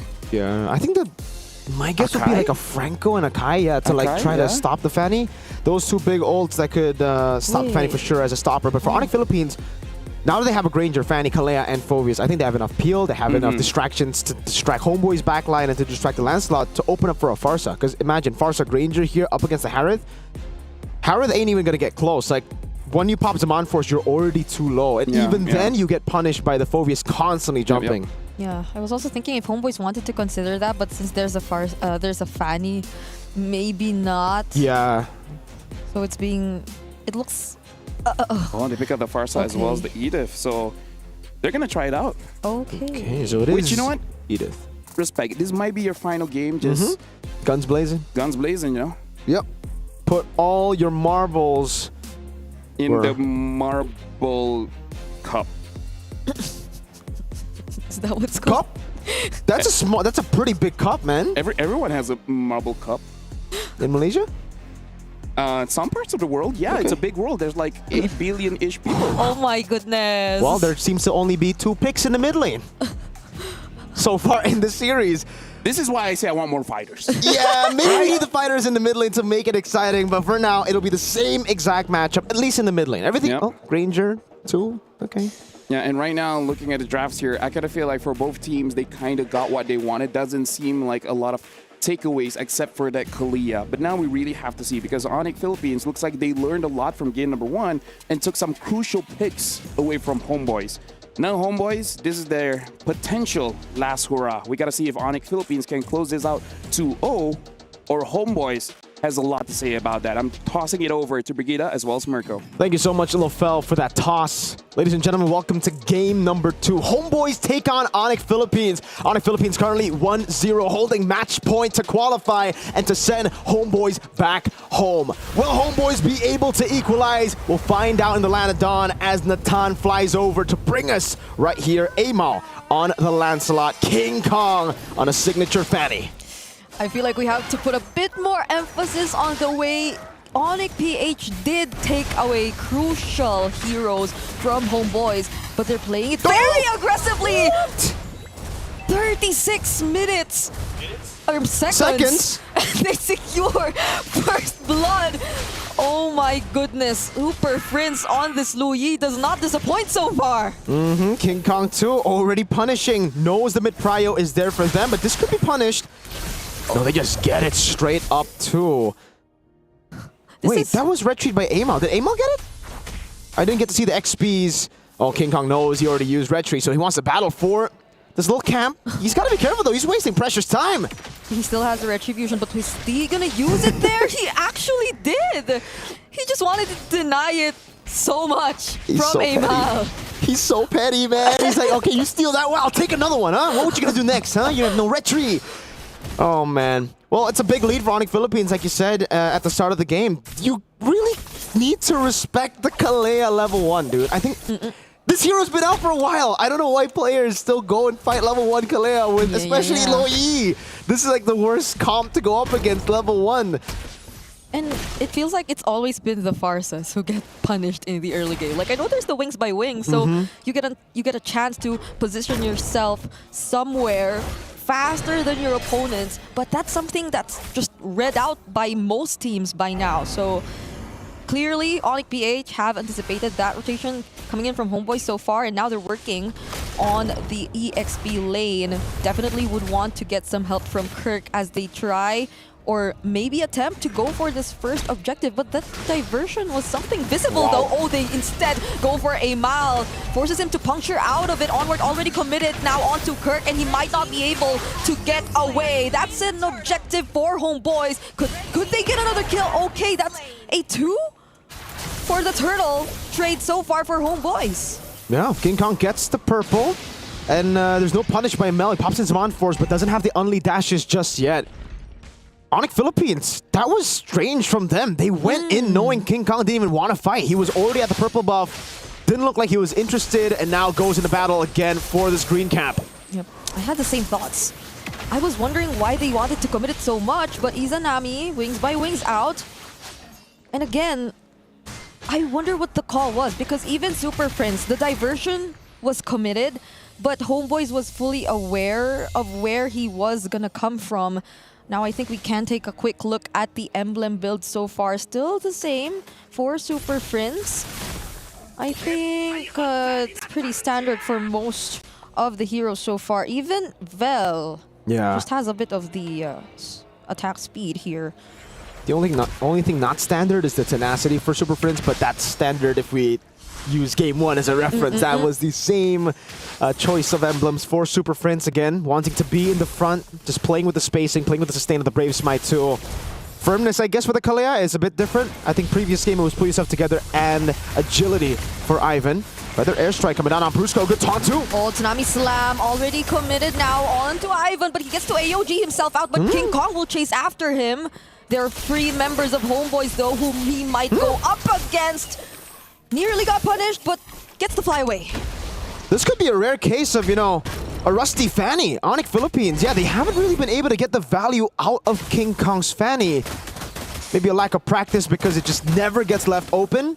He's gonna have to shake that rust real quick because Homeboys have a pretty amazing draft to take it to mid to late, right? Like, they all scale. They can play it slow in the early game, and they've already won Turtle 1. The most action we've seen was when they were stealing away jungle creeps from each other in the early stages of the game, and that might have happened once again. King Kong's ahead by a level, though, up against Amal. So this time around, Onyx PH might have decided that they want to take on this fight, but Homeboys have enough resources. Oh, the Earth Shatter gets dodged, however. They might try to go and punish Vel. This time around, Primal Wrath gets committed, but Amal really gets his hands on the objective. It's Onyx PH wanting to fight back.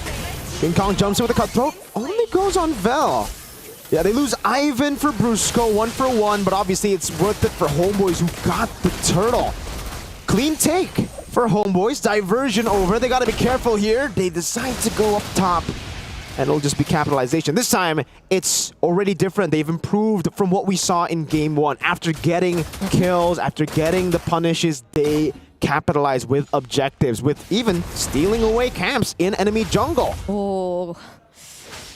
Amal could have been caught there, but no one else was near Brusco either way. But yeah, clearly improvements from Homeboys, and somehow a sort of similar situation to how Onyx encountered the early game in game number 1 as well. Or it's also probably just because, again, as you've mentioned, we haven't been seeing the value just yet come in from the Fanny. They haven't been able to maximize the early game presence from this Fanny, even despite that level lead that it's been able to establish so far earlier on. It's been evened out by now. It's already Amal catching up, only 100 gold behind King Kong. For Onyx Philippines, the one hope that they still have, especially when we get to the later stage of the game, will be Kelra. 700 gold ahead, still in this game. Another diversion to send them into mid lane.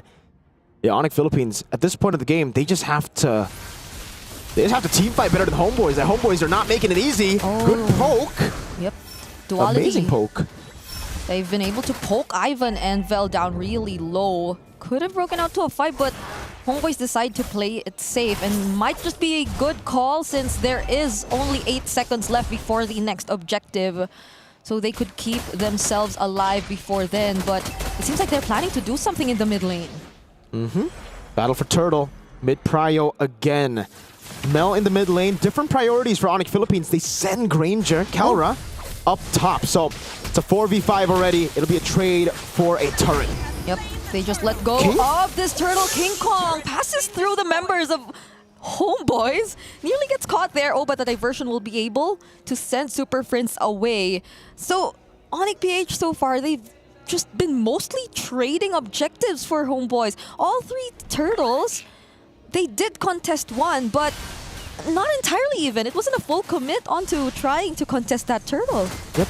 They're avoiding fights, Onyx Philippines now. I think because they have identified that Homeboys have the better brawling composition, at least early on, just because of the damage output, the CC potential, as well of the Edith. I think this is really the game changer here for Homeboys. Even if you miss the Earth Shatter, that Primal Wrath does so much damage, and Onyx will have to kind of play around the window, which stays for quite a bit. And it's not just the Edith, it's Edith plus Harith and the Feather Air. There's so many one cycle of cooldown abilities that make it very difficult for Onyx Philippines to force out longer fights. That's true. I think that's going to be the keyword for this game. Homeboys, it feels like they have the better comp in terms of the sustained team fights that could happen later on. They have not just the Edith with the Primal Wrath, but even the Harith. Whereas Onyx Philippines, mainly because they have the Fanny, they have to be able to look for those big plays that they get immediate value out of. Because if not, Homeboys could always find a way to turn things around. And that's exactly what they seem to be respecting, as you mentioned. So Onyx PH might be playing it a little more safe for now, not unless they go for a target. That's going to be Vel. Will they have enough damage to burst him down, though? They do. Doesn't get to cast the Primal Wrath, and on the other side of the map, King Kong just fights Izanami. There's the Zaman Force already coming in from Melcutie, but Kirk is doing a great job at trying to stop him in his tracks. And that's 2 members they find from Homeboys. Onyx Philippines caught Homeboys before they could even react to it. And they panicked. They really did. Izanami popped in for the Airstrike in a pretty non-optimal spot. And now it's the full punish from Onyx Philippines, capitalizing. Look at the timer. for Onyx Philippines. So clean in their decision as well. When they decide to go for a fight like that, it's always time to perfection towards the neutral objective spawning. They won't get it, but they have a slow push up top, so they've already built the setup for this fight. Do they still want to commit? King Kong maybe will be able to catch up. Ivan already pretty low. Melcute, he tries to go for a kill. Phantom Execution already committed. Amal gets the last hit on the objective. Brusco gets punished, but King Kong flies in, looks for the target, and now Onyx PH just keep going at it. Vel is the only member left from the side of Homeboys, but they don't even care. They want to end the game through top lane. Val, can you defend without the Primal Wrath? I don't think Onyx can end right here, right? They have a cannon minion. Oh, will they actually do this? Vel, what can he Oh my do lord. to deny this? There's the duality, gets to knock up 3 members, forces out the flicker out of Super Frizz, but he gets taken down. And Onyx PH might try to go for it, but there's the feathered airstrike. They'll have to disengage. They have to run away. A big gamble by Onyx Philippines.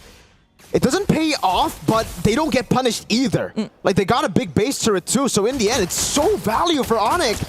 And again, this has really just been the pattern of MSC 2025. Objectives sometimes are overrated when you can't really have a few of your members surviving after the objective, neutral ones, all right?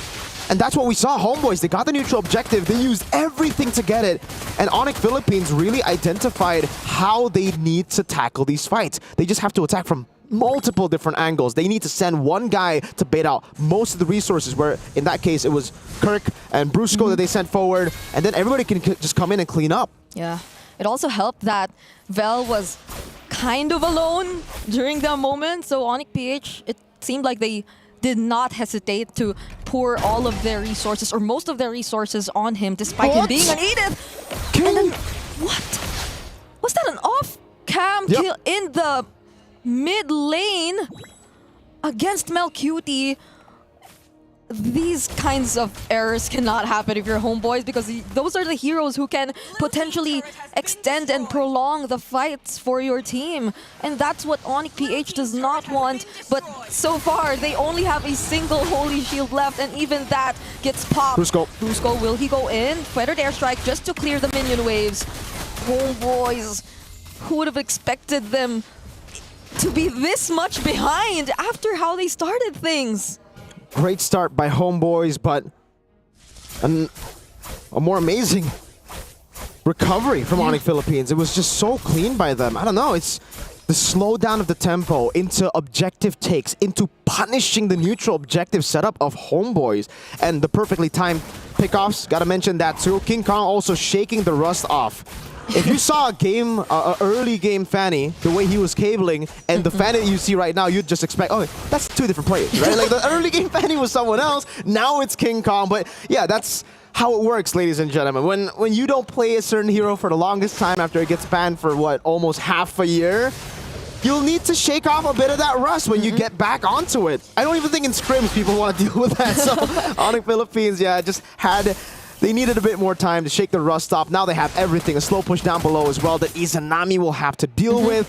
He will get sent down below. Conceal already from Ivan. And was revealed by the Death Sonata too. So Onyx PH have full information on where majority of the members, at least, of Homeboys are. The taunt. Oh no, the onward catches King Kong for a moment though, but still Vel gets deleted. Not looking too good for Homeboys, but still they try to fight back. Kirk coming in from the sides, gets to find the knock up onto Izanami, forces out the wings by wings, but Ivan holding so much for Onyx PH, but Kirk's doing other things on the other side of the map, and Keller finds the kill on Ivan. Perfect execution by the reigning world champions. They know Homeboys need to utilize that cycle skill. Once it's down, it's a big window of opportunity for Onyx Philippines to punish, and King Kong, without the purple buff, is looking for it. Oh, somehow they get to cancel a mile. Death Sonata doesn't land, but it seems like they'll be able to take out all the remaining base turrets for Homeboys except the one down bottom. Discipline from Onyx PH. Diversion out, and they do not risk it. No.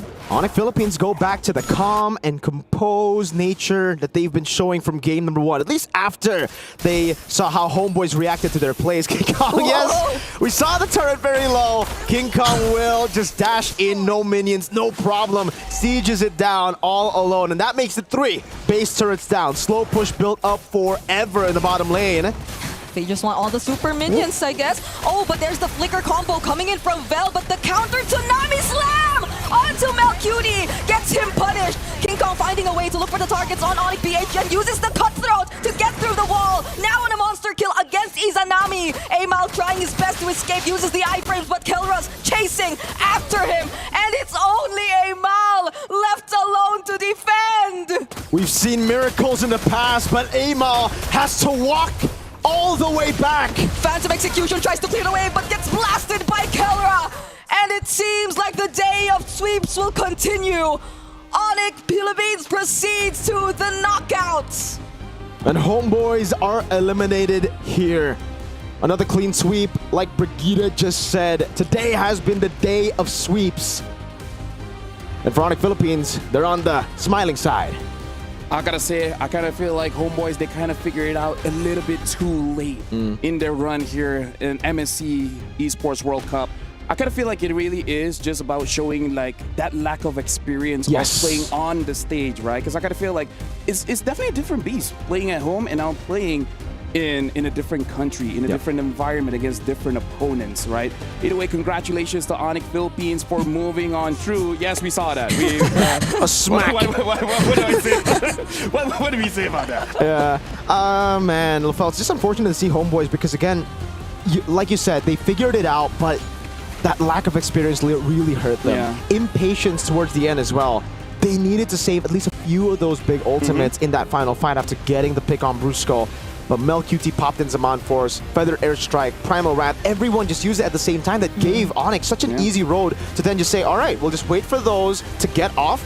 Once it's on cooldown, boom, we'll just go, shoot them down, clean them up, proceed with the long team fights. And it's the complete opposite for Onyx. They stayed composed all throughout, even despite, again, some of the rust showing, especially in the Fanny for King Kong. He just, I guess, needed some time to reset, focus on taking the buffs and just probably trying to figure things out down the line. But yeah, I feel like Homeboys, this time around, they did what we mentioned in terms of being not too hesitant and going in at the same time. Like not leaving each other behind, but yeah, it kind of backfired. I mean, like, we'll continue this conversation later on because right now we got to throw to an interview with Eterna as well as King Kong. Thank you, boys and girls. Here we are with King Kong. What's up, King Kong? Hello. Hello. Feeling good? Feeling blessed. Feeling blessed. Perfect. All right. So earlier on in the group stages, obviously it was a little bit shaky for you guys. You had to go to the lower bracket, but then you went through back-to-back wins. What was the X factor there? The X factor, I think it's the things we realized after our first match versus Aurora Turkey. What was that? What did you realize? Some lack in chemistry and decision makings inside the game. Oh, lack of chemistry. That's interesting. That's never been a problem for Onyx PH. What's been going on? Anything happened behind the scenes? Some lapses inside the game. That's it. Lapses? Okay. It doesn't look like you want to elaborate on that. Do you want to elaborate? What lapses? Secret. Secret! Okay, that's fine. A lot of people have been wondering, maybe is it because of a challenging meta for you in particular? I mean, considering we are kind of vying into a situation where it's no longer just assassins in the jungle, but you have to be a little bit more flexible with the tanks and the fighters. Has that been difficult for you? For the team, I think it's an exciting patch because the hero pool is so huge. What about you? Fun. Fun. Not hard, not difficult, nothing? Just a little. Just a little. Because, I mean, considering in this particular game, you went back-to-back assassin, right? The Lancelot and the Fanny, is that something more comfortable for you? Yes, of course. It's one of my favorite heroes, Lancelot and Fanny. I see. Do you think other junglers have been struggling with this? Let's see. Let's see. A man of few words. A man of few words. Okay, that's fine. In that particular situation, then, do you think that there is a particular team that has really understood and figured out the meta? I think it would be Onyx Indonesia and Team Liquid Philippines. Okay, those two teams. And considering coming into the knockouts, there is a chance that TLPH picks you. Is that something that you might be looking forward to, or do you want some other team to pick you instead? I think we are expecting Team Liquid to choose us because they know us how to. They know how we play. Oh, so PH versus PH, first day of knockouts? Yeah. Yeah? Yes. Yes. Yes. Yes, of course. Yeah. 3 words. Yes, of course. Yes, of course. So a lot of teams right now really want TLPH to pick them. Very peculiar, very peculiar. But to close things out, I heard that you lift. Is that true? Secret. Secret is, I mean, you're posting all, oh, there we go! Because I heard Sanford said that he lifts more than you. Yeah, okay. We're gonna throw it over back to the casters. If that's what they want. If that's what he wants. If that's what he wants. I mean, sure, you live more, man. What happened to the Sigma King Kong, bro? He's so nonchalant now, man. Hey. Nonchalant. This is nonchalant King Kong. Dude, Wait. PR, man. I PR thought- ruins everything. I thought he was gonna say people change. No, this is. It is. What is it? Why do people have to be professional? Yeah. Oh, well. Oh. It's part of the game. It's part of the game. Part of the game. I did not expect that though. Like he used to be Yeah. a lot more animated and. No, here's the thing. When you have a lot of very vocal fans, they change you. Right? Who are you talking about now? Yeah. Marco King Kong, doesn't right? change. He kind of just accepts it. Yeah. But You you do? know, like honestly, I understand. There's a lot of people out there. There's a lot of people. But speaking of which, we saw the matchup just now. Now, I'm just gonna call it Goat Lane. Let's see who's the match MVP is going to be. I would be so surprised if it's Goat Lane. Ooh. Can I predict the next match MVP? Hey, we'll all say it at the same time. 1, 2, 3. Gold Lane. Yeah, there you go. Wow. Hey, because you want to win, you need the gold. That's about it for the breakdown on our Sony match MVP because, hey, Kelder did amazing that game. Hey, Yeah. the golden goat. Toy did amazing yesterday. The gold lane in the previous game did amazing. And all the other gold laners from before, they're like so good. I just love the gold lane right now, you know? I think there's a lot of love to be given over to the gold lane. Gold laners, you guys are amazing. Everyone else, do better. Hey, and you guys, don't forget to support your teams. It only costs around 20 diamonds. So make sure you guys go on into the phone and then just support the teams that you guys are supporting for. And here's the thing. There's not too many teams left to support. There are going to be 8 right after the matchup coming up next, which is going to be Flash going up against Aurora. So that's going to be pretty exciting as well. We've had 3 2-0s. Will it be a 4th? I mean, we had one day full of 2-1, so why not? Yeah, if we can have a 12-game day, we can also have an 8-game day. Aurora versus Flash. Flash. Yeah, predictions, Brig. After this, we're gonna have the Oh draw, my by the way. gosh, wait. So in case, I'm just gonna tell you guys early. After the show ends, just wait for a bit. We're gonna have a draw where the teams are gonna select who they're going up against. And even though King Kong did say there's a chance that TL will pick them, and they say because TL knows how they play, the reverse is true. Right? Onyx knows how TL plays, so Okay. Mind games, King Kong. King Kong is being You like, sly pick mind us. game man. You know how to fight us, right? I mean, you defeated us before. Don't forget the wink. You could do it again. Wink. Okay. Yeah, there you go. So predictions, Flash, Aurora? Oh, I thought I escaped it. You know what? How about like He doesn't want to hear my first. I think, you know what? No, because like when we say something, We're going we for a shouldn't- break. Bye-bye, guys. We're going for a break. See you guys later.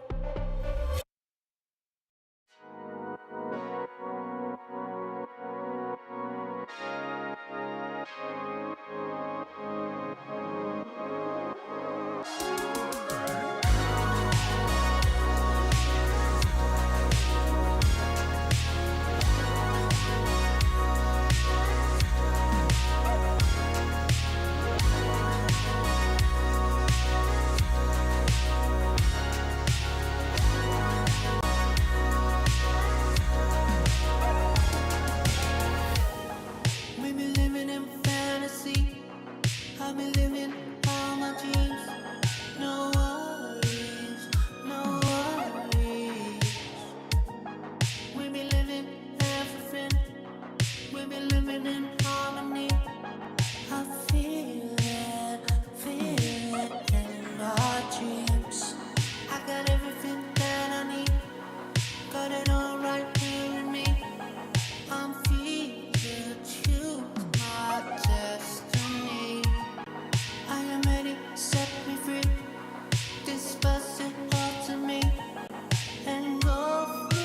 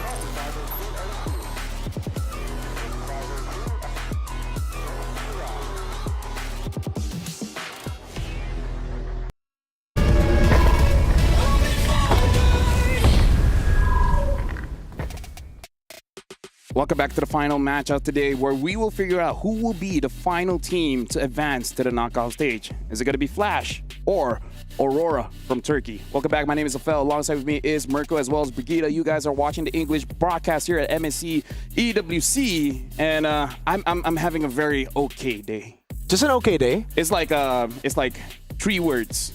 Wait, what do you say again? Okay, and Yes, what? of course. 3 words. Yes, of course. Yes, of course. There you go. Just okay. Yes, indeed. Yes, indeed. Hey, you know what? That's the story of MSC nowadays. You gotta be nonchalant. You gotta be men or women of few words. Actually, I wouldn't mind that. Yeah. I feel like some people should talk less. Especially the casters, which just get to game, right, Dude, chat? why do we right, keep chat? on To start the talking? game, casters, all the time. Hey, man. Hey, casters, why are you pausing? Exactly. We're looking at you guys. We're looking at y'all. We're looking at y'all. We're gonna start the game right now. We can't. We can't. We have to. We gotta wait for the teams to arrive, which They're not actually here this yet. time they haven't arrived. See? Right? So how are we gonna start the game when they're not even there? Huh? Chat? Exactly. You gotta calm down. Nonchalant, okay? Why did you have to? Why you have to what? Squint your eyes. Nonchalant. Because there's lights. Speaking of light. lights, let's talk about Aurora, Oh. right? You like that transition? The northern lights. Yeah, let's talk about Aurora here. First of all, I kind of feel like this is one of the teams that people are like, we think they're good, but then when they play, they're like, holy shields, they're good. Holy shields. Holy shields. That was close. What I said during the Aurora versus Onyx Philippines matchup. Yes, I agree. You expect them to be good, but you don't expect them to be that good. That's Especially when the man you see on your screen gets Selena. Ooh. But that could be a weakness, y'all. That could be a weakness, because then be like, hey, guess what? Hey, guess what? what's up? Selena banned. Exactly. That's what's up. That's what's up. Well, at least that's how the Kings, RQ, did it. They were like, you know what? Nah. And game number 2 and game number 3, they were like, all right, we'll ban the Selena. And then Aurora really struggled after that. So now the big question is, are they just Selena OTP? Yeah, I wonder how Rosa's feeling about that. Because even during times where, yes, RRQ forced both Tienzi and Rosa to adjust, it was mostly on Rosa, just Rosa. Like every now and then, they'll even let Tienzi get his hands on the assassin junglers, but it's just Rosa who they just cannot let the Selena. So it's not that TNZ needs the assassin. It's Rosa. Rosa needs the assassin. The Selena. The Selena, hey, who knows? Maybe the Amon. Maybe the Gusion. Probably not, but hey, a man can dream. Amon was actually Tienzi's pick back in the day. Like if you remember M4, he brought that up a couple of times at MSC as well, if I'm not mistaken, 2023, when they were still under the banner of Fireflux. I mean, I don't know. Like, first of all, like looking at it, it was like a flash. speaking of Flash, let's look at Team Flash here because they are actually the previous years. Yeah. One of those teams that you know they're good, but it's like, holy shields, you're good. They got top 4 last year. Yeah. And this year, if you want to go top 4, this is what my uncle told me. You got to go top 8 first. Whoa. Oh, Dude, that's a nugget of wisdom. You're lucky you got that uncle, man. Because I don't like my uncle. Oh. Why say that? Anyway, I mean, we put a lot of focus on. Anyway, we put a lot of focus on Rosa. Yeah. But I feel like we also should talk about the man on the screen, which is Phoenix. Oh, the man previously. Yeah, the forgotten TZ. What role he plays again? Mid lane, I think. Oh, so it doesn't. Just gold lane. What do you mean? We're here to talk about the gold laners. Well, I mean, because Curtizi in the previous match that he fought was actually one of the most aggressive and one of the most one of the highlights for Team Flash. I mean, he was the one who tied the score in terms of highest kills because previously it was at 13, and then with his Kimmy, he also did the same. And I wish I could just stop at saying his Kimmy because he actually decided to bring out the likes of a Gord and all those heroes. So Nice, it was happy. Nice, it was happy, but you know. If the man can bring out a Martis, a Fanny in last year, who's to say he can't bring out these local picks again this year? We've seen a lot of mid laners now. The only ones that in my mind right now we haven't seen is Chang'e, Nana, Eudora, Veil. We haven't seen Veil. That's true. We haven't seen Veil. We haven't seen Veil. Cyclops. Ooh, I mean, I don't Cyclops. think we will, but yeah. Wait, what? Maybe we won't, but yeah. Hey, we even saw Kagura. Hey. Oh yeah. You know what my good friend used to say? What? What did your good friend used to say? I don't have a good friend. Oh. They're all pretty bad. I thought you were going to say they're all pretty great, but hey, you took a negative route, sure. But yeah, there's still a lot of mid laners that we still have not seen, but at least this is more diverse than like a few months ago, right? We saw the Kadita. We even saw the Valir. Yeah. Brought by Onyx Philippines. Did they win? I kind of feel like No, they lost that first game against yeah. Aurora, yeah. So I think a lot of the mid lane picks, when they do try to go for crazy picks, we haven't really seen too much success. Actually, never mind. The Kagura actually won. And the Kadita, was it from Suns first? So just the Valir. Yeah. Just the Valir. Zetian's out of the meta, by the way. Gord got it out. That's true. I think for majority of the roles, we've seen a lot more options come in. No? Except the jungle. Wait, I think except the EXP. I think the EXP is the least right now. It's just been Arlet, CC, Lapu, Phoveus, Uranus sometimes. Yeah, sometimes. Like we don't even see what you call it. We saw a Dairoth earlier today. Saw a Dairoth. We haven't seen anything else like a Hylos and etc. No. And We actually have. We have? In the XP? In the XP. It hasn't been good, but we saw it. Maybe that's why I forgot. I got a lot of trauma. And now we got to look at re-streamers because while we're watching here, we got our friends all over the world. Wow. Look at this. Zcass is #1 alongside with Satyawanda, R7, Tatsumaki, Blank, as well as Fix. So a good representation here. 3 from YouTube, 1 from Facebook. Dude. Can't believe people still use that. And then I agree. YouTube and TikTok. Yeah, I think it's just you guys. Yeah. No, I mean, like, we use Facebook, but not like this. Yeah. Not for restreaming. That's true, but... Oh, same there? I mean, we barely get to see the streams happen on Facebook nowadays, but that's a lot for a stream that's happening on Facebook. 4th, actually, for Blank. That's interesting. If you guys want to check out our streamers here, I feel like these are just 5 out of the many streamers we have. These are the top 5. These are top 5. You see, top 5, of course. Correction, my bad. But there are a lot of compilations going on, circulating of the many reactions because there have been a lot of insane plays, to be fair, happening here in MSC. And it's fun to see how these guys react to it every now and then. I think here, my competitive side, LaFell says, nah, we could get there. You could do better. We could do better. Hey, imagine. This is a call out to all. No, just bring a laptop here, let us while casting, do the streaming. He's like, oh my God, look at that play. And then 5 minutes later, chat? there's a 5-minute delay, LaFell. So you're going to be like, oh my God, triple. And then 5 minutes later, you have to do it again for your restream. Exactly. That's so meta. But yeah, congratulations, and actually thank you to all our restreamers, because again, like, the audience not just want to see, they also want to feel this kind of connection, right? And restreamers are able to do that. Now let's talk about this matchup. Aurora going up against Flash. Flash, with their unpredictability in the draft, even something with Leo More Gold, do you guys feel like this will actually help them out, or it's gonna be bad for them going up against Aurora that has, like we all know, mastered the basics? Oh man.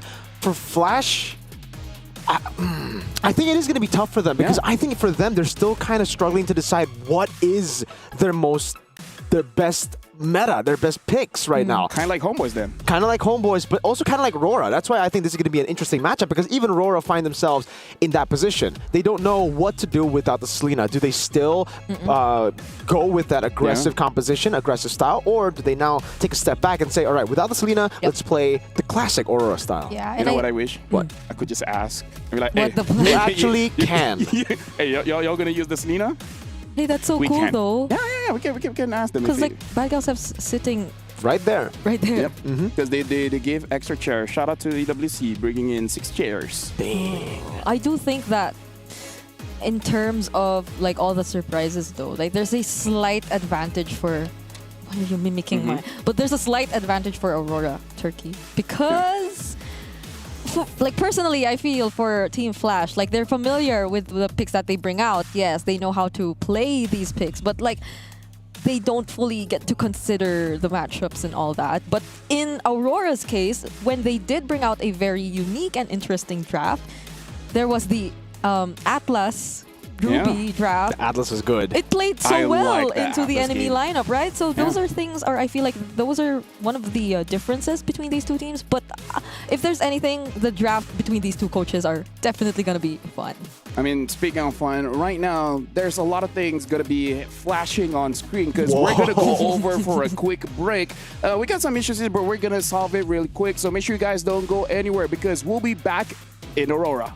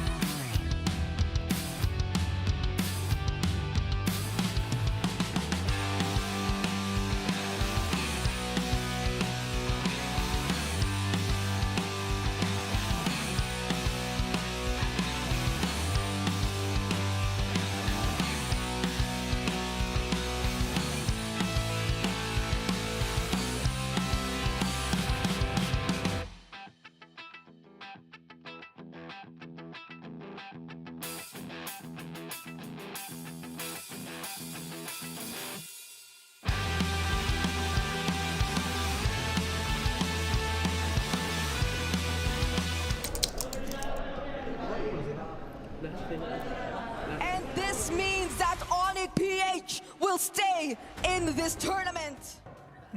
Yes po! Ingay niyo, hoy! Kailan interview dito? Ako? Hindi ako. My best friend! Page stream ka interview. Tagalog yan?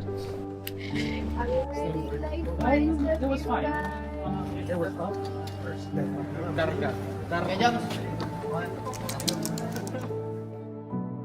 Just a quick question. So, if you actually enter the playoff, who do you think will pick Onyx finish? I'm not really sure. It depends on them. Pero but the burst. Okay, you can go ahead.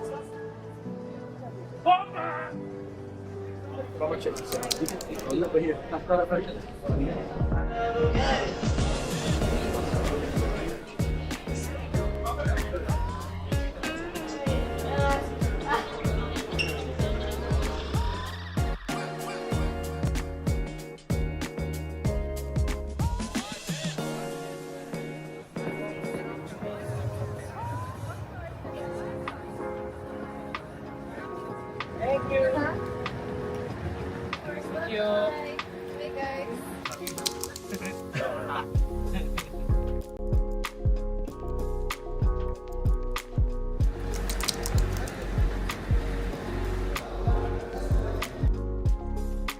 What will you be doing later? Just practicing again and eat a lot and rest. Don't forget to rest, everyone. That's the number one thing.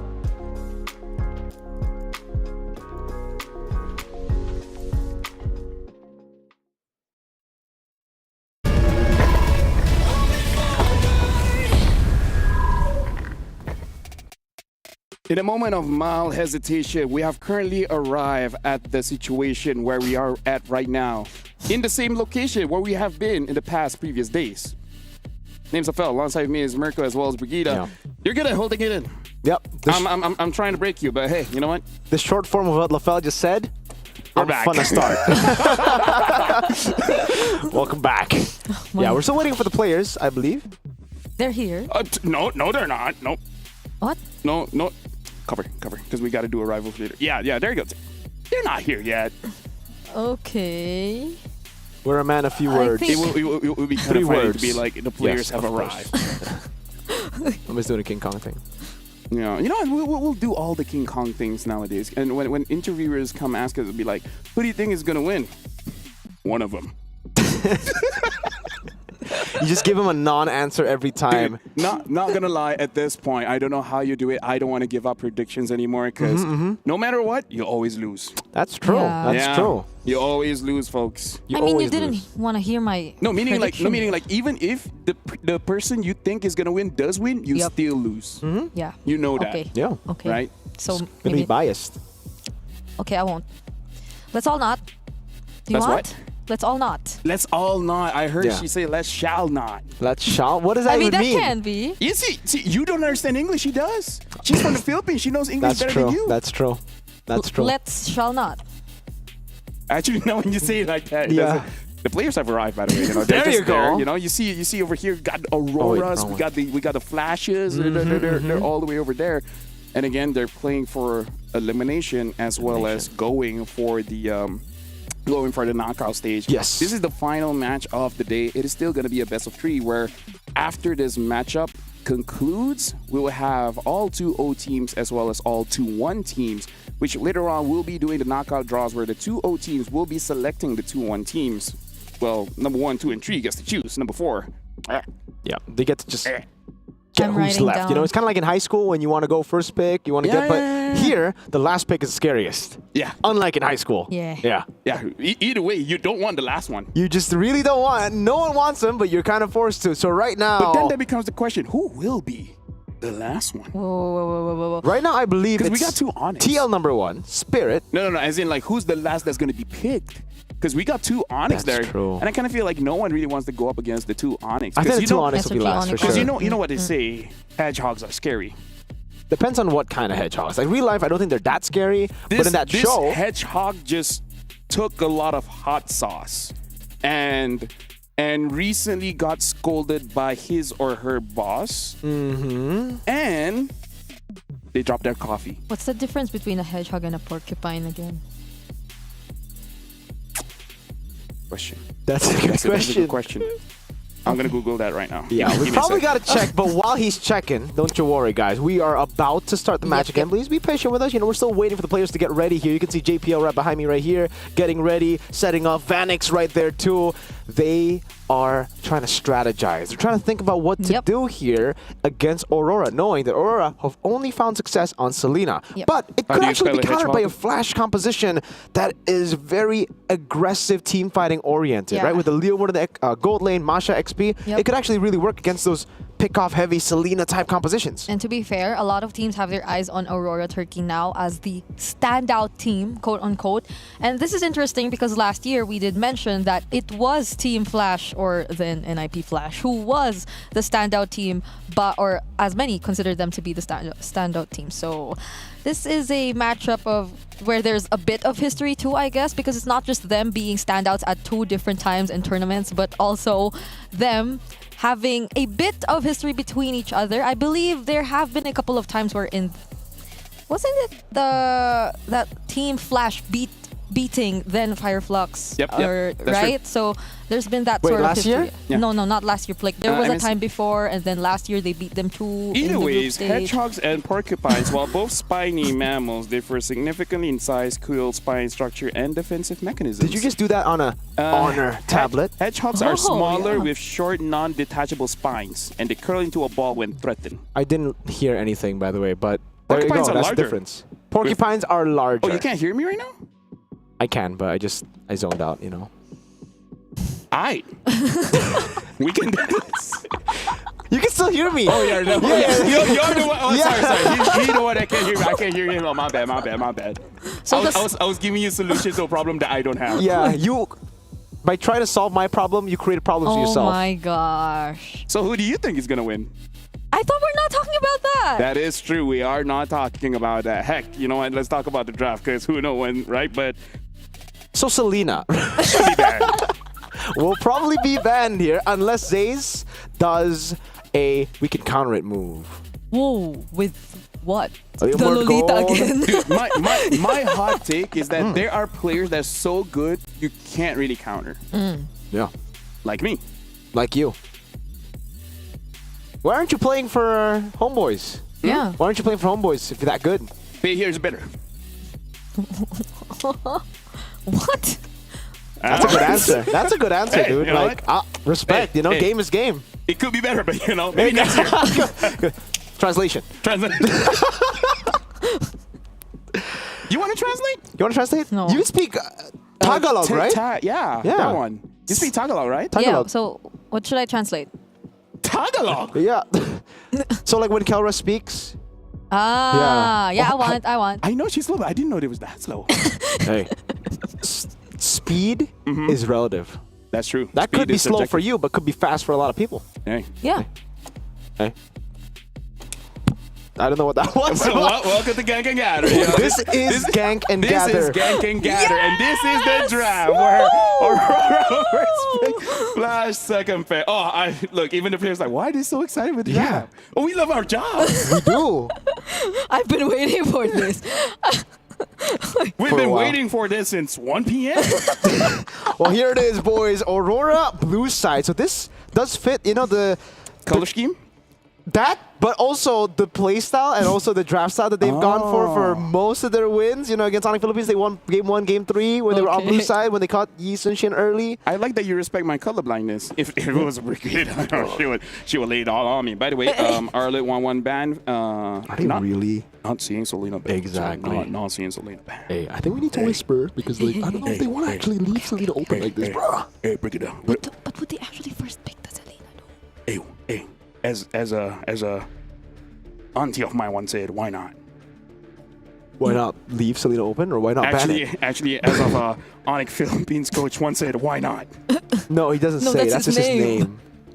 Sup, Tony. But yeah, Kalia gets banned out. So, Flash, this is the last opportunity for them to ban out the Selena. So, if they don't, hey, maybe you're right. Ziz has a way to counter it. But is it really first pick? Because again, Flash might be able to deny it, right? Curtizi has been phenomenal in this tournament so far on the Kimmies, on the Gords. Maybe he can pull off a Selena too, and then it'll be... Huh? How hard can it be? How hard can it be? You just need to land skills, press skills, and then win.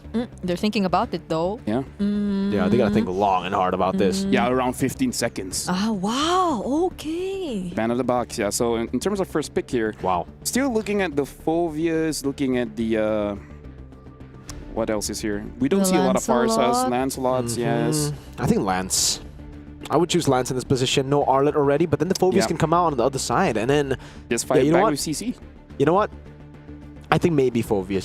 Just so you set up the Lancelot, but they go Lancelot here. You go CC to counter the Phobias, but in team fights, Phobias can just jump around, man. Hey, sometimes you just gotta think that you're better. Maybe you can be better than one Lance. If you don't Dash. pick up Selena here, then it 100% goes to Aurora, right? Yeah. It's I think so. Or Rosa has been hearing what RK has been saying. It's like, oh, you think Yeah. I'm a Selena one trick? That's the Good sir. that's gonna be the statement if he does not actually pick the Selena, even though it's wide open. But Flash SG, I know their priorities have been very interesting, but they pick up the Phobias. And Jujushin. Jujushin Selena matchup, if ever. I feel like it's okay because for me, one of the ways that you deal with the Selena is that you need Yeah. someone that doesn't care about walking through her traps. You know, at least deny her vision, because everything else you kind of just have to accept your fate. If you get hit by the stun, it's like, oh well, see y'all later. Okay, so do Aurora go for the CC now to go up against the Phobias, or do they go for a different take on the counter towards Phobias? Like a Galakacha try to lock him down right as he jumps in, or an Edith like we saw earlier from Homeboys.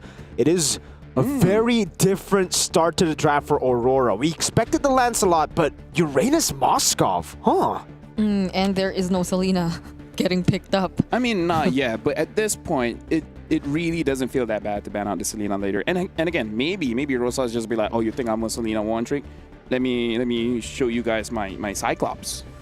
If it ain't broke, don't fix it, though. I'm not a fan of like proving people wrong here. If it's open, go ahead. But if it's bad, then sure, you can prove them wrong. Yeah, I mean, I get it, but come on, let's be realistic. Is there any teams out there that do that like to prove people wrong? Come on, that doesn't happen in reality, Mirko.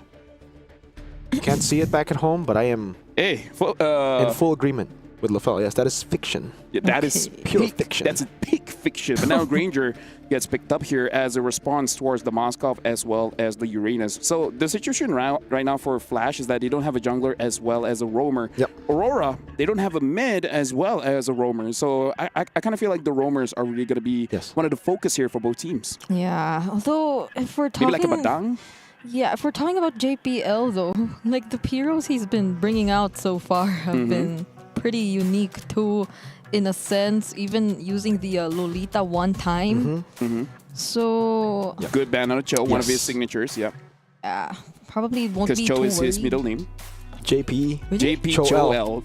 Wait, I think we have to change the order for that one. J Cho PL. Yeah, there we go. There you go. Really? Hey, ask the man himself. Yeah, he's been here 6 MSCs, you know? Yeah. JCHOPL. Okay, maybe I'll ask him later. Yeah, just ask. Just ask. Nothing hurts in asking. So what is going to be the final ban here? Selena? It should be a Selena, right? It should, but they just respect. Just respect. Yeah, if they wanted to respect, I think they should. They would have done it you already. don't need to prove yourself. No. Okay, there you go. So it is fiction. That you know, it was. This reality here. No way. It's not like you would like pick up a 1-1 and don't ban the Iritel, or ban the Iritel and then don't pick the 1-1. I'm gonna pretend that didn't. Yeah. I mean, Flash aren't red robots, so they should be fine. Aurora with the last ban here. I think it's good to go for this idea of banning like catching heroes, because look at this, the Kali as well as the Chill, in a way, are Pick as off well. heroes, Yeah, they're looking at catch. The only catch that I'm thinking of right now is Jawhead, but I don't know if they want to go for it. Yeah, they banned the Joy instead here. They do have only one stopper as of yet, so Flash SG. Now, is the composition just going to be... Team fight all the way? Yeah, I mean, so far they have the better 3 at the start, right? It really comes down to how they close it up. No more flex picks, no more cheese. At least I don't think so. Badang still there? Yeah. Maybe. Badang Gatot still up as well. You really need something to punish this Lancelot. So I need the Joy Akai? they did mention earlier was open too, but if you just want to really disrupt, Aurora hasn't revealed much of their mid laners just yet. Whoa! Don't be surprised. I've been doing this job for years. So Aurora now, they need a roamer and a mage. No Merceline, no more Farsa. The Valentina could be up, could be a choice here. Take away the heavy spin, try to utilize it for yourself. What if they want to try this, like, Angela again? I mean, it didn't work before, but, you know. Hey. You just got to keep trying until it works? I don't think so. All right. It could come through. I just don't think it's the best choice to go for right now. That Guinevere, one time picked up, 100% win rate. There you go, Apex 47. And Zetian, who's been missing for a few days. It's been all surprises for Aurora in terms of their draft pattern so far. Picking up the Guinevere. But I think this is an interesting situation where Zetian opens up the alt, finds out where they are, and then potentially the Guinevere can go for an engage, right? Yeah. Like, because of the heavy spin, I actually don't think you'll be able to walk up. This is a very... It's almost like they drafted... Like counter towards their own selves? Counterintuitive, yeah. This is a... I don't like it. It's like one of those things where you try out in scrims and it works really good. So you just wanna use it here. That's so good. And now with the Matilda as well, so it looks like this Akai is going over into the jungle. And I thought that Aurora will be the more sustainable kind of draft. But then, looks like a Flash, they actually went for it. I kind of feel like Flash, they have a easier to execute draft compared to Aurora. Yeah. And again, just to remind everyone at home, this is elimination match as well as advancing to the knockout stage. Aurora is the favorites right now. The drafts look kind of good for Flash. And with that, I'm going to be throwing it over to Brigida as well as Mirko. Hey, thank you so much, LaFell, for that analysis on the drafts. I have to agree with LaFell. Flash have the easier to execute composition. And, well, for me, the only concern would be the Granger's the only one with damage. Everybody else kind of have to support the Granger. Let's see if it will work out. Aurora, I would say a pretty greedy composition, but if they get snowballing from the start, oh, they're going to scale like monsters. Welcome to Atlanta Dawn to find out who the final team to the knockouts will be. Will it be Aurora or Flash? Yep, let's see if they get to do that snowball you did mention, especially up until before the level 4s come in for both of these sides, or especially for Team Flash, because I feel like that's where a lot of the pressure definitely can come in. The heavy spin, the Infernal Pursuits, they're gonna matter a lot when it comes to the team fights later on, but you can pretty much say the same for Aurora. Just so long as they coordinate their skills well enough, even despite the presence of these much disruptors from Team Flash, because the biggest concern definitely is gonna be that heavy spin we might see from Hades later on. Yeah. Aurora, again, the reason we're skeptical about their composition would be their engage potential is kinda off. Tianzi did a poke over to Kurt just in the early game. But yeah, Apex 47, he needs to land pretty good spatial migration, but it's pretty easily countered. They have so many ways to disengage, two purifies, plus a heavy spin on Hades. So, again, how are they going to utilize this right now? Like, I would love to see the execution explain the composition. Yep.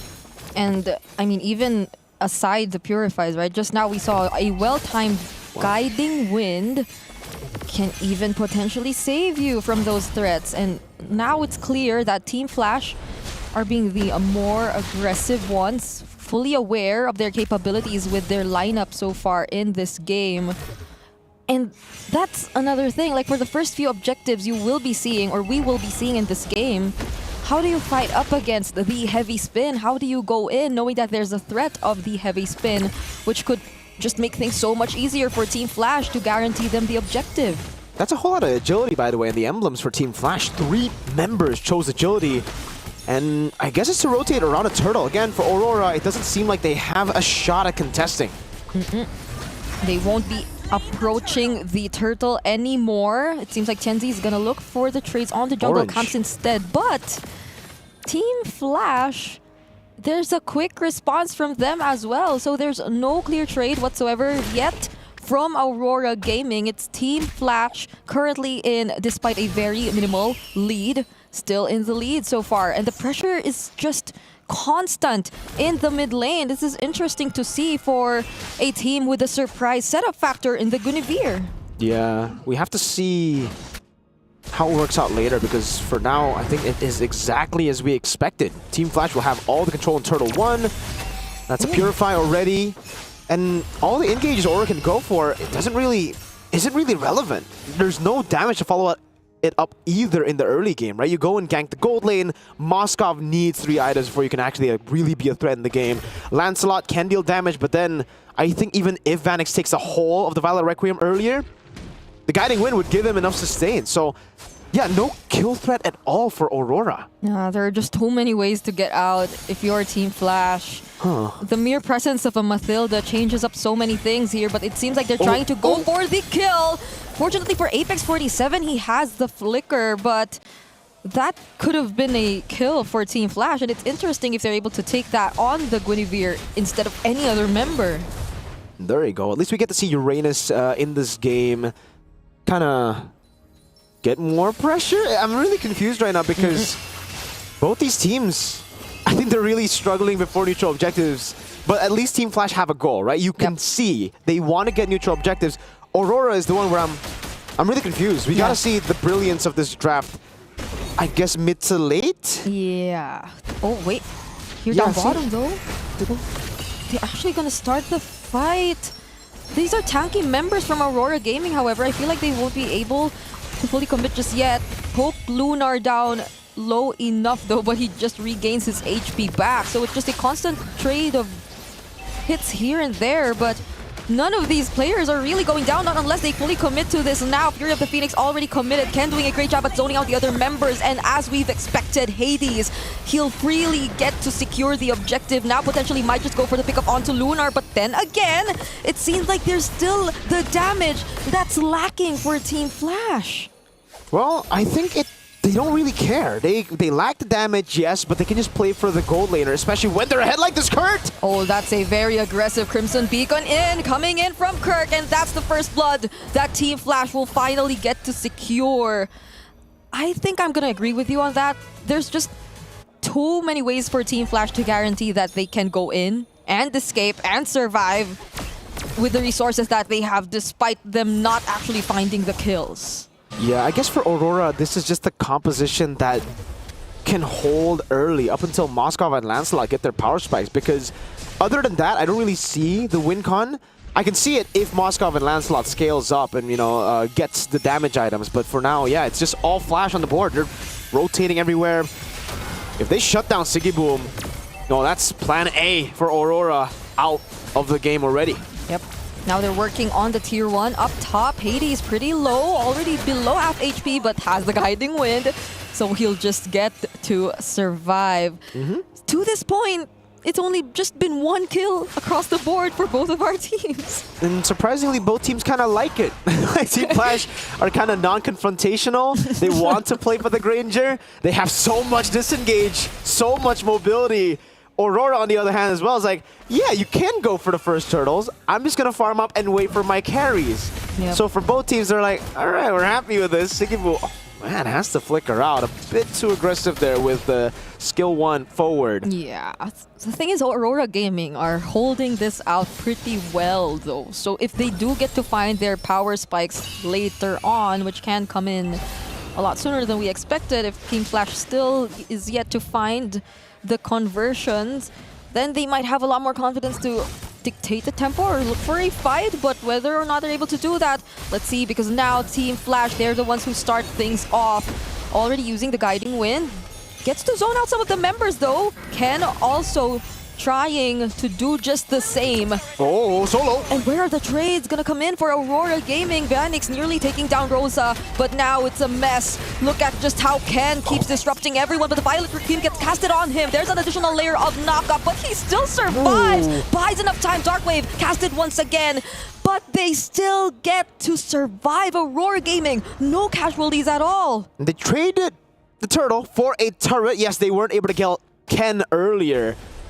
But yeah, strangely enough, I feel like both teams are kind of like, all right with this. Okay. The Aurora are still scaling. They're still waiting for Sigiboom. I know it sounds like I'm a broken record, but that's literally what we've been seeing. Like, both teams just been okay doing their job right now. It's a 1,200 goal lead for Vanix, and that will be the big factor in the mid to late game here for Team Flash. If Vanix can get one I would say 3 to 4 stacks on the Sky Piercer here in the mid game, then it should be Team Flash with an easy road to just winning this game, just because they have so much peel for the Granger. They can just play hyper carry Vanix. That should change things up, right? Once they finally get the damage, once they finally get those stacks. But how many times have we seen these unsuccessful attempts? Apex 47 always trying to land that spatial migration on JPL, but always gets away even without the Purify. It's impossible to get like a big set just because, again, there are 3 Purifies. Let's say you even catch them without Purify, there's a panda spinning around, right? There's too much peel. The only guy you can go for is Ken, and I don't think you want to go for Ken. That's a tier 2 for a tier 1 down below. These are like pretty bad trades across the board for Aurora. But I guess this is like the cope. We're scaling, yo. Yeah. I feel kind of Turkish saying that, you know? Like, yo, they're scaling. It's my boy. Apex 47 is pretty much denied in this game. I feel like at most, maybe they can rely on other members to force out the Purifies or even the heavy spins. But again, that's too many things that you have to check. Those are too many things you have to force out away from Team Flash if you want to be confident enough that you're gonna find a successful setup. So they might want to look for other ways to work around the map, but the way that Team Flash is managing the waves, not even Sigibum could do much on the Moskov in terms of that. They'll try to go for Lunar, circling Eagle, already committed on him. There's the stacks from the Lantern Flare, but they're just gonna damage him just a bit. Okay, just a bit of poke from both these teams again. Neutral objective control. TNZ's gonna have to pull off a miracle here to get through all of those members because the poke from Vanix is starting to really hurt! Oh, TNZ had to use the Thorned Rose to dodge that flicker in, coming in from Ken. All eyes on TNZ. Spatial migration lands, however, but there's no follow-up from his team. That was just a way for him to protect his jungler, but nothing more than that. Sigibum gets a turret up top. And that's about it, right? Like, that's a trade. Lord, he doesn't even get the turret. Can he get it? Oh, no, he has a recall now. Everybody's rotating up top. Yeah, he does get it in the end. Good news for Aurora is the Moscow's very close to being online. Just a bit more towards that DHS. That'll be the 3rd item. TNZ's online as well here with the Endless Battle. 3 out of power supply. All right, DHS already. So this should be the time where they can start to fight. But I will actually say maybe not, because Team Flash now have a win in nature on the Granger. So what that means is the power spike hit a bit too late, and now Flash have means to counter it. Yep. They might need a bit more of damage in order to deal with that, but okay. Even though the spatial migration lands, they can't go for the full commit on Hades just yet. Their damage dealers aren't within range, and now they use the Circling Eagle onto Lunar once again. I feel like they're just okay with using all these resources onto members they don't necessarily get to take down. They'll try to finally take the base turret up top, though. Heavy spin already committed by Hades. Could this be go time for Aurora Gaming? Lunar tries to go for their other members, but gets taken back through the Lantern Flare. There's literally not much they can do, at least for now. It's always trading that Aurora's going for. The thing is, when you want to play for trades, you need it to actually be somewhat equal. This has been one of the worst trade deals of all time for Aurora. Like, they just have been getting shafted in the trades. It's a turtle for nothing, turtle for tier 1, and then a tier 2 for Team Flash. So it's always just been positive trades for Team Flash, and Aurora have just been forced to take the negatives. I am so confused. Yeah. Okay. We need a bit more time to, I guess, process everything that is going on in the Land of Dawn. I feel like even the entire situation is a massive shock, because the expectations of many heading into this match were definitely favoring Aurora, but right now, that is not what we're seeing from Aurora Gaming, especially draft-wise. Look at the damage. Oh my goodness, coming in from Vanix. There's almost no one who could deal with him as he tries to take down the turret. Flicker already forced from Rosa. Even right under the base, Fury of the Phoenix and the spatial migration all committed, but the heavy spin just counters them all. They can't go for anything. Still want to use the conceal, however, Rosa gets very, very low just by the Lantern Flares from Curtizi. We got 2 members taken down. Oh, sorry, 2 flickers in that fight. 3, 4 with Ken there. That's the action. That's so it. Far, yeah, that's a Melpic Roar for TNZ. That should help him in getting through the front line, but then, like, we've been both saying like they should do it now, but I don't even know if they can, because again, Apex just jumps in and then the Panda spins and then there's nothing. Like, Team Flash's Purifies have kind of been like a suggestion so far. It's just like, hey. They don't even press it. Yeah, it's like MLBB just says, you have a battle spell, but they're like, nah. Ken walks up, They gets don't the need guiding it. win. That's a free newt. Oh, already forced, or the...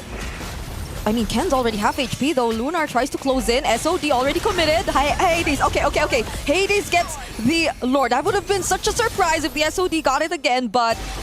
Okay, Team Flash, secure the objective. 2-0 kills in this 13-minute game. And yes, these are not the best trades you can get, but that's what they've been doing. That's the only thing they've been doing so far, but... Could they still work on the waves that are coming in? Because if Team Flash, they get to use all their skills successfully, defensively, more aggressively now, and that's what they're showing us. Phantom Execution already committed here by Tianzi. Doesn't get the kill on JPL, however. And the Lord is slowly approaching the base. They're just going to go for the siege, and this, again, comes down to Hades just opening up so that the Granger hits. Hades walks up. Oh, he's already very low, though. Aurora Gaming get to deal with the Lord Fury of the Phoenix. A very well-timed one attack. And could this be their opening to actually fight back? There goes the free hits coming in from Sifum as well, trying to go for Ken, but the somehow is saved by JPL. I thought they could have already made something out of that, but... We did it. Okay. We got to the power spike, ladies and gentlemen. Now this is the time for the Northern Lights to shine. Okay. This is why, whenever you go over, right, it's like, it's rare that the Northern Lights get to show themselves, and now we found that timing for Aurora. It's just... So the whole game they were banking on a overextension punish from Team Flash. Hades went in way too aggressively. I think, again, for Team Flash, the way they need to play this composition is we're non-confrontational, just like we said in the early game. Like, Hades just needs to use the ultimate to peel for Vanix, but there, he tried to zone Aurora, and that created an opening for Aurora to break the front to back, to put Vanix in a tough spot. Not just Vanix, everyone from Team Flash in a tough spot. So, for Team Flash, okay, this is 15 minutes in, but it's very simple for the win con. Team Flash, just don't heavy spin forward, and Aurora hope that Team Flash heavy spin forward. It's funny how it feels like the game is just starting for Aurora. Like, they've just gotten themselves in the game. But is it too late? 15 minutes 3 turrets, in. 3 base turrets. You know, they don't have any turrets anymore, Brig. You know, this is a little kind of tough. And that will be so disappointing for Team Flash if they actually lose this one, because they've been in control for majority of the game. But this is another heavy spin coming in from Hades. Is the right target. Is he the right target, though? Oh, the spatial migration doesn't land. The guiding wind saved him just in time. Now they find Lunar, but from the sides, Tianzi! Will he try to make something happen? Okay, SOD does not land. Now Team Flash are just walking away.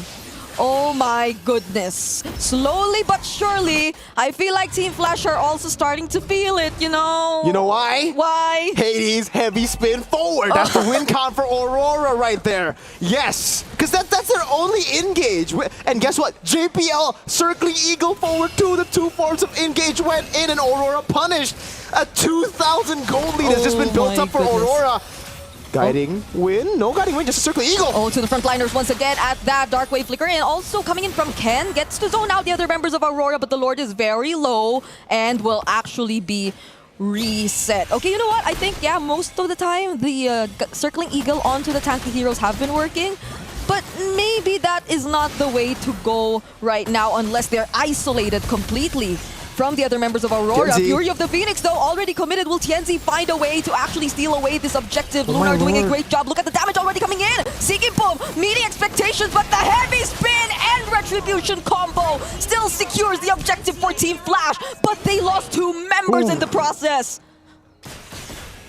Hey, neutral objectives are overrated. Aurora are showing what they've got here as they have completely turned the game around. A composition built to scale, built to just outlast Team Flash and punish on their mistakes. is working. 2 members down. It's just Hades, JPL, and Vanix against 5 members of Aurora with now a 4,000 gold lead. Yup, and that's Hades without the heavy spin! Flicker Spatial Migration coming in, but doesn't land onto anyone. They get to keep themselves safe, but they lose their base turret. The damage coming in from Tianzi is already pretty decent enough. There's the heavy spin, makes it just in time. Tianzi gets caught, Immortality pop, but they'll do their best to save their jungler. They actually find a way to punish Hades instead. Fury of the Phoenix 2 landing on everyone. But Aurora Gaming, after 18 minutes, look at where we are. How did we get here? How we got here was through heavy spin forward and circling eagle forward up top. Flash are now the ones. Welcome to game number 1, ladies and gentlemen. Into the Lanadon we go. This is where the game officially begins. What we saw the first 18 minutes, that was a trailer. Now we have the win conditions set for both these teams, right? For Aurora, they need to wait for a heavy spin forward. That was the longest trailer of my life, by the way. Hey, you know, like nowadays, trailers just give out the plot. So that's what we're seeing here, modern day trailers. So Wind of Nature, Rose Gold Meter, they've actually already sold boots too. They've gotten to a point of the game where they just don't need boots. They are fully built up. The Granger still has boots, interestingly enough. No BOD just yet. Maybe he doesn't want to be OD, wants to just stick to this. I think he needs it though. He needs a bit more damage. Like, again, Team Flash kind of don't have damage here. They need someone to deal. And he doesn't have, he only has 2 stacks in 19 minutes, man. I do feel like they're trying to build a bit more of the anti-heal though. See, Halberd picked up by Vanix. Might be a last item dominance ice for Ken as well. But I feel like more than all these items and priorities, it's really the decisions that count.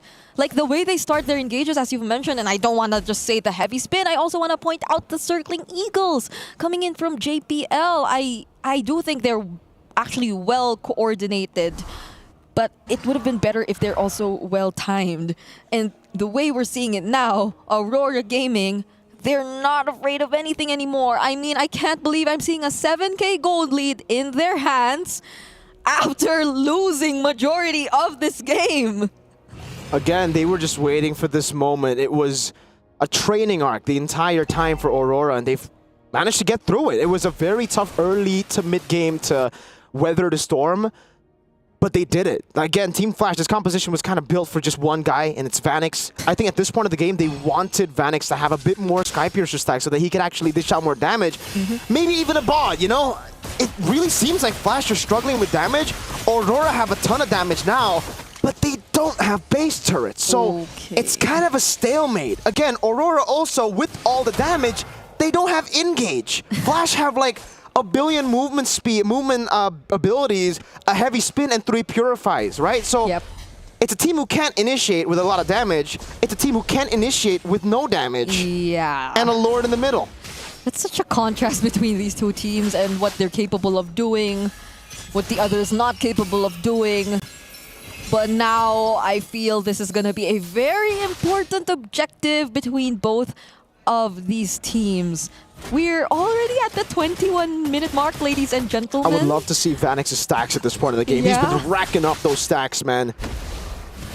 How are they gonna fight and start things off? I feel like the call is just to really brute force their way in, I guess. They don't want to look for those materialist setups. JPL, though, already using the circling eagle onto just the Lunar. So that's already 1 resource down for Team Flash. They try to work on the Lord. Sigibum just managing the waves. But they have the information. Rosa can see. Lunar can see. How are they gonna deal with this? Let's see if they can. JPL just giving them HP. They go on to Ken, but he's still safe. Flasher still deciding to go for it. Tianzi rotating over. Will Hades use the heavy spin now? Spatial Migration lands onto Ken, but he has the Winter Crown though. Oh no, Hades, they're all very low with the Spatial Migrations keep coming in. Sigibum also from behind gets to find the targets, and now Aurora Gaming finally steals away the Lord. They're chasing after Team Flash. There's the Wind of Nature coming in from Vanix and the heavy spin just to protect their gold later. But Apex 47 still has the Spatial Migration. Tianzi going in, also finds the immortality from Vanix. It's only JPL alone, and it's a disaster whole game they've played from behind, but now they're the ones to crack the crystal open. Team Flash is in disbelief. Their coaching staff probably in the back, confused as well, but Aurora, they truly have mastered the basics. We should have taken first shift. What? How do we start this conversation, Brigida? Because here's the thing, like, the viewers, they're not here yet. Yeah, they're not. I'm reading the comments and be like, guys, you're in for a game. You know what's crazy, LaFell? What is crazy, LaFell? I think the Lord did more damage to the front line of Flash than Aurora in that last fight. It was like they were just, all right, in Evolved Lord, let's just sit here. Not gonna lie, I was looking at the players' reaction when they won. Even Rosa was like, "Oh my goodness, Yeah, it's finally over." What was? You know what? Today, you know what? The world is healing, right? In the previous In match, what way? In the previous match, there's not a lot of fighting. In this match, there's also not a lot of fighting. And then when you do, you get punished. So maybe they just should not have been fighting. I mean, hey, at least at least Miracle gets to rest a bit. yeah, play-by-play, I you know? was so. I wasn't play-by-play. Oh well, you get to rest for play-by-play then. I mean, I don't know if I can rest my brain after that still, because like there are a lot of things not sinking in up to this point. Yeah. In the way that game turned out, or in the way we actually reached the 21-minute mark, just constantly pointing out things that need to be worked on, and like. Shout out to both these guys for making that a very good match. You know, you guys. Hey, thank you, man. You guys earn your paychecks for today. Hey, thank you. Oh, Man. really? Is that a bonus or something? You're giving out bonuses? No. No. Hey, it's not within my power, and if it is, I'll. Anyways, that let's break it down. So we got a team that can engage, but the opponents have a lot of counter engage, and if they do engage, they don't have enough damage until they're full items. And then the opposing side, even if they're full items, they don't have enough damage. That was. This is why I say I want more fighters in the game. Right? Because if they had a lot more fighters. And my previous hot take was like, damage is kind of good. So this was yes. Yeah. Let's just do that because as of right now, okay. Okay. Let's look at the damage here. Damage dealt. JPL did more damage than Hades. Cool. Phoenix did 120k. Hey, neutral Cool. objectives, overrated. Again, chat, all right? Hey. You got to remember, in your games, when people go neutral objectives, just say, nah. You think Lord is that good? Only when he's in the pit. Only when he's evolved. Hey, when he's outside the pit, he's just a glorified minion. A That's bit bigger true. than usual, but still a minion nonetheless. Kills is where it is, guys. Oh my gosh, I can't believe It's it. killing Brigida being a Filipino. Be like, yes, you need team fight. No, because remember, I was like trying to lift the entire idea of Akai Jungle, but this was not. Welcome to Gankangan. Well, to be fair, to give you credit, Akai was good. Like, look Akai at the is good. object. All Yeah. that was because of the, not just the Akai, but the Akai played a big part in most of the neutral objective takes. But the decisions by the 15 mark on, no, was that the 15 mark It should have onward? been ending. Yeah. Like 8 minutes ago. Yeah. So the way they let Aurora extend the game was very questionable for Team Flash. I just want to give myself credit. Yeah, go ahead. Because I gave Aurora the benefit of the doubt for 20 minutes, and it paid off. It paid off, man. Because usually, I would just be like, what the heck, you know? But Yeah, I was like, yeah. no, they are scaling. Yeah, They're yeah, waiting for conditions. Here's the thing. Usually when you lose, you feel bad. I feel like it's extra for this one. Dude. That's why I said they'd be super disappointed if they lost this. I'm pretty sure they are. I think they might just be tilted at this point. Yeah, Like they should be tilted, yeah. Zays might be tilted, man. How do you reset after that? Because, you know, like, you got all the answers, especially against the Guinevere already, which was one of their major early game conditions. And then they still find a way back. So, yeah, maybe. So how to do you... meme it even more, LaFell, Yeah.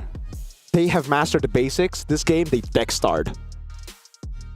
Wait, what? You know what? I feel like the way that you untilt yourself at this point, you know, drink water. Okay. Have some chocolates, maybe some fruits. Spray your face with water. Face mist. It's just. Yep. That's Stay the way. hydrated. And then here's the crazy one. Here's the crazy one. Draft damage. That's an untilted right now. Yeah. No, because then you just go all out. You just go loco with it.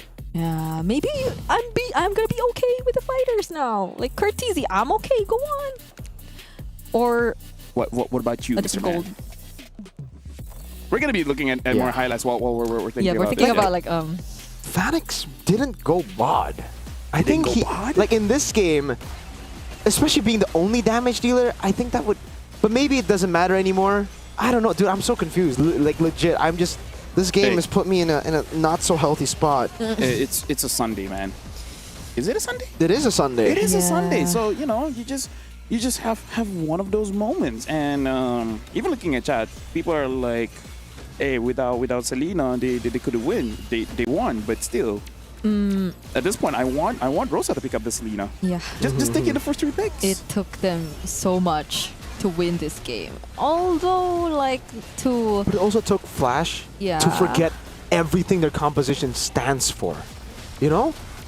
This was a thing in Indonesia once as well, an MPLID, and I remember being just so tilted casting that game. It's just, they have an Akai, they would just play for a hyper carry. Then the Akai started spinning forward, like looking for picks instead of peeling for the hyper carry. And that's what we saw this game. I think the biggest example of that mistake was when they tried to go for a pick up top, when they still had such a big lead, and then the Akai got picked off, I think. They didn't have big heavy spin.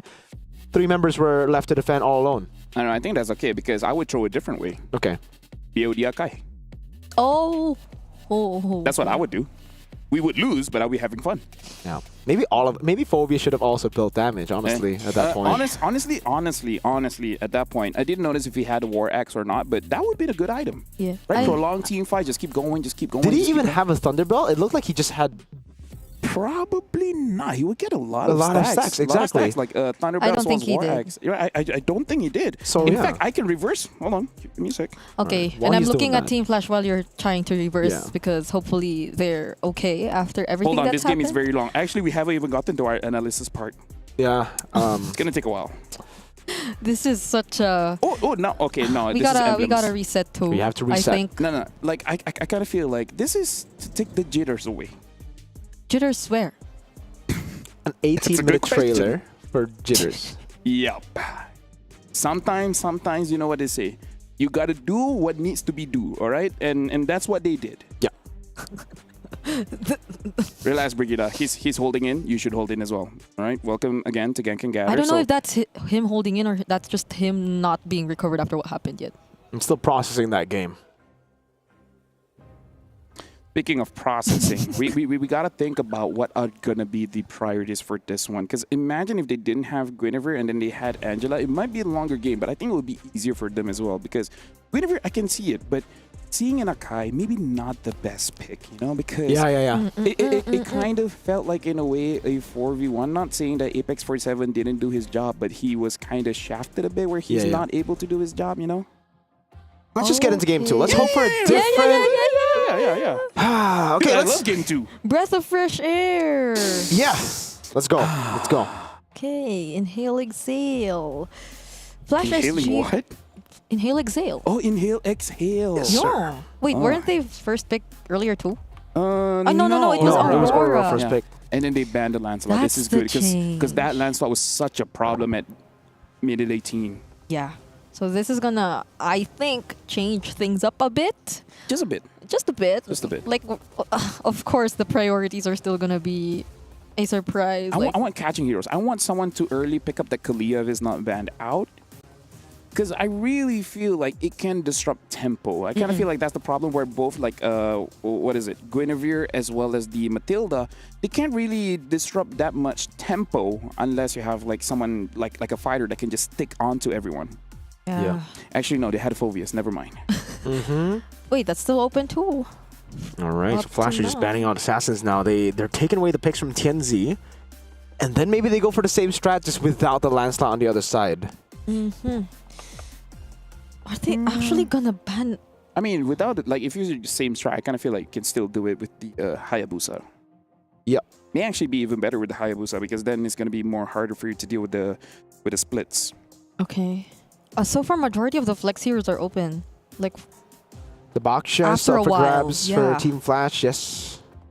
So even the Arlots, they'll be open if ever the trend continues in the band so far. But the one one's already taken out.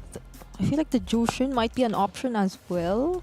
I feel like it's a good idea One. for Aurora to ban out the Jushin because that also kind of deters them from engaging into the fights. Oh. The Uranus gets taken away from Flash. By Flash, sorry. Okay. Okay.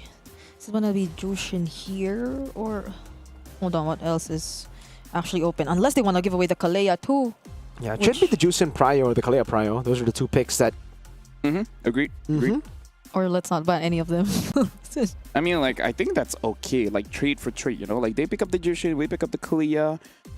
Is there anything that we really should be banning out right here? Baxia, Phoveus Arlet, Kimi? Kimi. Oh. Angela. Why? I think they're respecting the Baksha first pick from Flash. That's why they want to respect the Angela here. The combo Baksha Angela. So let's see. Even Jushin. Like, even if when you first pick Jushin and you go Baksha later with Angela, that's a ridiculous comp. So it is a Baksha good read by Aurora by banning out that Angela. Yeah. There you go. So either you want the Kalea or the Jushin here. I kind of don't like it when they're both in the same team. No. All right, so I feel like go either or, and then maybe either pick up the... Moscow again. They could, honestly. I mean, to be fair, Sigimum's pretty good at the Moscow. It's just that their mid couldn't like get any kind of tempo, so he just had to farm. Yep. And this is actually just a setup for Curtizia to get Kimi too, right? MVP performance, at least my MVP performance. Yeah. With the Kimi. And the Gord back in, was it yesterday? Yeah, that was yesterday. Hey, you're right. There you go. Moscow with the Jushin. This is a Kimi should be for Team Flash. They could also go Kalea, which is a comfort, or... Kimi Kalea, yeah, sounds good. Or where do they go? There's a Phoveus. I'd say just go Kimi Kalea right now. but- Don't think the Phoveus is really warranted. They've already banned out Fanny and Lance. Yeah. Unless they're considering other options or... Honestly, I do prefer the Kalea as well as the Kimi. It kind of does open up your draft quite a lot, especially because you have a lot of forward momentum, right? Let the Baxia go in front. Kimi Granger. They pick up Kimi Granger here. I do like Kimi Granger, especially because you already know who your matchups are going to be. So now it's all about Aurora. I feel like if they don't pick up a jungler here, it is going to get banned out unless they have something spicy in their hand, something like an Amon. But yeah, what jungle would you go for now, right? I feel like in terms of assassins, it's just the Hayabusa, unless you want to go for something like the Ling, and then later on, what is it? Like, we've seen a Lucas. I don't think Lucas here, but yeah. Oh, they pick up the Lapu first. Honestly, that's respectable. Good. That's really good. I like it. They need a pick to dive in to get past the front line. And again, with the anti-CC, it's going to be very hard to peel for your carries here. I think Aurora might be building up to a pick that you mentioned, Lofel, a Ling. Maybe last pick here. Whenever you see Kimi Granger, it kind of opens the window for a Ling pick to show up. Yeah. Although, I'm wondering what they'll be opting to go for in terms of battle spells, especially for these two marksmen. Flicker looks good, but if Aurora gets to pick up another great setup hero, then Purify might be an option as well, and that'll make things a lot more better for their lineup because there's such a dive heavy comp so far. So yeah, maybe the Flicker is gonna be the priority here for Team Flash. They banned out the Badang though, so I feel like they can limit a lot more of the assassin options. Wait, what's the left? The Ling or the Joy? Oh yeah, Joy, yeah. The Joy's there out too, but they banned the Badang. Maybe they want the Joy. It's a good band there. Lolita taking a page out of their own book. They use the Lolita to counter the Kimi and the Granger. But also does show like they kind of are okay with most assassins in whatever comp they're going to finish after this. Yeah. That's just there though. I feel like it's mostly really going to be the Joy or the Ling for Aurora. Will Aurora ban out the Esmeralda? Will they have troubles there? Because if they really want to win out that XP and they want to enable Lunar, I think taking that out will be a solid choice because yeah. Esme has been a good way to just win out. Yeah, there you go. Esmeralda ban. Gotta take that out. Flash, SG. Are they gonna double down on the roam heroes, or do they want to like get rid of at least an assassin or the assassin jungler options we've been mentioning? Because at least for Aurora, they don't have that much range just yet. They have backline dive. There's the Lapu. But other than that, it's just mostly him who'll be tanking the job. I think should be Joy. Kalea, there you go. That's the Joy. This could be just the Kalea into Ling pick for Aurora. I kind of feel like taking the Kalea here is okay, but I don't like the combination with Jushin. At least you take it away from Flash. Oh, but it pick up a Franco. Ooh, so it is a pickoff. It is first time ever. Yeah. But again, it really is about the micro because, although to be fair, as a Franco, you kind of only need that one godly hook to really turn things around. But now I bring up the point that you've been saying a lot in MSC about the Kalea Jusin. This combo is, I think, worse. Because for the Franco, you want someone to burst. Unless you have like a jungler that could legit one-shot, which I can't think of one right now. Amon. Yeah, but even that, you kind of need to scale a bit, right? Yeah. Like you even need to attack other things to get your stacks, to get all those shards, and then you go in. And then there's the Kalea, and then the glue. Looking at the damage profile here, not the best, but I kind of feel like Lapu is okay up against the glue, because then when your longs are there, at least you can heal up. Yeah, but what does Chenzi pair up with the Franco though? If we're talking about like what or where the damage is gonna come from for the setups or for the iron hooks for Aurora. You gotta understand that Aurora were in desperate need of a roamer that could actually get the mid prio. That's why I really expected them to go Kalea. Franco is not that. Like, you are more of a pickoff hero, and with this Kalea Kimi, that's instant mid prio for Flash, I think. Oh, dude, that is crazy. Dude. Reverse the stream. I called it out. You said Gushin Amon. Reverse. Yes. Hey, you know what?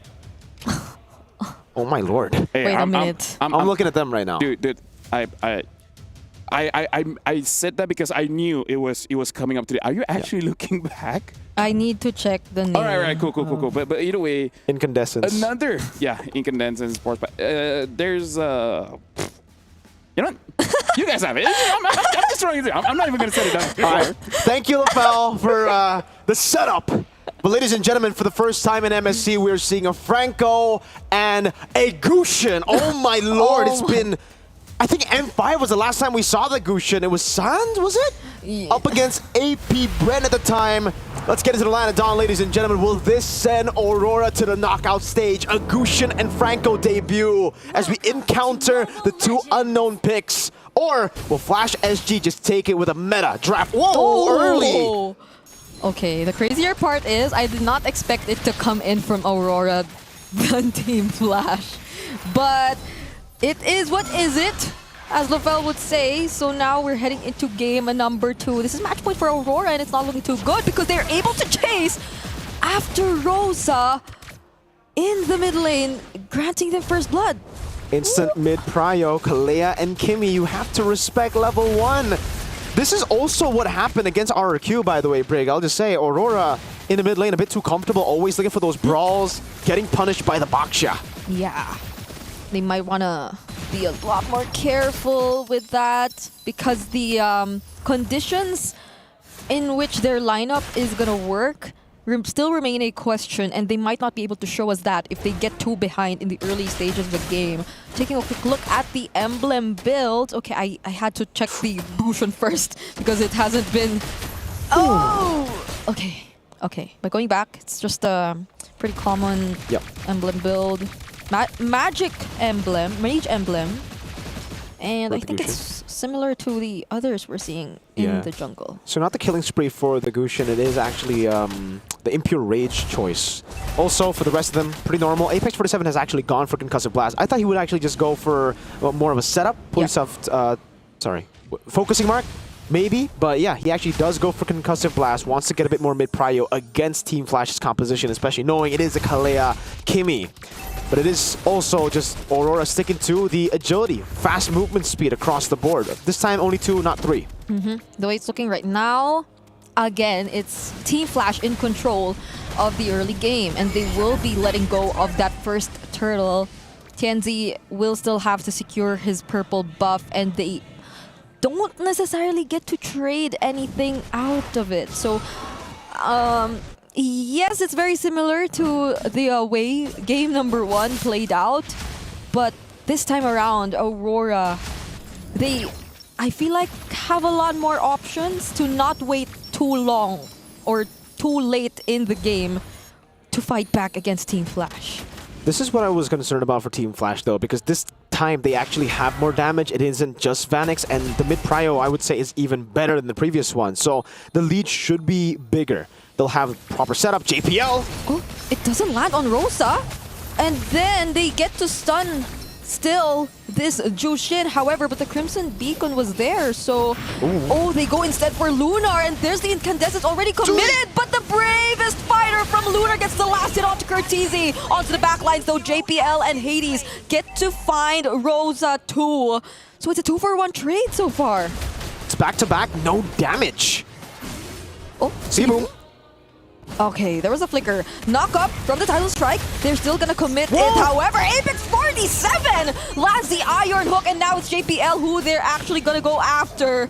The Spear of Misery kind of messed up the intentions there, especially from Hades, but okay, it's a much closer fight, I guess. Yeah, Aurora, they just, I think, lack a whole lot of damage in the early game again with the Gushin and the Moskov. They can control neutral objectives, but Team Flash had actually just been playing into Aurora's game. Aurora would want the game early to be messy because they have proper ways to team fight. It's just controlling neutral objectives will be very hard for them, right? Team Flash, this could be a factor of tilt from the previous game, or it could just be a miscalculation because they should always just have the better control over neutral objectives. Oh, now Aurora are setting up for a pick on Ken. Can they even do this? Yep, they do use the Bloody Hunt and the Bravest Fighter and everything else, even the Incandescence, to take down this glue. So they take away the nuisance from Team Flash in terms of the team fights that can break out later on, but their ultimates, they have already been expended. JPL doesn't go in with a title strike, and Rosa's just trying to zone out Curtizi. Yeah, they know there are no big resources. Bravest Fighter and the Bloody Hunt use JPL. Yep, there's a Tsunami Slam already committed onto Lunar as well, but he still gets to cast the Bravest Fighter, gets a little bit more of sustain as well. Enough to take down JPL. Vanix finds the kill onto Lunar, however, but then Curtizi, he just finds a way to deal those free hits. They find the kill onto Tianzi, and now Ken is next. 2-for-2 trade by both of these teams. But Team Flash get the neutral objective as expected, though, and Aurora are just making it messy again. We gotta think about the late game for Aurora, because that's their main win condition, with Sigiboom and Tianzi scaling up. Bloody Hunt! Oh, for some reason.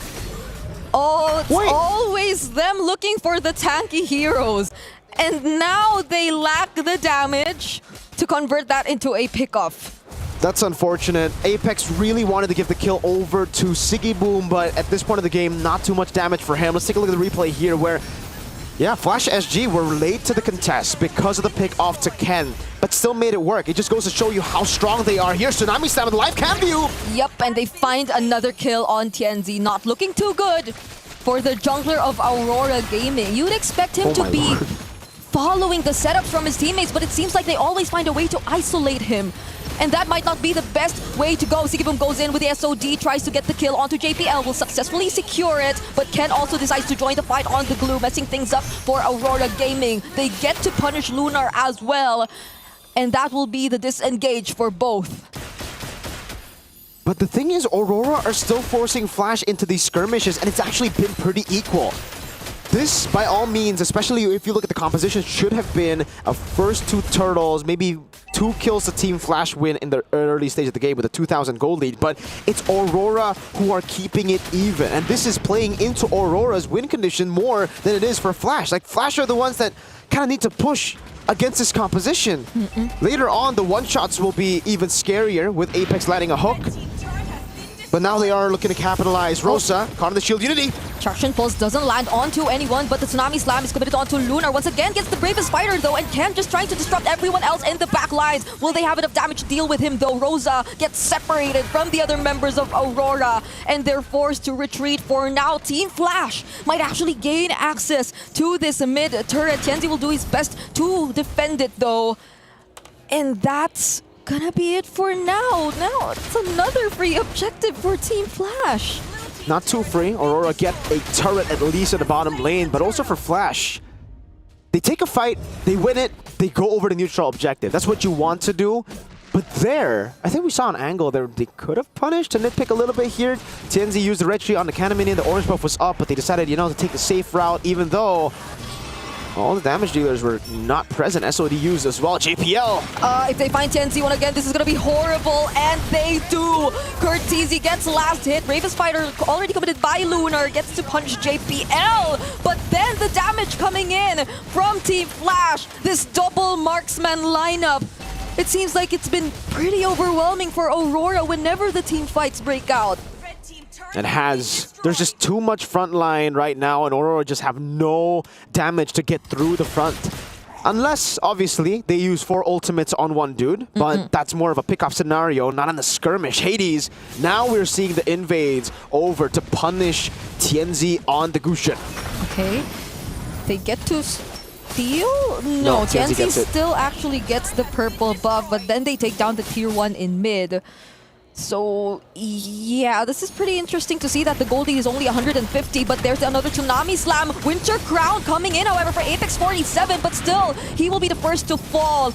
Big move from Team Flash because there will be no one else to set up for Aurora if they get to take down Apex 47 first. Yup.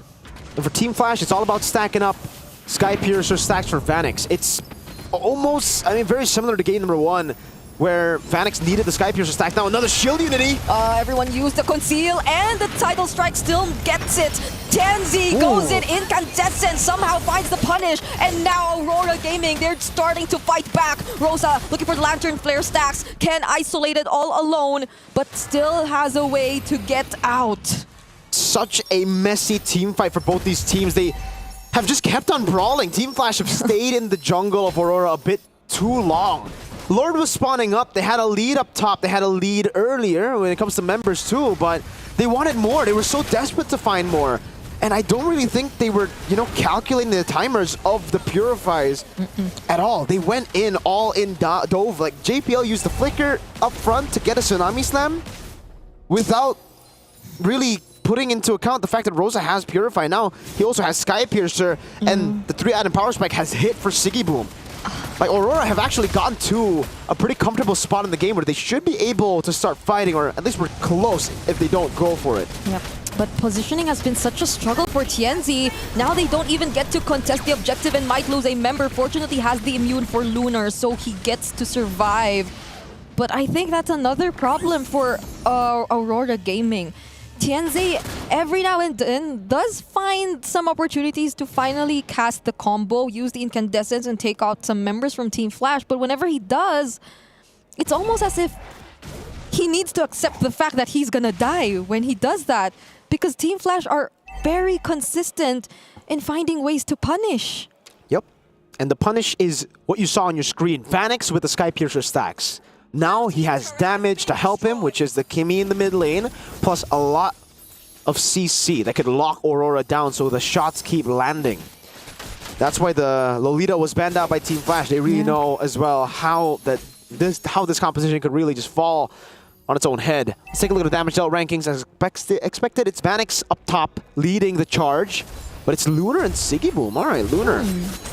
Yeah, so Siggy Boom's been doing that much damage without 3-item Power Spike. Now it should be good. The question is, like, Tienzi, how is he even gonna get to the back line? Yeah, that's gonna be such a problem. Already used the Crimson Beacon for Rosa. Tsunami Slam doesn't get to land onto anyone, and there's an Iron Hook for Ken! A pickoff by Aurora Gaming. Bravest fighter committed by Lunar, but was that the right choice? Rosa gets actually taken out. There's too much damage coming in from Vanix. Iron Hook doesn't land onto anyone too, but at least they somehow get to defend. Yeah, again, messy skirmish, and Ken gets picked off by Apex 47, landing the hooks. So this changes a whole lot, dude, especially considering Kurt and Vanix are on Flicker. If Apex gets to thread the needle somehow, miraculously finding a backline carry, that could shift the whole game to like 6th gear for them. That's a Melfic gun for Siggy Boom, so even stronger now. Let's take a look at the entire in-game equipment. Siggy Boom, around that chaos, he actually utilized that chaos to clear up top, which got him closer to the gold lead that Vanix had earlier. That's a Winter Crown and fleeting time, but hold on. Hades tries to go for something. Siggy Boom might just get targeted here. It's a shutdown for Vanix. Currently legendary on this Granger. Another Tsunami Slam committed onto Apex 47. In an instant, 2 members of Aurora Gaming went down. And those are not the situations you like if you're Aurora, because you don't get to set the tempo for yourselves. It's Team Flash who just goes in, catches you by surprise. And now they're looking to take away an inhibitor turret or 2. Too many stacks, too much to deal with for Aurora Gaming. Vanix is a monster. It seems like Team Flash want to change things up. They want to change the storylines, but hold on. Somehow Lunar decides to go in. Might get bursted down though. That's another kill going to the hands of Vanix. Currently legendary. There's just too much damage from the Rhapsodies and the Death Sonatas. Aurora Gaming, they have their base exposed. That did not land. The Iron Hook did not land. Ken tries to go in, captures Apex 47, but still has the flicker. They might get punished here if they stay a bit too longer, and that is the first step for Aurora Gaming. Oh no. I mean, oh yes for Aurora, but this is looking a bit too deja vu to when Ken flickered forward on a Masha. You guys remember that? It was up against Homeboys, and now it's against Aurora, and without Ken, look at Aurora. They're rotating over to the Lord. They might just be looking for a 4v5. At this point, they have to take it. They have to try to get a win in the team fight while they have the advantage. Traction Pulse catches Tianzi, but they won't be able to supply other sources of damage. Hades might get bursted down here. Look at Siggy Boom just targeting JPL. Tries to go in, but gets to purify. The Tsunami Slam and does not land the SOD, but that was close for JPL. Aurora were in desperate need for a win while they were in the lead man-wise. They had a man advantage, but they couldn't capitalize. Some of them were really hesitating. Apex still wanted to hold onto the bloody hunt. He needs to find a target, but it's going to be hard as Team Flash now have 5 members up. And actually, wait, the waves are pretty good for Aurora. They can go for round 2. They can manage it somehow, but I think Apex 47 is going to be very crucial here. There are no Purify spells on Team Flash's side, so just one good Iron Hook could literally change the tempo and flow of this game. But Siggy Boom, he has to manage other things first. Can just go in with the SOD though, but wait, they actually land the stun onto Tianzi. He doesn't get to do anything and gets immediately bursted down. There's also the grab coming in from Ken, and they also kill Apex 47. Massive fight for Team Flash. That should be it. 2 members down. A Lord spawning in 10 seconds. But Flash want to just go into the mid lane. This can literally be their chance to change things up for the last day of the group stage. They just keep going in. Vanix, no one can stop nor deal with this man. And for the first time today, we're heading to a game number 3. Sky Piercer, too much to deal with. Vanix, a beast this game. So much stacks, and it came down to them just playing it clean towards the end. And now, looks like we're going, like you said, Brigida, to game 3. Sorry, just have to check if my mic was hot or not. But yeah, I gotta say, Brigida, Mirko, I'm just gonna take this opportunity to be like, if people ask us like, oh, why do you guys do predictions? And the real answer is because anything can happen. Literally anything can happen. The game is so subjective when it comes to players' behaviors, the draft, the weather, everything. You know, everything starts to collectively build up. And I gotta say, this series is, with the lack of a better word to describe it, this is a very interesting series. Yeah, you know when a caster says that, you just have to read into the tone of how he says interesting. So say that again. Interesting. But I kind of feel like game 3, it'll be 180. Everyone keeps saying 360, but if you say 360, it means It's just the same thing. It's just the same thing. So 180 is the correct one, yeah. Oh, so you're saying it's gonna be... It's gonna be different. We're gonna see an early Selena. I like how you're predicting, even though we said we don't want to do predictions. Hey, I'm a brave man. He's a brave man. I'm a brave man. Okay, okay. I gotta be honest with you guys. Like, I really dislike the drafts coming in from Aurora, but for some reason, maybe I dislike Team Flash's execution a bit more. It was just not clean at all in the early game. They had a composition that should have stomped sort of 1-3, maybe 5k gold lead by the time Lord 1 spawns, but they kept on brawling for some reason, giving Aurora an actual chance at beating them. But I think I know. What? I understand something that you guys don't. What? Because whoever wins this one, they'll be in the 2-1 bracket. Okay. So if they start confusing all the 2-0 teams, even the 2-0 teams will be like, wait, we want to pick them? Question mark? Because what if? What if? It's all smoke and mirrors. Ooh. And you know what they say, where there's smoke, there's fire. And when there's mirrors, there's casters. Yeah, that could actually be a legit strat. Now that we know that, it's going to be 2-0 teams choosing 2-1, maybe you do want to confuse your 2-0 counterparts later. You're like, hey, maybe you want to choose me. And then they come up and pick up Selena in the knockout, and they're like, oh no. Oh no, oh no, my bad. So you're saying that this is all part of a... Hey, I'm trying to cope here. Just roll with it. This is cope. Oh, just roll with it. Oh, okay, okay. I'm gonna be with you guys on that one because, like, I'm still finding it hard to find words to describe how I'm feeling in this entire series because, like, we had... I mean, our expectations were sort of met for the first 3, at least. Like, we didn't say anything. We didn't say anything, but... I would say, like, most of it is closer than I thought. Yeah, but... I mean, in terms of the results. Okay. But this one is literally... You know what? Chat, try to predict the third game. I want to see how you guys do it. We're terrible at this. No, the thing is, chat is privileged. They can just say, oh yeah, Aurora are gonna lose, and then when they win, see, I told you they won. I told you they would win. They switch up, you know. That's true. Like, they don't have people clipping. Imagine what they say. Imagine if we're not casting and we're just watch partying. Yeah. Yeah, you can imagine. Oh, right? dude, if I was watch partying, oh man, the stuff I would be saying, wow. I just gotta say, Hey, we're in 2025, LaFell. Yep. A composition with 0 mid lane prio should really not be it, especially when you have a Gusion in the jungle. Like, if the plan was to go Gusion jungle, how is the mid prio gonna work with Jusin and Franco? This is like, we call it out very early in the draft too. We're like, Kalea and Kimi, this is instant prio, and like, you have a Baksha, and this is a freak turtle, man. Hey, Munton is watching, and they're like, maybe we have to buff Gusion. Honestly, like, in terms of the buff, I think either lower the cooldowns or give what you call it, like a HP scaling so that he gets a bit tankier, because I think one of the problems that we saw just now was that people can say, oh, the Kalia catches you and then you die, but the thing is, even when the Kalia doesn't catch you, you die, because I think he got like 2 tapped by the Granger. Wait. What? I'm waiting. No, because I was thinking, if there was no other way to go, then the Ling might have even been a better option for Tianzi. I agree. Because he'd have more mobility. He'd get to at least find a way out of the Tsunami Slam with the Tempest of Blades, although that will be used defensively, but... Not gonna lie, I would even be okay with the Alucard. Just force fights.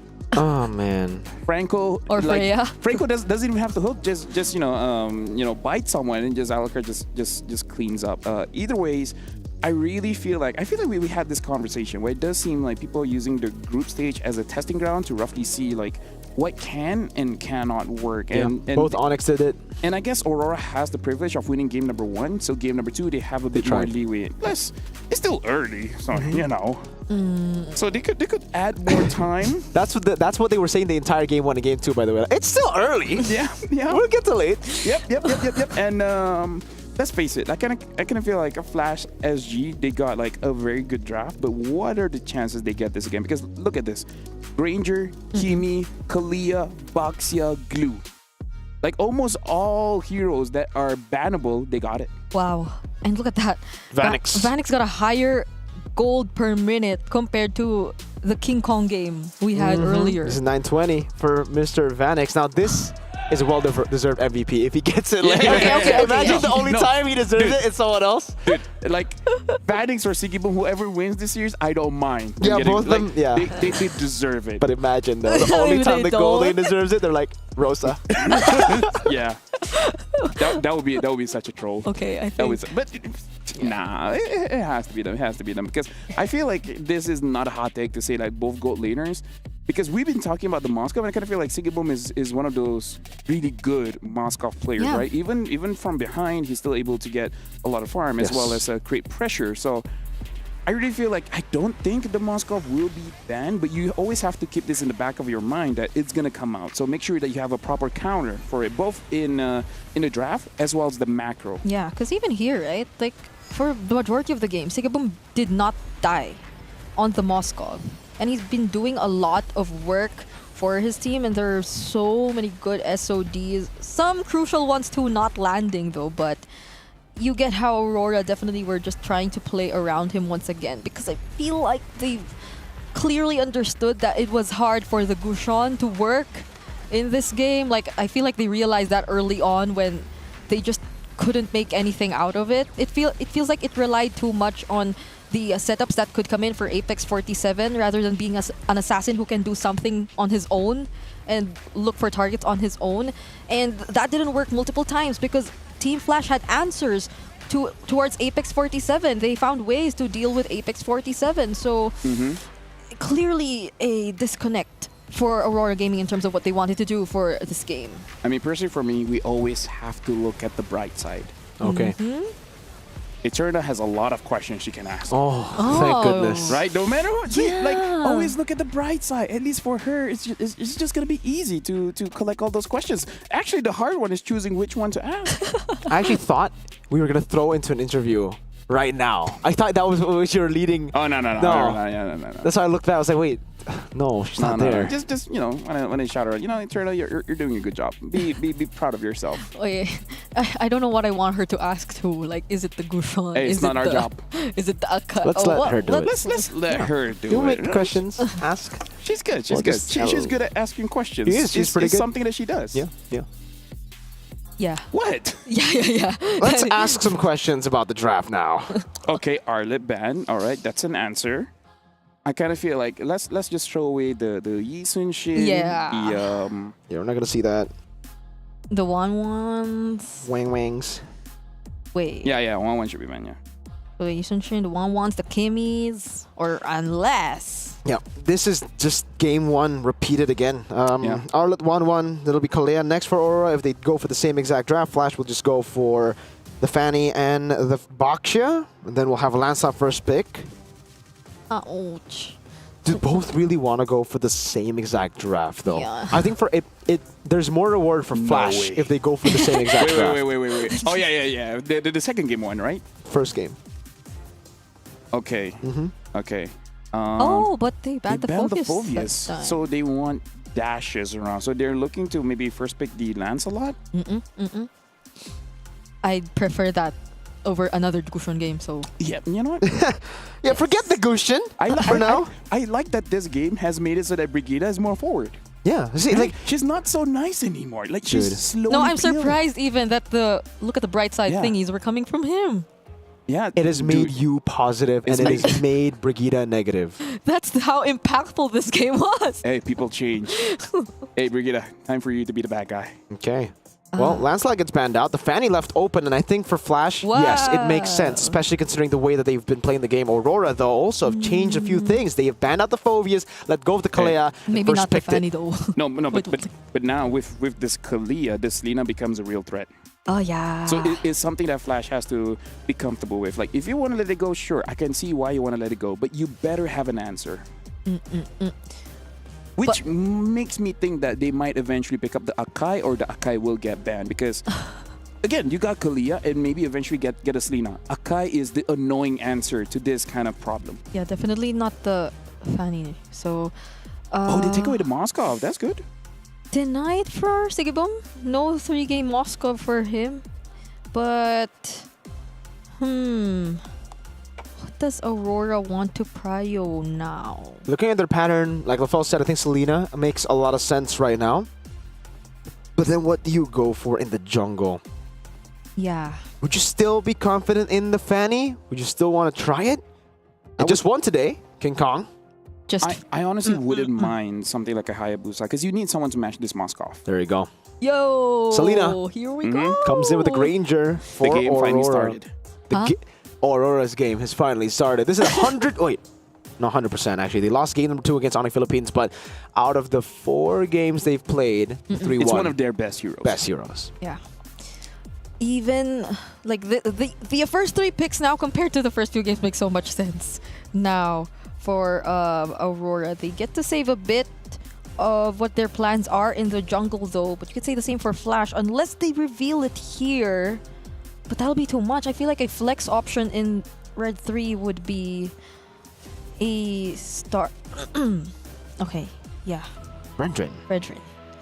So I'm just worried. Like I feel like it's no secret that the desk we like damage, and I'm just worried that they won't have enough damage. Exactly. And the thing is, this Fredrin can easily be countered at this point, right? Either by the Kalia or by the Selena, and just by either putting the traps or when the Fredrin overextends, just pull him over, put a trap, change demon form, and then just burst him out, right? So this Fredrin is a little bit questionable. We have to see what the other 2 picks that maybe could help him out. I thought they would need a Cho there, right? Because again, it's a Juice in. They don't have mid prio right now for Team Flash. They will be struggling on that part considering Aurora have already picked up the Kalea. That's almost instant mid prio usually, and then you combo with anyone. Kimi comes in, it's great. The Farsa comes in, it's actually a great possibility here up against this kind of. Wait, no, sorry, it's already Selena. So Selena, Kalea, instant mid prio, whatever.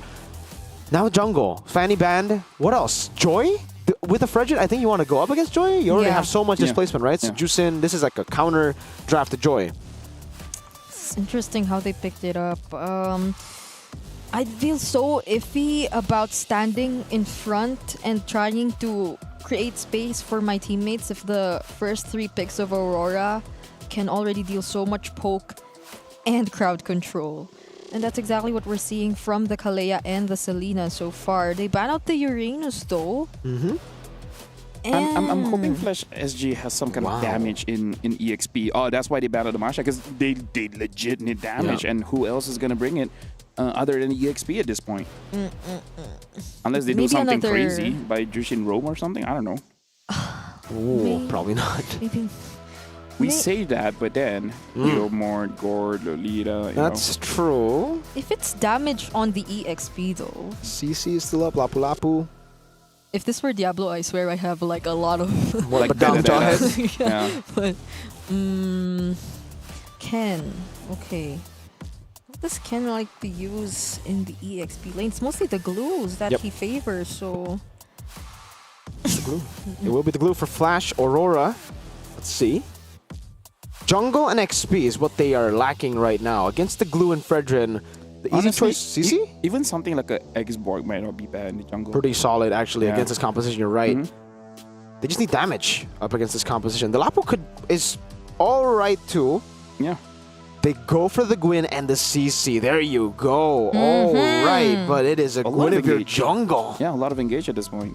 this is a better, way better Guinevere game. Like, there's no heavy spins. Hey, wait. don't say it yet. But, That's right. That's right. Wait, Don't count your eggs before they hatch. Yeah, it could happen. It could happen. Of course, of course.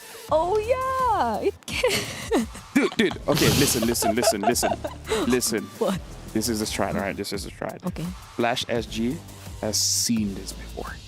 They've played this before. Wait 18 minutes. Hey, look at it. Oh my And then goodness. Estes. Actually, at this point, you don't even need damage. You just have to force things out. Right? Now, this is interesting because the thing is, it not only heals but gives you hybrid defense, which may be enough to actually win mid and then force fight. So it's going to be much different, hopefully, compared to game number 1. And this is going to be the final game of today. I believe all the 2-0 teams are watching as well to see who will be qualifying to the knockout stage. Now I'm going to give it over to Brigitte and Mirko to cast the final game of the day. Thank you so much, LaFell. Ladies and gentlemen, here we go. This is the final game of the group stage. Aurora versus Team Flash with, again, another surprise towards the end. Estes finally making his debut into the land of Dawn and MSC 2025 at the Esports World Cup. It feels weird seeing the Estes once again, but to make things weirder, it's used against this lineup. It's used against Aurora Gaming.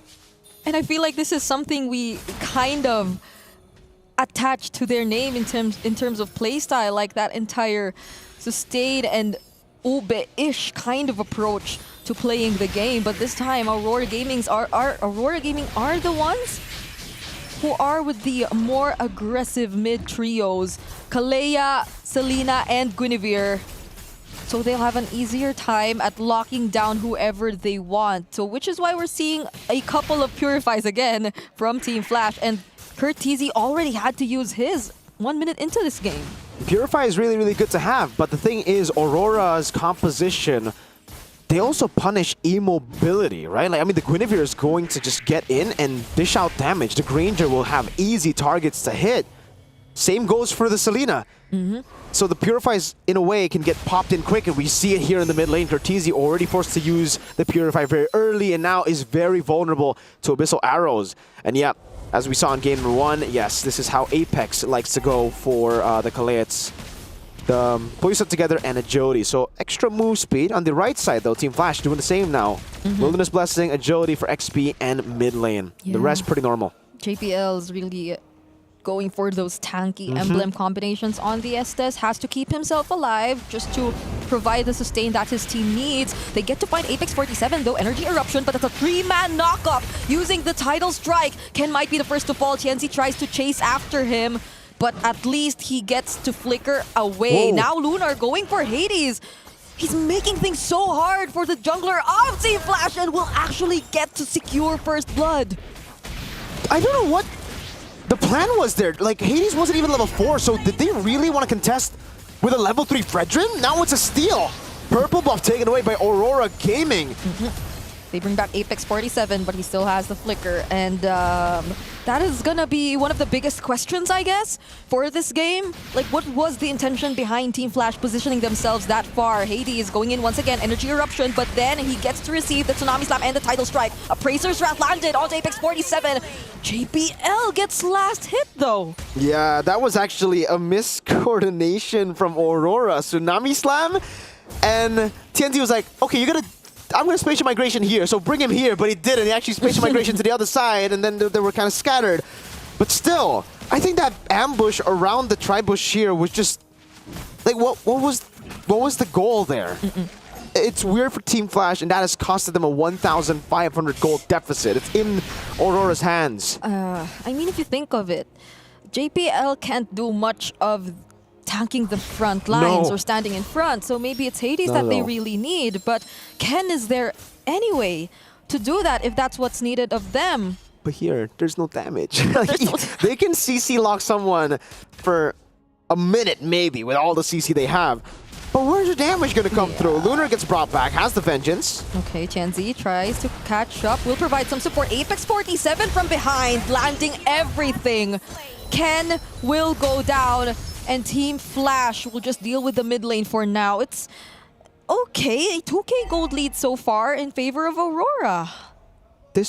Okay, they're just gonna cut to give Vanix some turret gold up top, but it's responded over by Aurora doing the same thing with less resources burned. They will control the bottom side jungle, and this is also where, the purple buff will spawn. It's already a 2-level lead for Tienzi. He's gonna get even more. At least he got his purple buff there, but he was forced, or he got to use his retribution. I wonder if Team Flash would like to capitalize on this idea, because even then they're still way behind. It seems like the plan is to trade top lane, looking for Sigiboom. Retribution committed. Energy Eruption will not necessarily make it, but they have enough damage to deal with him. But that's 3-man knockup once again coming in from Apex 47. Fortunately, they get to keep themselves alive, though. They'll just work on the tier 1 up top. Blessing of the Moon God is already committed by JPL for the first time, but it won't be enough to actually keep Hades safe. Apex 47 still trying to chase after everyone. Tianzi walking up too. Spatial migration gonna land. JPL had already exhausted the Purify earlier. It's a free kill over. It might just be a turret take too. But Vanix and Kurt hold their ground. Another Abyssal Arrow landing. And I think it's safe to say it'll be an even bigger lead for Tianzi. Now 3 levels. I don't know if it was Team Flash who took that long up top, or it was just Aurora Gaming rotating too fast to make it there up top and to somehow respond against Team Flash. Because the way we're seeing it right now, they're going to be able to take away this tier 1 up top as well. But then they switch their attention to taking down Hades. They have enough damage, and the spatial migration will land onto JPL. Won't be able to walk away nor purify himself out of it. So those are 2 consecutive kills that Aurora Gaming found by just standing there? Yeah. Team Flash literally just, like, they have been handing Aurora these kills on a silver platter. Curtizi held down on the Purify, and this should be a siege in the mid lane. Successful for Aurora. It's very tough because, like, the resources are getting taken away. Yeah, I mean, every one of these kills on Hades, the 3 kills so far, have just been kind of weird. Like, Hades, level 3, was standing in a bush instead of looking for level 4 with no damage in the lineup again. Yeah. Earlier was level 6 to level 9 of Tianzi, still decided to walk up and look for a fight. Now Tsunami Slam on Ken. Will they have enough damage to deal with him here? Violet Requiem already committed, but it seems like their side lanes aren't part of the fight just yet. That was enough time to distract them though, so they get to work on the other sides of the map all the while these are happening. Ken already splits. And this might be a free objective again towards Aurora Gaming, not unless they try to work their way towards it. There's the Blessing of the Moon Goddess once again coming in, but the knockups, they're too real. Tianzi gets taken down, however, Apex 47 still gets the objective for his team. Purify out from JPL to avoid that Abyssal Arrow and a possible kill, but Aurora, this is, like, yes, they still got the win. It's actually not bad for Team Flash because they at least got something back. But now that I say it, Aurora capitalized even more. And it's still going to be very, very tough. They got a tier 1 up top too with Vanix. Split pushing earlier. There should be a tier 2 down below. Taking a look at the replay again. It just came down to Hades tanking up front and the rest of the team doing damage. But unfortunately, there's just no damage without Vanix. This is a full utility composition for Team Flash. Somehow I'm surprised they even got a kill. Yeah, somehow. I wonder how they got the kill on TNZ, because like the team fight was indeed a bit too messy. And the way it's looking right now, it's such a hard position for JPL, but wait, they find another Violet Requiem onto him, just as I mentioned his name. Because it seems like he never gets to get a hold of his Purify when needed. It's always forced out of him. And when you need him the most, or whenever Aurora Gaming forces a fight, that's when you need him to be there. But Hades decides to go in. SOD lands. Vanix will try to pick a fight. They get to isolate Apex 47. So that's a kill for Team Flash. Yep, but it's responded over with a turret down below, and it's only a kill on Rome. So value, again, for Aurora. Tianzi walks up, stunned up, Spear of Misery too. At least they're somehow finding how to deal with it bit by bit. The minor overextensions from Aurora can get punished every now and then, because regardless of maybe how you look at it, there is some decent hold for Team Flash, especially towards 1 or 2 members of Aurora through Hades. Although there have been, yes, several questionable decisions and positionings coming in from Hades. That's just what you need from him, I guess. Now it's, by the way, 2 games out of 3 for Team Flash, but they have drafted a similar composition. Only Vanix having damage. That was the case for game number 1. SOD lands. No steal. Free for Aurora again. And just like in game 1, Team Flash are forced to play for Vanix. Like they just have to wait for Vanix to get items. Unlike game 1, they don't have the lead. They don't have an Akai. They don't have mid-prio. So it's a comeback where you have to value, or you have to just play for Vanix. Yeah, damage dealt ranking so far though. Vanix still has a lot of catching up to do. all members of Aurora Gaming are above him in terms of that and the damage department, and they'll have to work on defending the Lord. That is going to be another crucial problem for Team Flash because their wave clear also heavily relies on Vanix in this case. So I wonder how Team Flash are going to hold out long enough for Vanix to do that if Aurora Gaming with their constant chain CCs are just able to find a way to deal with these frontliners. 3-level lead for both XP and Jungle, by the way. Tienzi and Lunar holding this fleeting time done for Apex, so we can constantly just go in and it'll be way faster than the Purify. That means he can just, again, bait it out constantly. Lord already charging down. They're dealing with the Holy Shields. And they get to pop the Holy Shields. None are left for Team Flash. Magic Sentry already used by Curtizi. At least they get to hold on their base turrets for now. But this has been a way faster development compared to the first few games. We're 10 minutes in, and it's a very clear, dominant game for Aurora Gaming. This isn't a situation where they have to play from behind. And if you look at the gold distribution right now between both of these junglers, surprisingly enough, it's quite close, but then the level gap, it's significant there. It's 2 levels between these 2 gold laners. Yeah, Vanix has been... Oh, now this is the big one, dude. Yeah. The gold distribution. You can see jungle creeps 2 times for Tienzi in the jungle creeps department. Turtle, Lord, turrets as well, really winning in all that. Yeah, he even got, I think, 40 gold from the roaming item. That means he was, at one point of the game, the poorest one, which is definitely concerning. So, yeah, I'm really struggling to find ways for Team Flash because their composition...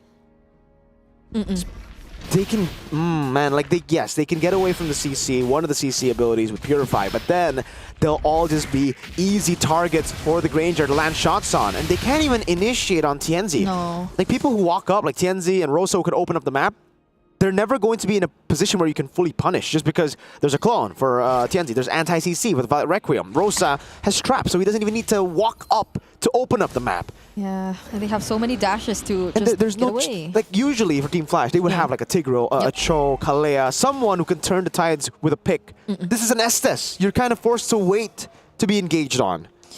There's only so much JPL can do, and I feel like he's struggled fairly enough so far, already dying thrice so far in this game. So Aurora Gaming definitely have their priorities set. They know who they should be targeting and who they should be going after if they do want to guarantee the win in terms of the team fight. And now Team Flash, they'll try to do something. They'll look for an angle here, but the first one who gets spotted out is very unfortunate. It's Hades. Blessing of the Moon Goddess doesn't even make it to keep him alive at least. And now they're still trying to gain some information, but will finally decide to retreat instead. Aurora Gaming, there's a high chance that they can capitalize on this Lord to get the win. That was close too. Okay. Yeah. If they baited the Purify out from one of these members, that will be an easy pick for Apex 47 when they go and siege. And yeah, Aurora just played it clean. They just played it fundamentally good. They go in on Hades, the guy with no Purify, and they all in on him. Great combo with Tienzi too. Yeah. Gets the passive and then to the CC of the Violet Requiem, and now they have a Lord. But the wave isn't actually managed well. Oh, okay. So Team Flash will get to at least work on one wave. For now, they've sent Sigiboom onto the opposite side, though doesn't even get to reach the inhibitor turret. They'll try to definitely take this one up top though, but then again, find another target. Not even Ken is tanky enough. Blessing of the Moon God is a bit too late. Hades trying to do so much just to tank the damage, but the damage coming in from Lunar and Sigiboom, it's too much as well. Fortunately, some bit of sustain is still there, but Vanix goes in! Takes the risk, has the Wind of Nature, takes down Rosa, and now somehow they're holding on. Hades also finds the kill onto Apex 47, but he has to trade his life, and this might just be it. Sigiboom finds JPL. It's only Vanix left alone, and there's the spatial migration. Violet Requiem. Triple kill for Sigiboom as they take the series and advance to the knockouts. And with that, we have all 8 teams locked in and loaded for our knockout stage. Aurora reaching the knockout stage here with the company of the elite waiting up top. And now, unfortunately, because of this, Team Flash will have to bow out from the competition from their previous MSC, reaching in top 4. Now, unfortunately, have to bow out before making it to the top 8. And I gotta say, we're not gonna go too deep into the analysis just yet. But honestly, watching back the game, now I'm starting to see the reason why the Selena is so strong. And the thing is, it's not even because of Rosa. It's actually for someone else. But yeah, definitely a good game. This is the real Aurora that we were anticipating, and definitely they do not disappoint. Team Flash very risky in going for all your eggs in one basket. I kind of feel like we're all, how do I say this? Like being vocal throughout MSC that there shouldn't be just one damage dealer, right? I kind of feel like even 2 is a little bit too low. 3 is that sweet spot, but either ways, Aurora showing the true colors in game number 3. So we'll definitely see how the 2-0 teams react to this kind of match, and we'll see how they're going to choose it. For now, we're going to throw it over to an interview with Eterna. Eterna here, and we are now with Rosa. Rosa, you've sent shockwaves around the world, especially in the professional MLBB community, considering that you were able to knock down one of the favorites here at MSC, Onyx PH. Now, the thing is, after that, it felt like RRQ was able to get the better of you. So what happened there? What do you think RRQ figured out that Onyx PH couldn't? Herkes sizi konuşuyor çünkü Onyx PH'i yenmeyi başardınız.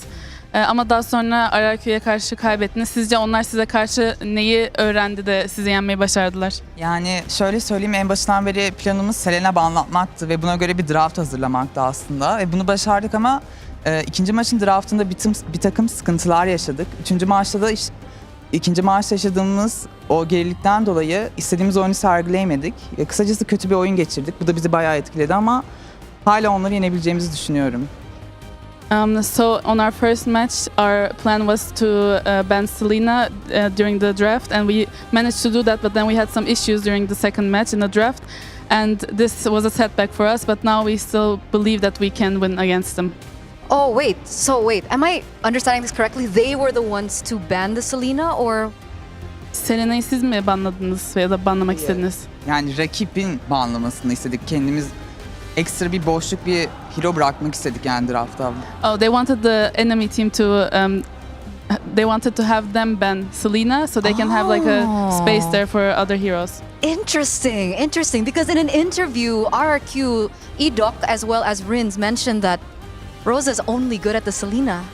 RRQ bir interview'unda Edok ve Rins şöyle söylemişler. Rosa sadece Selena'yı iyi oynayabiliyor. Buna bir cevabın var mı? Yani pek bir şey söylemeye gerek yok aslında. Onlarla tekrardan karşılaştığımız zaman yeterince görebileceğini düşünüyorum.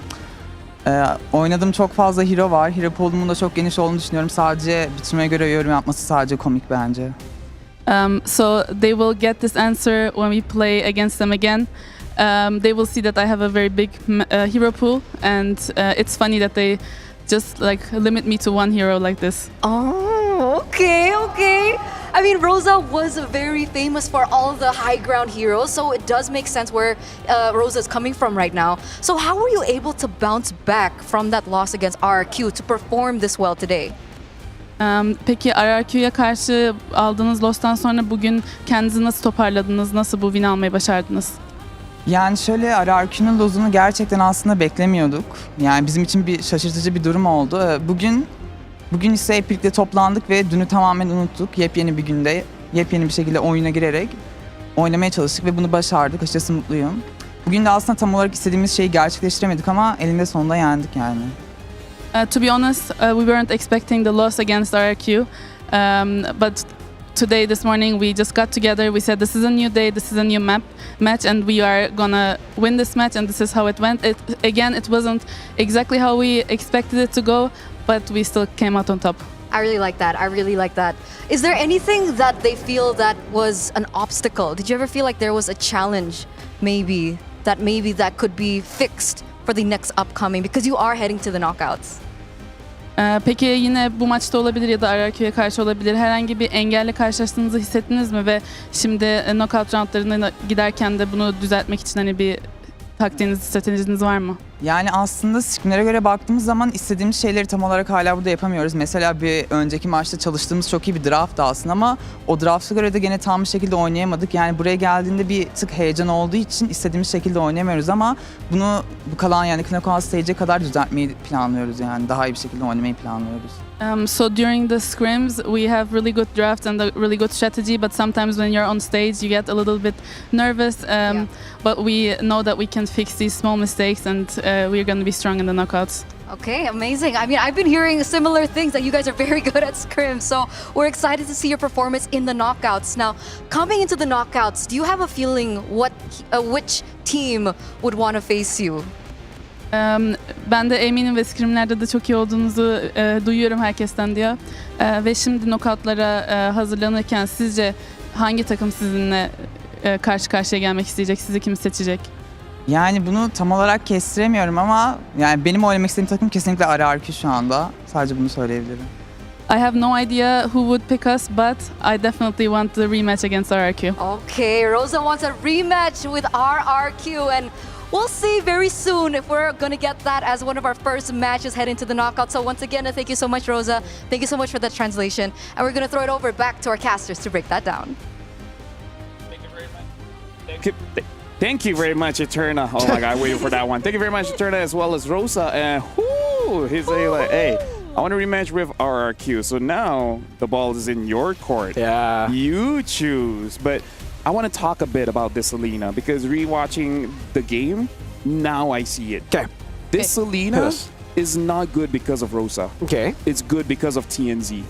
Because when I look back into the game, minute one, the moment the buff spawned, they immediately destroyed the buff, immediately gets level 2, and then the Fredin just started the buff. So now I'm starting to see that it's mostly just about that jungle pathing, giving the opportunity for TNZ, and then picking up heroes like the Guinevere, something that can go in, and in case something bad happens, you can go out so you don't get punished. So it really is about creating that tempo in the early game.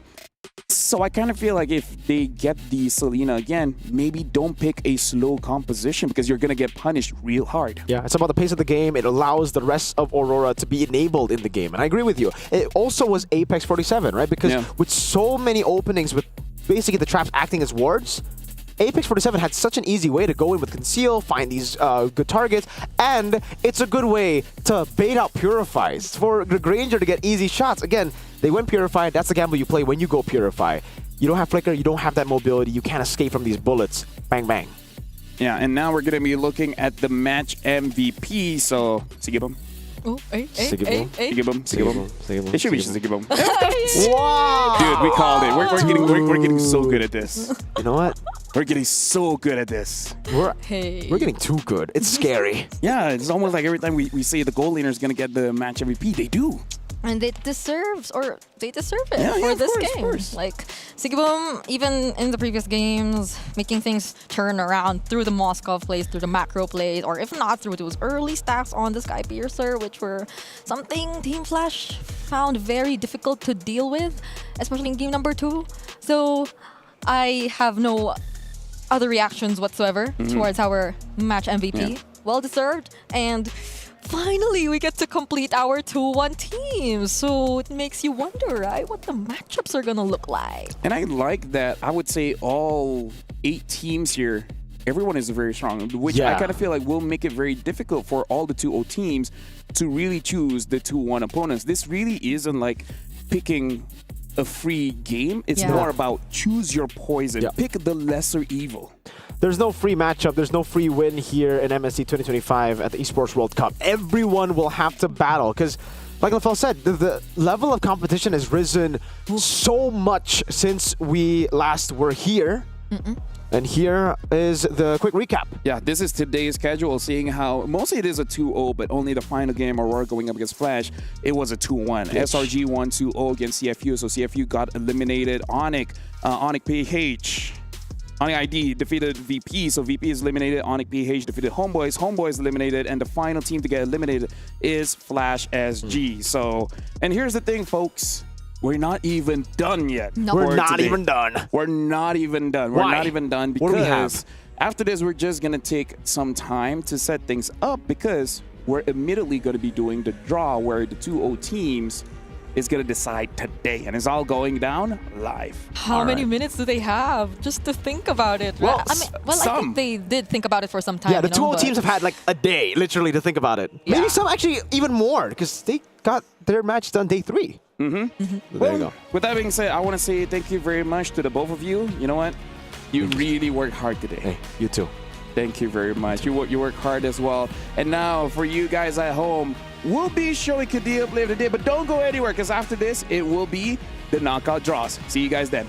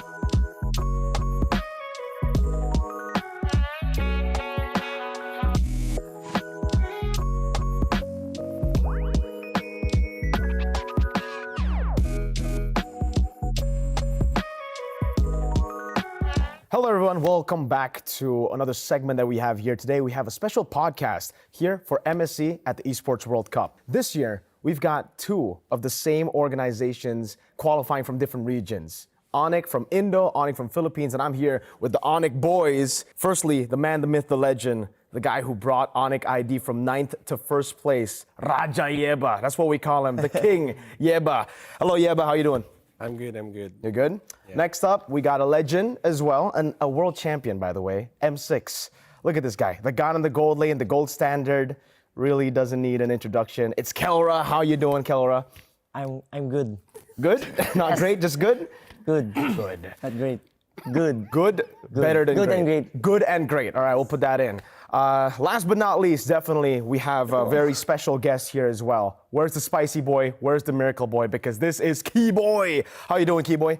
Yeah, I'm very good. Very good. Yeah. Went from good to good and great to very good. I like that. We're getting better as we go. Yeah, let's go. Well, we've got a couple of questions here. I've got a lot of questions for you guys, Yeb, Kelra, and Key Boy. Let's start with Key Boy first. Key Boy, you're part of the Sky Kings era. How would you describe the difference in energy or play style between that era and the Kage era of 2019? For me, Kage era just for 1 season, 2 season, but now we dominate all season. Okay, so it's the difference in the consistency. consistency. Yeah. Yes. So Yeah. what's the difference there? Is it just like, is it your coach that helped you? What's the difference there? How did you get so consistent, or how are you so consistent now? Oh, for sure because of the Yeba, the king. Yeba. Coach, yeah. The best coach. Best coach of all time? In the world. Do you agree? All time. All time. Yeb. That's not true. That's not true? Yeah. All right, what would your answer be then? What's the difference between the Sky Kings era and the Kage era? Well, at first, I think the Kage era, they don't have a coach. So maybe there's no one to help them to be consistent, how to adjust for the different meta, and yeah, how to be mature maybe. Okay then. So, I mean, you joined Onyx when in season 10. You joined Onyx in season 10 together with Kyrie. So Yeah. talk us through the journey of you becoming the head coach in season 11 and then taking this roster, making them Sky Kings in 2023. Well, actually, first I want to say I'm not the one who make them Sky Kings. It is the team. It is the effort of the whole team. So yeah, I'm really happy to work with them. They're very passionate, hardworking, and they really love the game. That's why it's fun to be working with them. Clearly, they really love the game. But, you know, a lot of times we see players, especially in MLBB, after playing for a few years, they get burnt out really quick, right? In interviews after losses, they would always just say, yeah, we've just been going through so many tournaments. Now, how do you as a coach deal with that? Like, do you have any ways, specific ways from Onyx? Actually, I've just recently learned that burnout is different. Burnout is when you don't want to play anymore. You don't want the game anymore. That's burnout. Okay. It's different from you're tired, you don't know what to do, you don't have the solution, the answer to be better. That's not burnout. I see. Okay, so it just comes down to the different meaning of burnout. So the players were tired. They're not. They still wanted to play the game. They were just Everyone's tired. You're tired. Are you tired now, or are you hyped? I'm hyped. Okay. Yeah. That's a good answer. Well, let's move on then to Kelra from Onyx Philippines. Hey, Kelra, you've gone through a few years yourself in Onyx Philippines. There was the season you joined. You actually didn't qualify for MSC, unfortunately. So what makes the current roster stand out more than the previous rosters you've played with? There's no one helping you, Kelra. You gotta speak English. For me, I think because of our discipline inside and outside the game, and also our team bonding, and also to our coach, because Coach Tony is very big impact to us, because he always say to us to be a consistent every day and improve inside and outside the game every single day. That's all. So, okay, we've seen different iterations as well of Onyx Philippines, right? like the Onyx Philippines we have now, the one again that you joined into, and right before that, when Yeb was still there, Onyx Philippines with Dlar, Marky, Kyrie.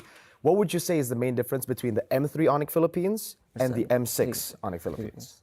I think because in our M6 form is very different because other teams cannot adapt our gameplay. I see. Like very aggressive in invading, like in King Kong is very aggressive jungle. He's the only one aggressive jungle that time. Okay. So it's a proactive gameplay that is the difference between you and M3. All right. Well, Keyboy, you've been in so many finals. I can't count how many finals you've been to. MSC 2023 finals, MPL finals, a bunch of them as well. Which loss has hit you the hardest as a player? And how did you mentally bounce back from that loss? For me, for sure, M5. Yeah. And then... Don't look at me, bro. Oh, sorry. Just look at camera. After M5, I just realized like it's okay next time. But for next tournament, international tournament, I think I need to more work hard and learn everything. Okay. Yeah. Is that moment, the M5 Grand Final, something you still remember to this day, or is something you've already moved on? Like, is it something you've already forgotten about? Have you moved on from that, or is it something you still remember to keep yourself motivated? Yeah, for M5, I think I just remember how the pain I lose. Oh. And then for my fire in my heart, let's go. Yeah. Okay, so it motivates you as a player. What about you? Yeah, but from a coach perspective, what's the biggest challenge in preparing a team, not just to reach the finals, but to finish the job? In M5? In M5 and all the finals you've been to. Actually, every series I treat it like a grand finals. So it doesn't matter if it's grand finals. So there's no difference in the matches for you.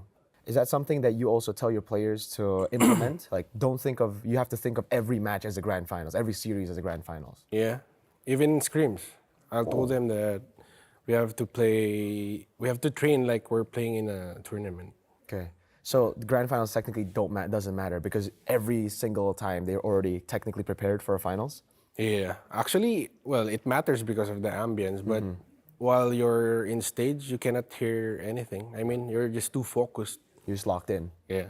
Okay, Aurora, you won M6, that's a massive finals. Oh my God. But you fell short on MPL Philippines this time around. Do you feel the pressure from the fans to constantly stay on top is too much? Or what happened in the MPL Philippines? What is the question again? So you lost MPL Philippines.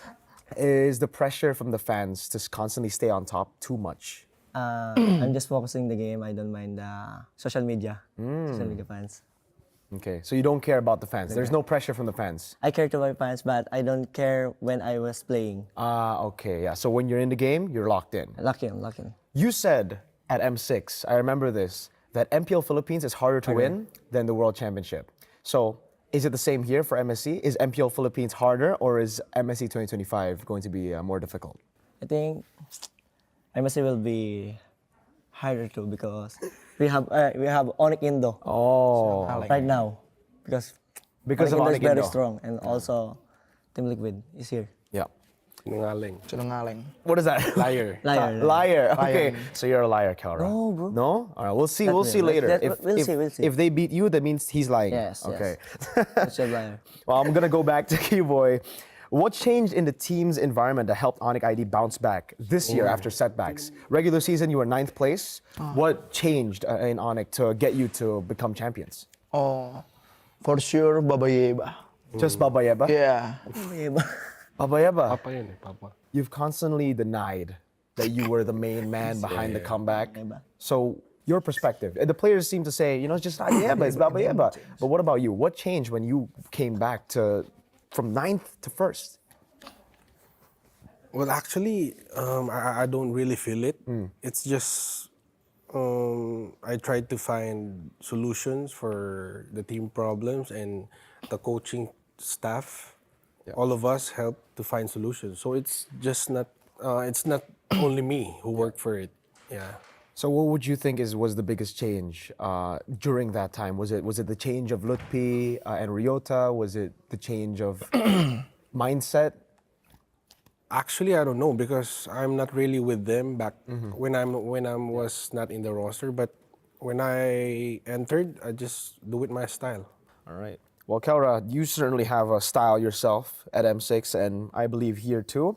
What do you think just clicked during the M6 World Championship? What pushed you guys to become champions at M6? Since the emotional loss at MPL, do you think you've bounced back even stronger now as well? But first, let's M6. What pushed you? Thinking again. No worries. Take your time. Sorry. Yeah, it's okay. Ano ibig sabihin? Well, I just want to win. And that time, I already said earlier, the other team cannot adapt our gameplay. That's why we destroy all of the teams in M6. So you're just very confident that time? Confident, very.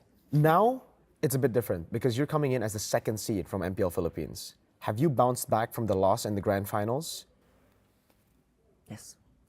And now what motivates you for MSC? Is it just a complete, because you already have an MSC. Money. Okay, that's a great answer. Money is what pushes Mr. Kelra now. Yes, W sir. Mans, hey, he's a father. He needs the money. Yes. Real quick, man. W Money. All right, W Mans. All right, I'm back to you, Yeb. Walk us through, again, the journey of Onyx ID becoming the best team in the region. Not just now, but I think of all time. In ID, I think we kind of have this consensus from the general masses that Onyx ID is the best org to do it in MPL ID. I forgot how many MPLs you guys have. 7? Is it 7 MPLs? Seven. Season 3, season... Oh, Indo? Yeah, right? Yeah. 7 Oh, MPLs. Yeah, 7. So walk us through that journey. Well, I'm very proud that I'm part of it. And it's also because of the back end of the organization, the management of Onyx, how they treat us. I mean, how they respect my decision. And yeah, maybe we're just lucky. the classic lucky line in Indo, man. All right then, Yeb. Because you're a VP. You're a VP and a coach. Now you're more of a coach because you're handling the team, but obviously you see the big picture goal for Onyx as a VP. What is the big picture goal for Onyx as an organization? Well, hopefully we're slowly wants it to be global. I mean, not only in Indonesia or Southeast Asia. We're trying to make it global, and it's really fun. It's really fun doing it, helping other players to achieve their dreams, supporting them. Yeah. So do you see Philippines and ID both making it to the top for MSC 2025? Well, again, I have to be realistic. First, it depends on the bracket. Because there's no lower bracket here in MSC. And yeah, but I really hope that we can meet at grand finals. Okay, boy. Do you think there's a future where Onyx ID becomes the best in the world, not just ID? For me, can. Because Coach Shep, VP, right? Yeah, he can handle everything. Yeah. For you as a player, seeing Onyx, get massive success in the Philippines, massive success on other game titles as well, does it push you to be better as a player for Onyx ID, or is that something that you just don't think about? For me, I just get motivated because so many team Onyx get a good result, champion or something. And then for me, the management Onyx, I know already so long, they are so good to find the coach like Coach Shep, and then the good player. Right, I thinking. That's it. Yeah, great answer. Well, final question to you, Kelra. What would you ever? Would you ever want to face Onyx ID in the grand finals?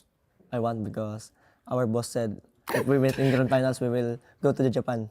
Okay, so it's not. Is it about the rivalry you have, or is it just about Japan? Japan and rivalry. Japan and rivalry. Well, all right, there you go, guys. If they make it to the grand finals together, they're going to Japan. All of you, Onyx ID and Onyx Philippines together. Maybe you can get one more ticket from me. It's okay. What? Yeah. I will buy.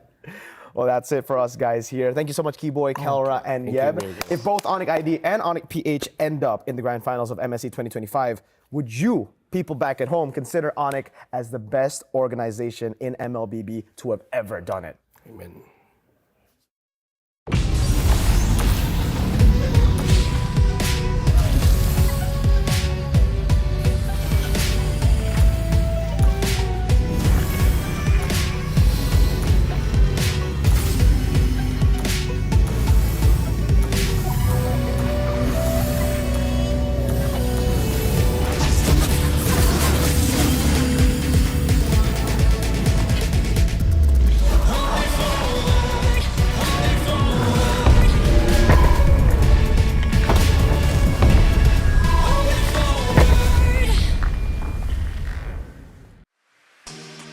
Hello everyone, welcome to the part of the show you guys have been waiting for. We've just concluded the final day of the group stage. And now finally we're at the part of the show where the 2-0 teams get to choose their 2-1 opponents. Welcome to the knockout draws here with me, LaFell, as well as Brigida. We all know you're so excited for this moment, especially as the first round matchups for our emphasis on single elimination knockout brackets are about to be revealed right here and right now. It's definitely going to be very interesting because this time around, they get to choose. So there's nothing in our control to influence the players to choose who their opponents will be. Now here's the thing. All throughout this, we were able to talk with the players to see their insights a bit on who they might want to face later on in the knockout stage. So let's check out the video to see what they are thinking. They are the first team to go into knockouts. The Liquid Stampede is back. Team Spirit shall advance to the knockout. RQ will to the knockout stage. Buat di knockout mungkin pengen lawan Onyx ID, kalau Onyx mungkin kita pengen menang lawan Onyx karena kemarin kan terakhir kalah kan sama mereka di grand final. SRG, we are familiar against them. Any team is okay because they're all really strong. I want to pick SRG because we face each other in M6. So now I want to do at least in BO3 or BO5. I will choose SRG because last time I won exam on M6. So I wanna do revenge. I think that Team Liquid is picking first, and they're gonna pick the winner of CFU versus SRG. Then RQ is picking second, right? So they're gonna take Aurora Turkey again. Then we're left with a choice between Onyx Malaysia and Onyx Philippines. So it's like pick your poison, you know. But I guess we would choose Onyx Philippines. Two teams will pick us. It's gonna be Team Spirit and RRQ, of course. We lost against RRQ and Team Spirit. I think everyone will pick us if we reach the knockout stage because you don't really have a good choice, right? We are like the weakest on the choices. I think RQ ko ada pilih kita orang. Tapi saya harapkan mesti sila pilih kita orang. We already got the momentum that we need for this tournament, and whoever wants to choose us, so be it. I think it's RQ. We beat them in last ESL in Grand Final, so I think they're ready for the revenge. Maybe Team Liquid Philippines because I think they know us very well. Which team will choose us? I don't have any idea. But whoever it is, yeah, I think we're ready. So many predictions and so many preferred matchups. But you know what? Time is gonna matter in how everything unfolds and turns out. I believe for all those who might be wondering, it's a great time to recall how we made it to this point, LaFell. Yeah, and here's the thing, the group stage has been happening for about 5 days, but now you guys are looking on screen. The knockout stages, it's gonna be single elimination. So choosing your opponents here will be very crucial. Either you choose in your mind the easier opponents so that you have a better time going all the way to the grand finals, or take out the toughest competition early to make sure your later portions of the tournament is going to be much more smoother. We're going to be having first pick all the way to the fourth pick, where first pick as well as the fourth pick will be on the left side of the bracket, and then the second as well as the third pick will be on the right side of the bracket. That's exactly the format that we are going to be follow. And now we will be revealing the exact order in which we will be having these teams from the 2-0 bracket choose who their opponents are gonna be. And based on the group stage, the team that had the fastest game win time will be awarded first pick. And that team is Team Liquid Philippines. So first of all, I would like to say big congratulations for having the fastest game time. Do you feel like having the first pick is a big advantage for your team? Yes. He feels like having this is very crucial to ensure that they go all the way to the grand finals. Now, looking at the 2-1 teams, you guys have 4 options. Aurora, Onyx Philippines, SRG, as well as Onyx Indonesia. In my eyes, there's no good team to go up against, but you are first pick. Who will you choose to be your opponent in the knockout stage? We're gonna choose Aurora, Turkey. Aurora, Turkey will be the first pick by Team Liquid Philippines. All right, we're inviting Aurora, Turkey. We're inviting Rosa and of course Rebecca to join us here as the first chosen team from the 2-1 pool. Rosa, you just came off a win, you just came off a match, and this has been a surprising turn of events. You are first pick.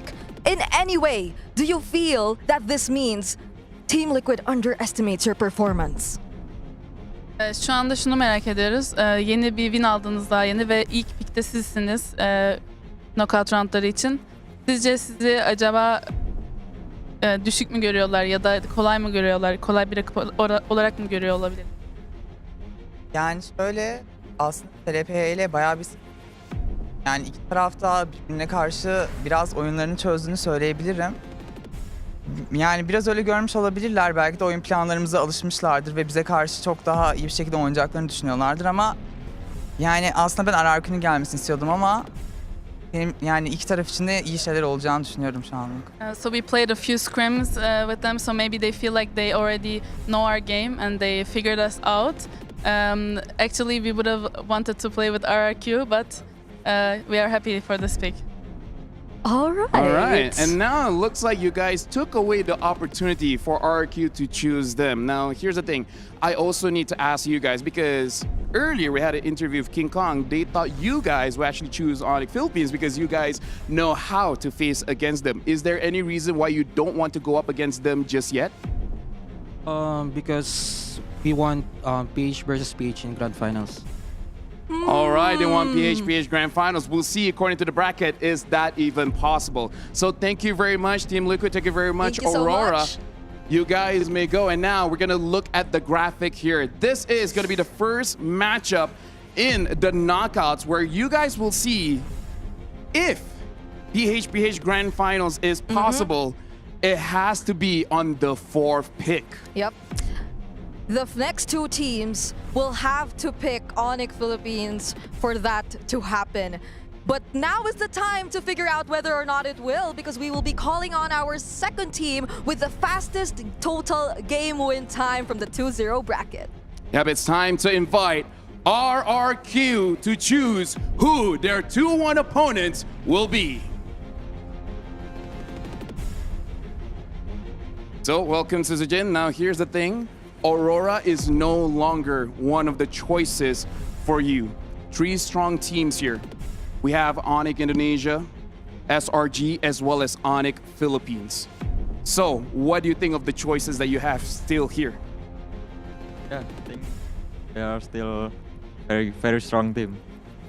Yeah, they are very strong. So this is going to be very difficult for you to choose, but you have to make a decision. Who will you face up against in the knockout stage? SRG. SRG, bringing in Malaysia here. All right.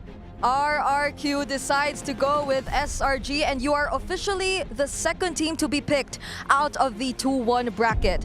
Now, you are the only remaining Malaysian representative here in the knockouts. Unlike last year, we had both of the Malaysian representatives joining us, but RRQ decided to go with you. How do you feel about this matchup? How is your confidence heading into this match? We already expected it. You already expected RRQ. So how confident are you feeling that you're going up against RRQ for the first match? Again, this is single elimination. So if you were to rate it 1 to 10, how confident are you feeling? Confident but not that too confident because too much is like, kinda risky. So just normal lah. Yeah. Okay. And now Innocent did say he anticipated RRQ to be picking SRG. So I gotta ask you, what is the reason why you chose SRG between Onyx Philippines as well as Onyx Indonesia? I think I want to rematch because in the last M6 they sent us home. I think I'm gonna try to send them home. Hey, that's a very good storyline. So here we can see the players have a bit of a revenge match here. So thank you very much, Suzujin, as well as Thank Innocent. you so much. And that will be the second matchup. You may leave. Yes, thank you very much. And honestly, that was a very good answer. They're aiming to send SRG home. All right. Now, we already have 2 out of the 4 best-of-5 matches set in place for the first round of our knockouts. But I feel like many are anticipating what the next choice is going to be and who the next team will be for this, I say, last match for the right side of our bracket. Again, the order here is very important because as of now, the 2-0 teams, we still have Team Spirit as well as Mythic Seal. And in terms of the 2-1 teams, both Onyx are still available for the choosing. So now we're going to invite the third team, and may I say, the final team that actually gets to make a decision. We're going to be inviting Team Spirit.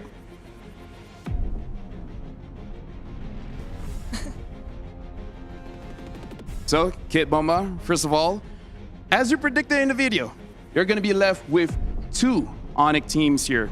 So this is very crucial because you're not only going to choose who you're going up against, you're also going to be choosing who Mythic Seal is going up against. So between Onyx Indonesia as well as Onyx Philippines, which is going to be your opponent? King Kong, come over.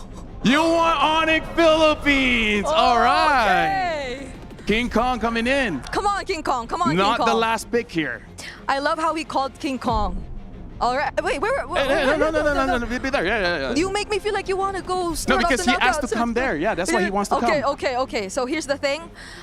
Fresh off your interview with Eterna, we will be requesting a minimum of 5 words from you. But okay, so now Kid Bomba decides to go for you. The PHPH dream is alive. But what do you have to say to Kid Bomba? Because it feels like the way he called you was very confident, you know? Astaga, Kren Sakali. Okay, so he said in Indonesian, it's like, oh my God, wonderful. Oh, that's 2 words though. I can translate too, by the way, yeah. Oh my goodness. All right, so for Onyx PH, I will be asking you the same. I know it has been somewhat unexpected that you are indeed part of the 2-1 pool, but how confident are you feeling now that you know your first... Okay. Wait for the mic to go to your... Again, how confident are you feeling? 100%. I have to keep up, you know? But he said 100%. So now, Kid Bomba, if we're thinking about confidence, people always think about Kid Bomba. Now, they look a bit confident, maybe because they're world champions or something, but are you ready for this challenge? Because we're ready. All right, so right now we're looking at both competition here. The last question is there any reason why you chose Onyx ID to go up against Mythic Seal? Not really. I just met Kedra before our match with Homeboys, and he told me to not go down versus them because they're going to go home, and that's why I want to fight them now. Hey, there's the story right there. So thank you very much to Team Spirit as well as Onyx Philippines. So now we're going to be looking at the graphics here, and these are the teams. And honestly, at this point, Brigida, we can already complete the bracket because we know what the final matchup will be. We just have to call them in later on for formality. But now you see the possible outcomes and the first round matches in our knockouts. Honestly, I know we've not called the last few teams yet, but we're going to do it now. You know what? Onyx Indonesia, please come in, as well as Mythic Seal, please come on in. Because Mythic Seal is the final team for the draw, and there are no other options. We'll be going up against Onyx Indonesia. So first of all, Ken, congratulations for being a 2-0 team. But now, what do you feel about this matchup? I feel excited because I want to face Kyrie in the international stage. So I'm happy with this. All right. Now, Keyboy, you were the last team to be picked out of the 2-1 pool. Does this give you some sort of confidence boost? Like, do you think this means that teams consider you to be possibly the strongest out of the 2-1 teams? No. Just grabe talaga. Why do I feel like they planned this, you know? At least they're making it fun. Translate. Okay, he meant to say, yeah, this is intense or something like that. You know, I can still work on my being a translator, but is there any other message you have for Ken now that you're going up against them in the first round of the knockouts? For me, just very excited to versus them. All right, now Ken, before I let you go, since you know you were the last team to be picking, did you foresee this situation to happen? Did you already have a rough idea you're going up against Onyx Indonesia? Yeah, I knew since I knew since the beginning. Yeah, Onyx ID. All right, since you know, do you feel like this gives you an advantage because you have time to prepare to go up against them? I wouldn't say we have an advantage, but I'm happy with this choice. Yes, that's all I can say. All right, thank you very much. And now we have to excuse Mythic Seal as well as Onyx Indonesia because now we have completed our knockout brackets here. All 8 teams have been matched up. Yeah, I mean, the first time or after we ended this day, we officially saw which regions are participating in the knockouts, and there have been some sort of changes here and there, especially if you compare it to last year. And the way they were the ones who decided what their matchups are going to be, that just makes it all the more exciting, you know? I would say narrative-wise, this is very interesting for both Indonesia as well as Philippines because looking at the bracket, there is an opportunity for PHPH Grand Finals as well as IDID Grand Finals. So there you go, folks. You guys have seen the order of teams.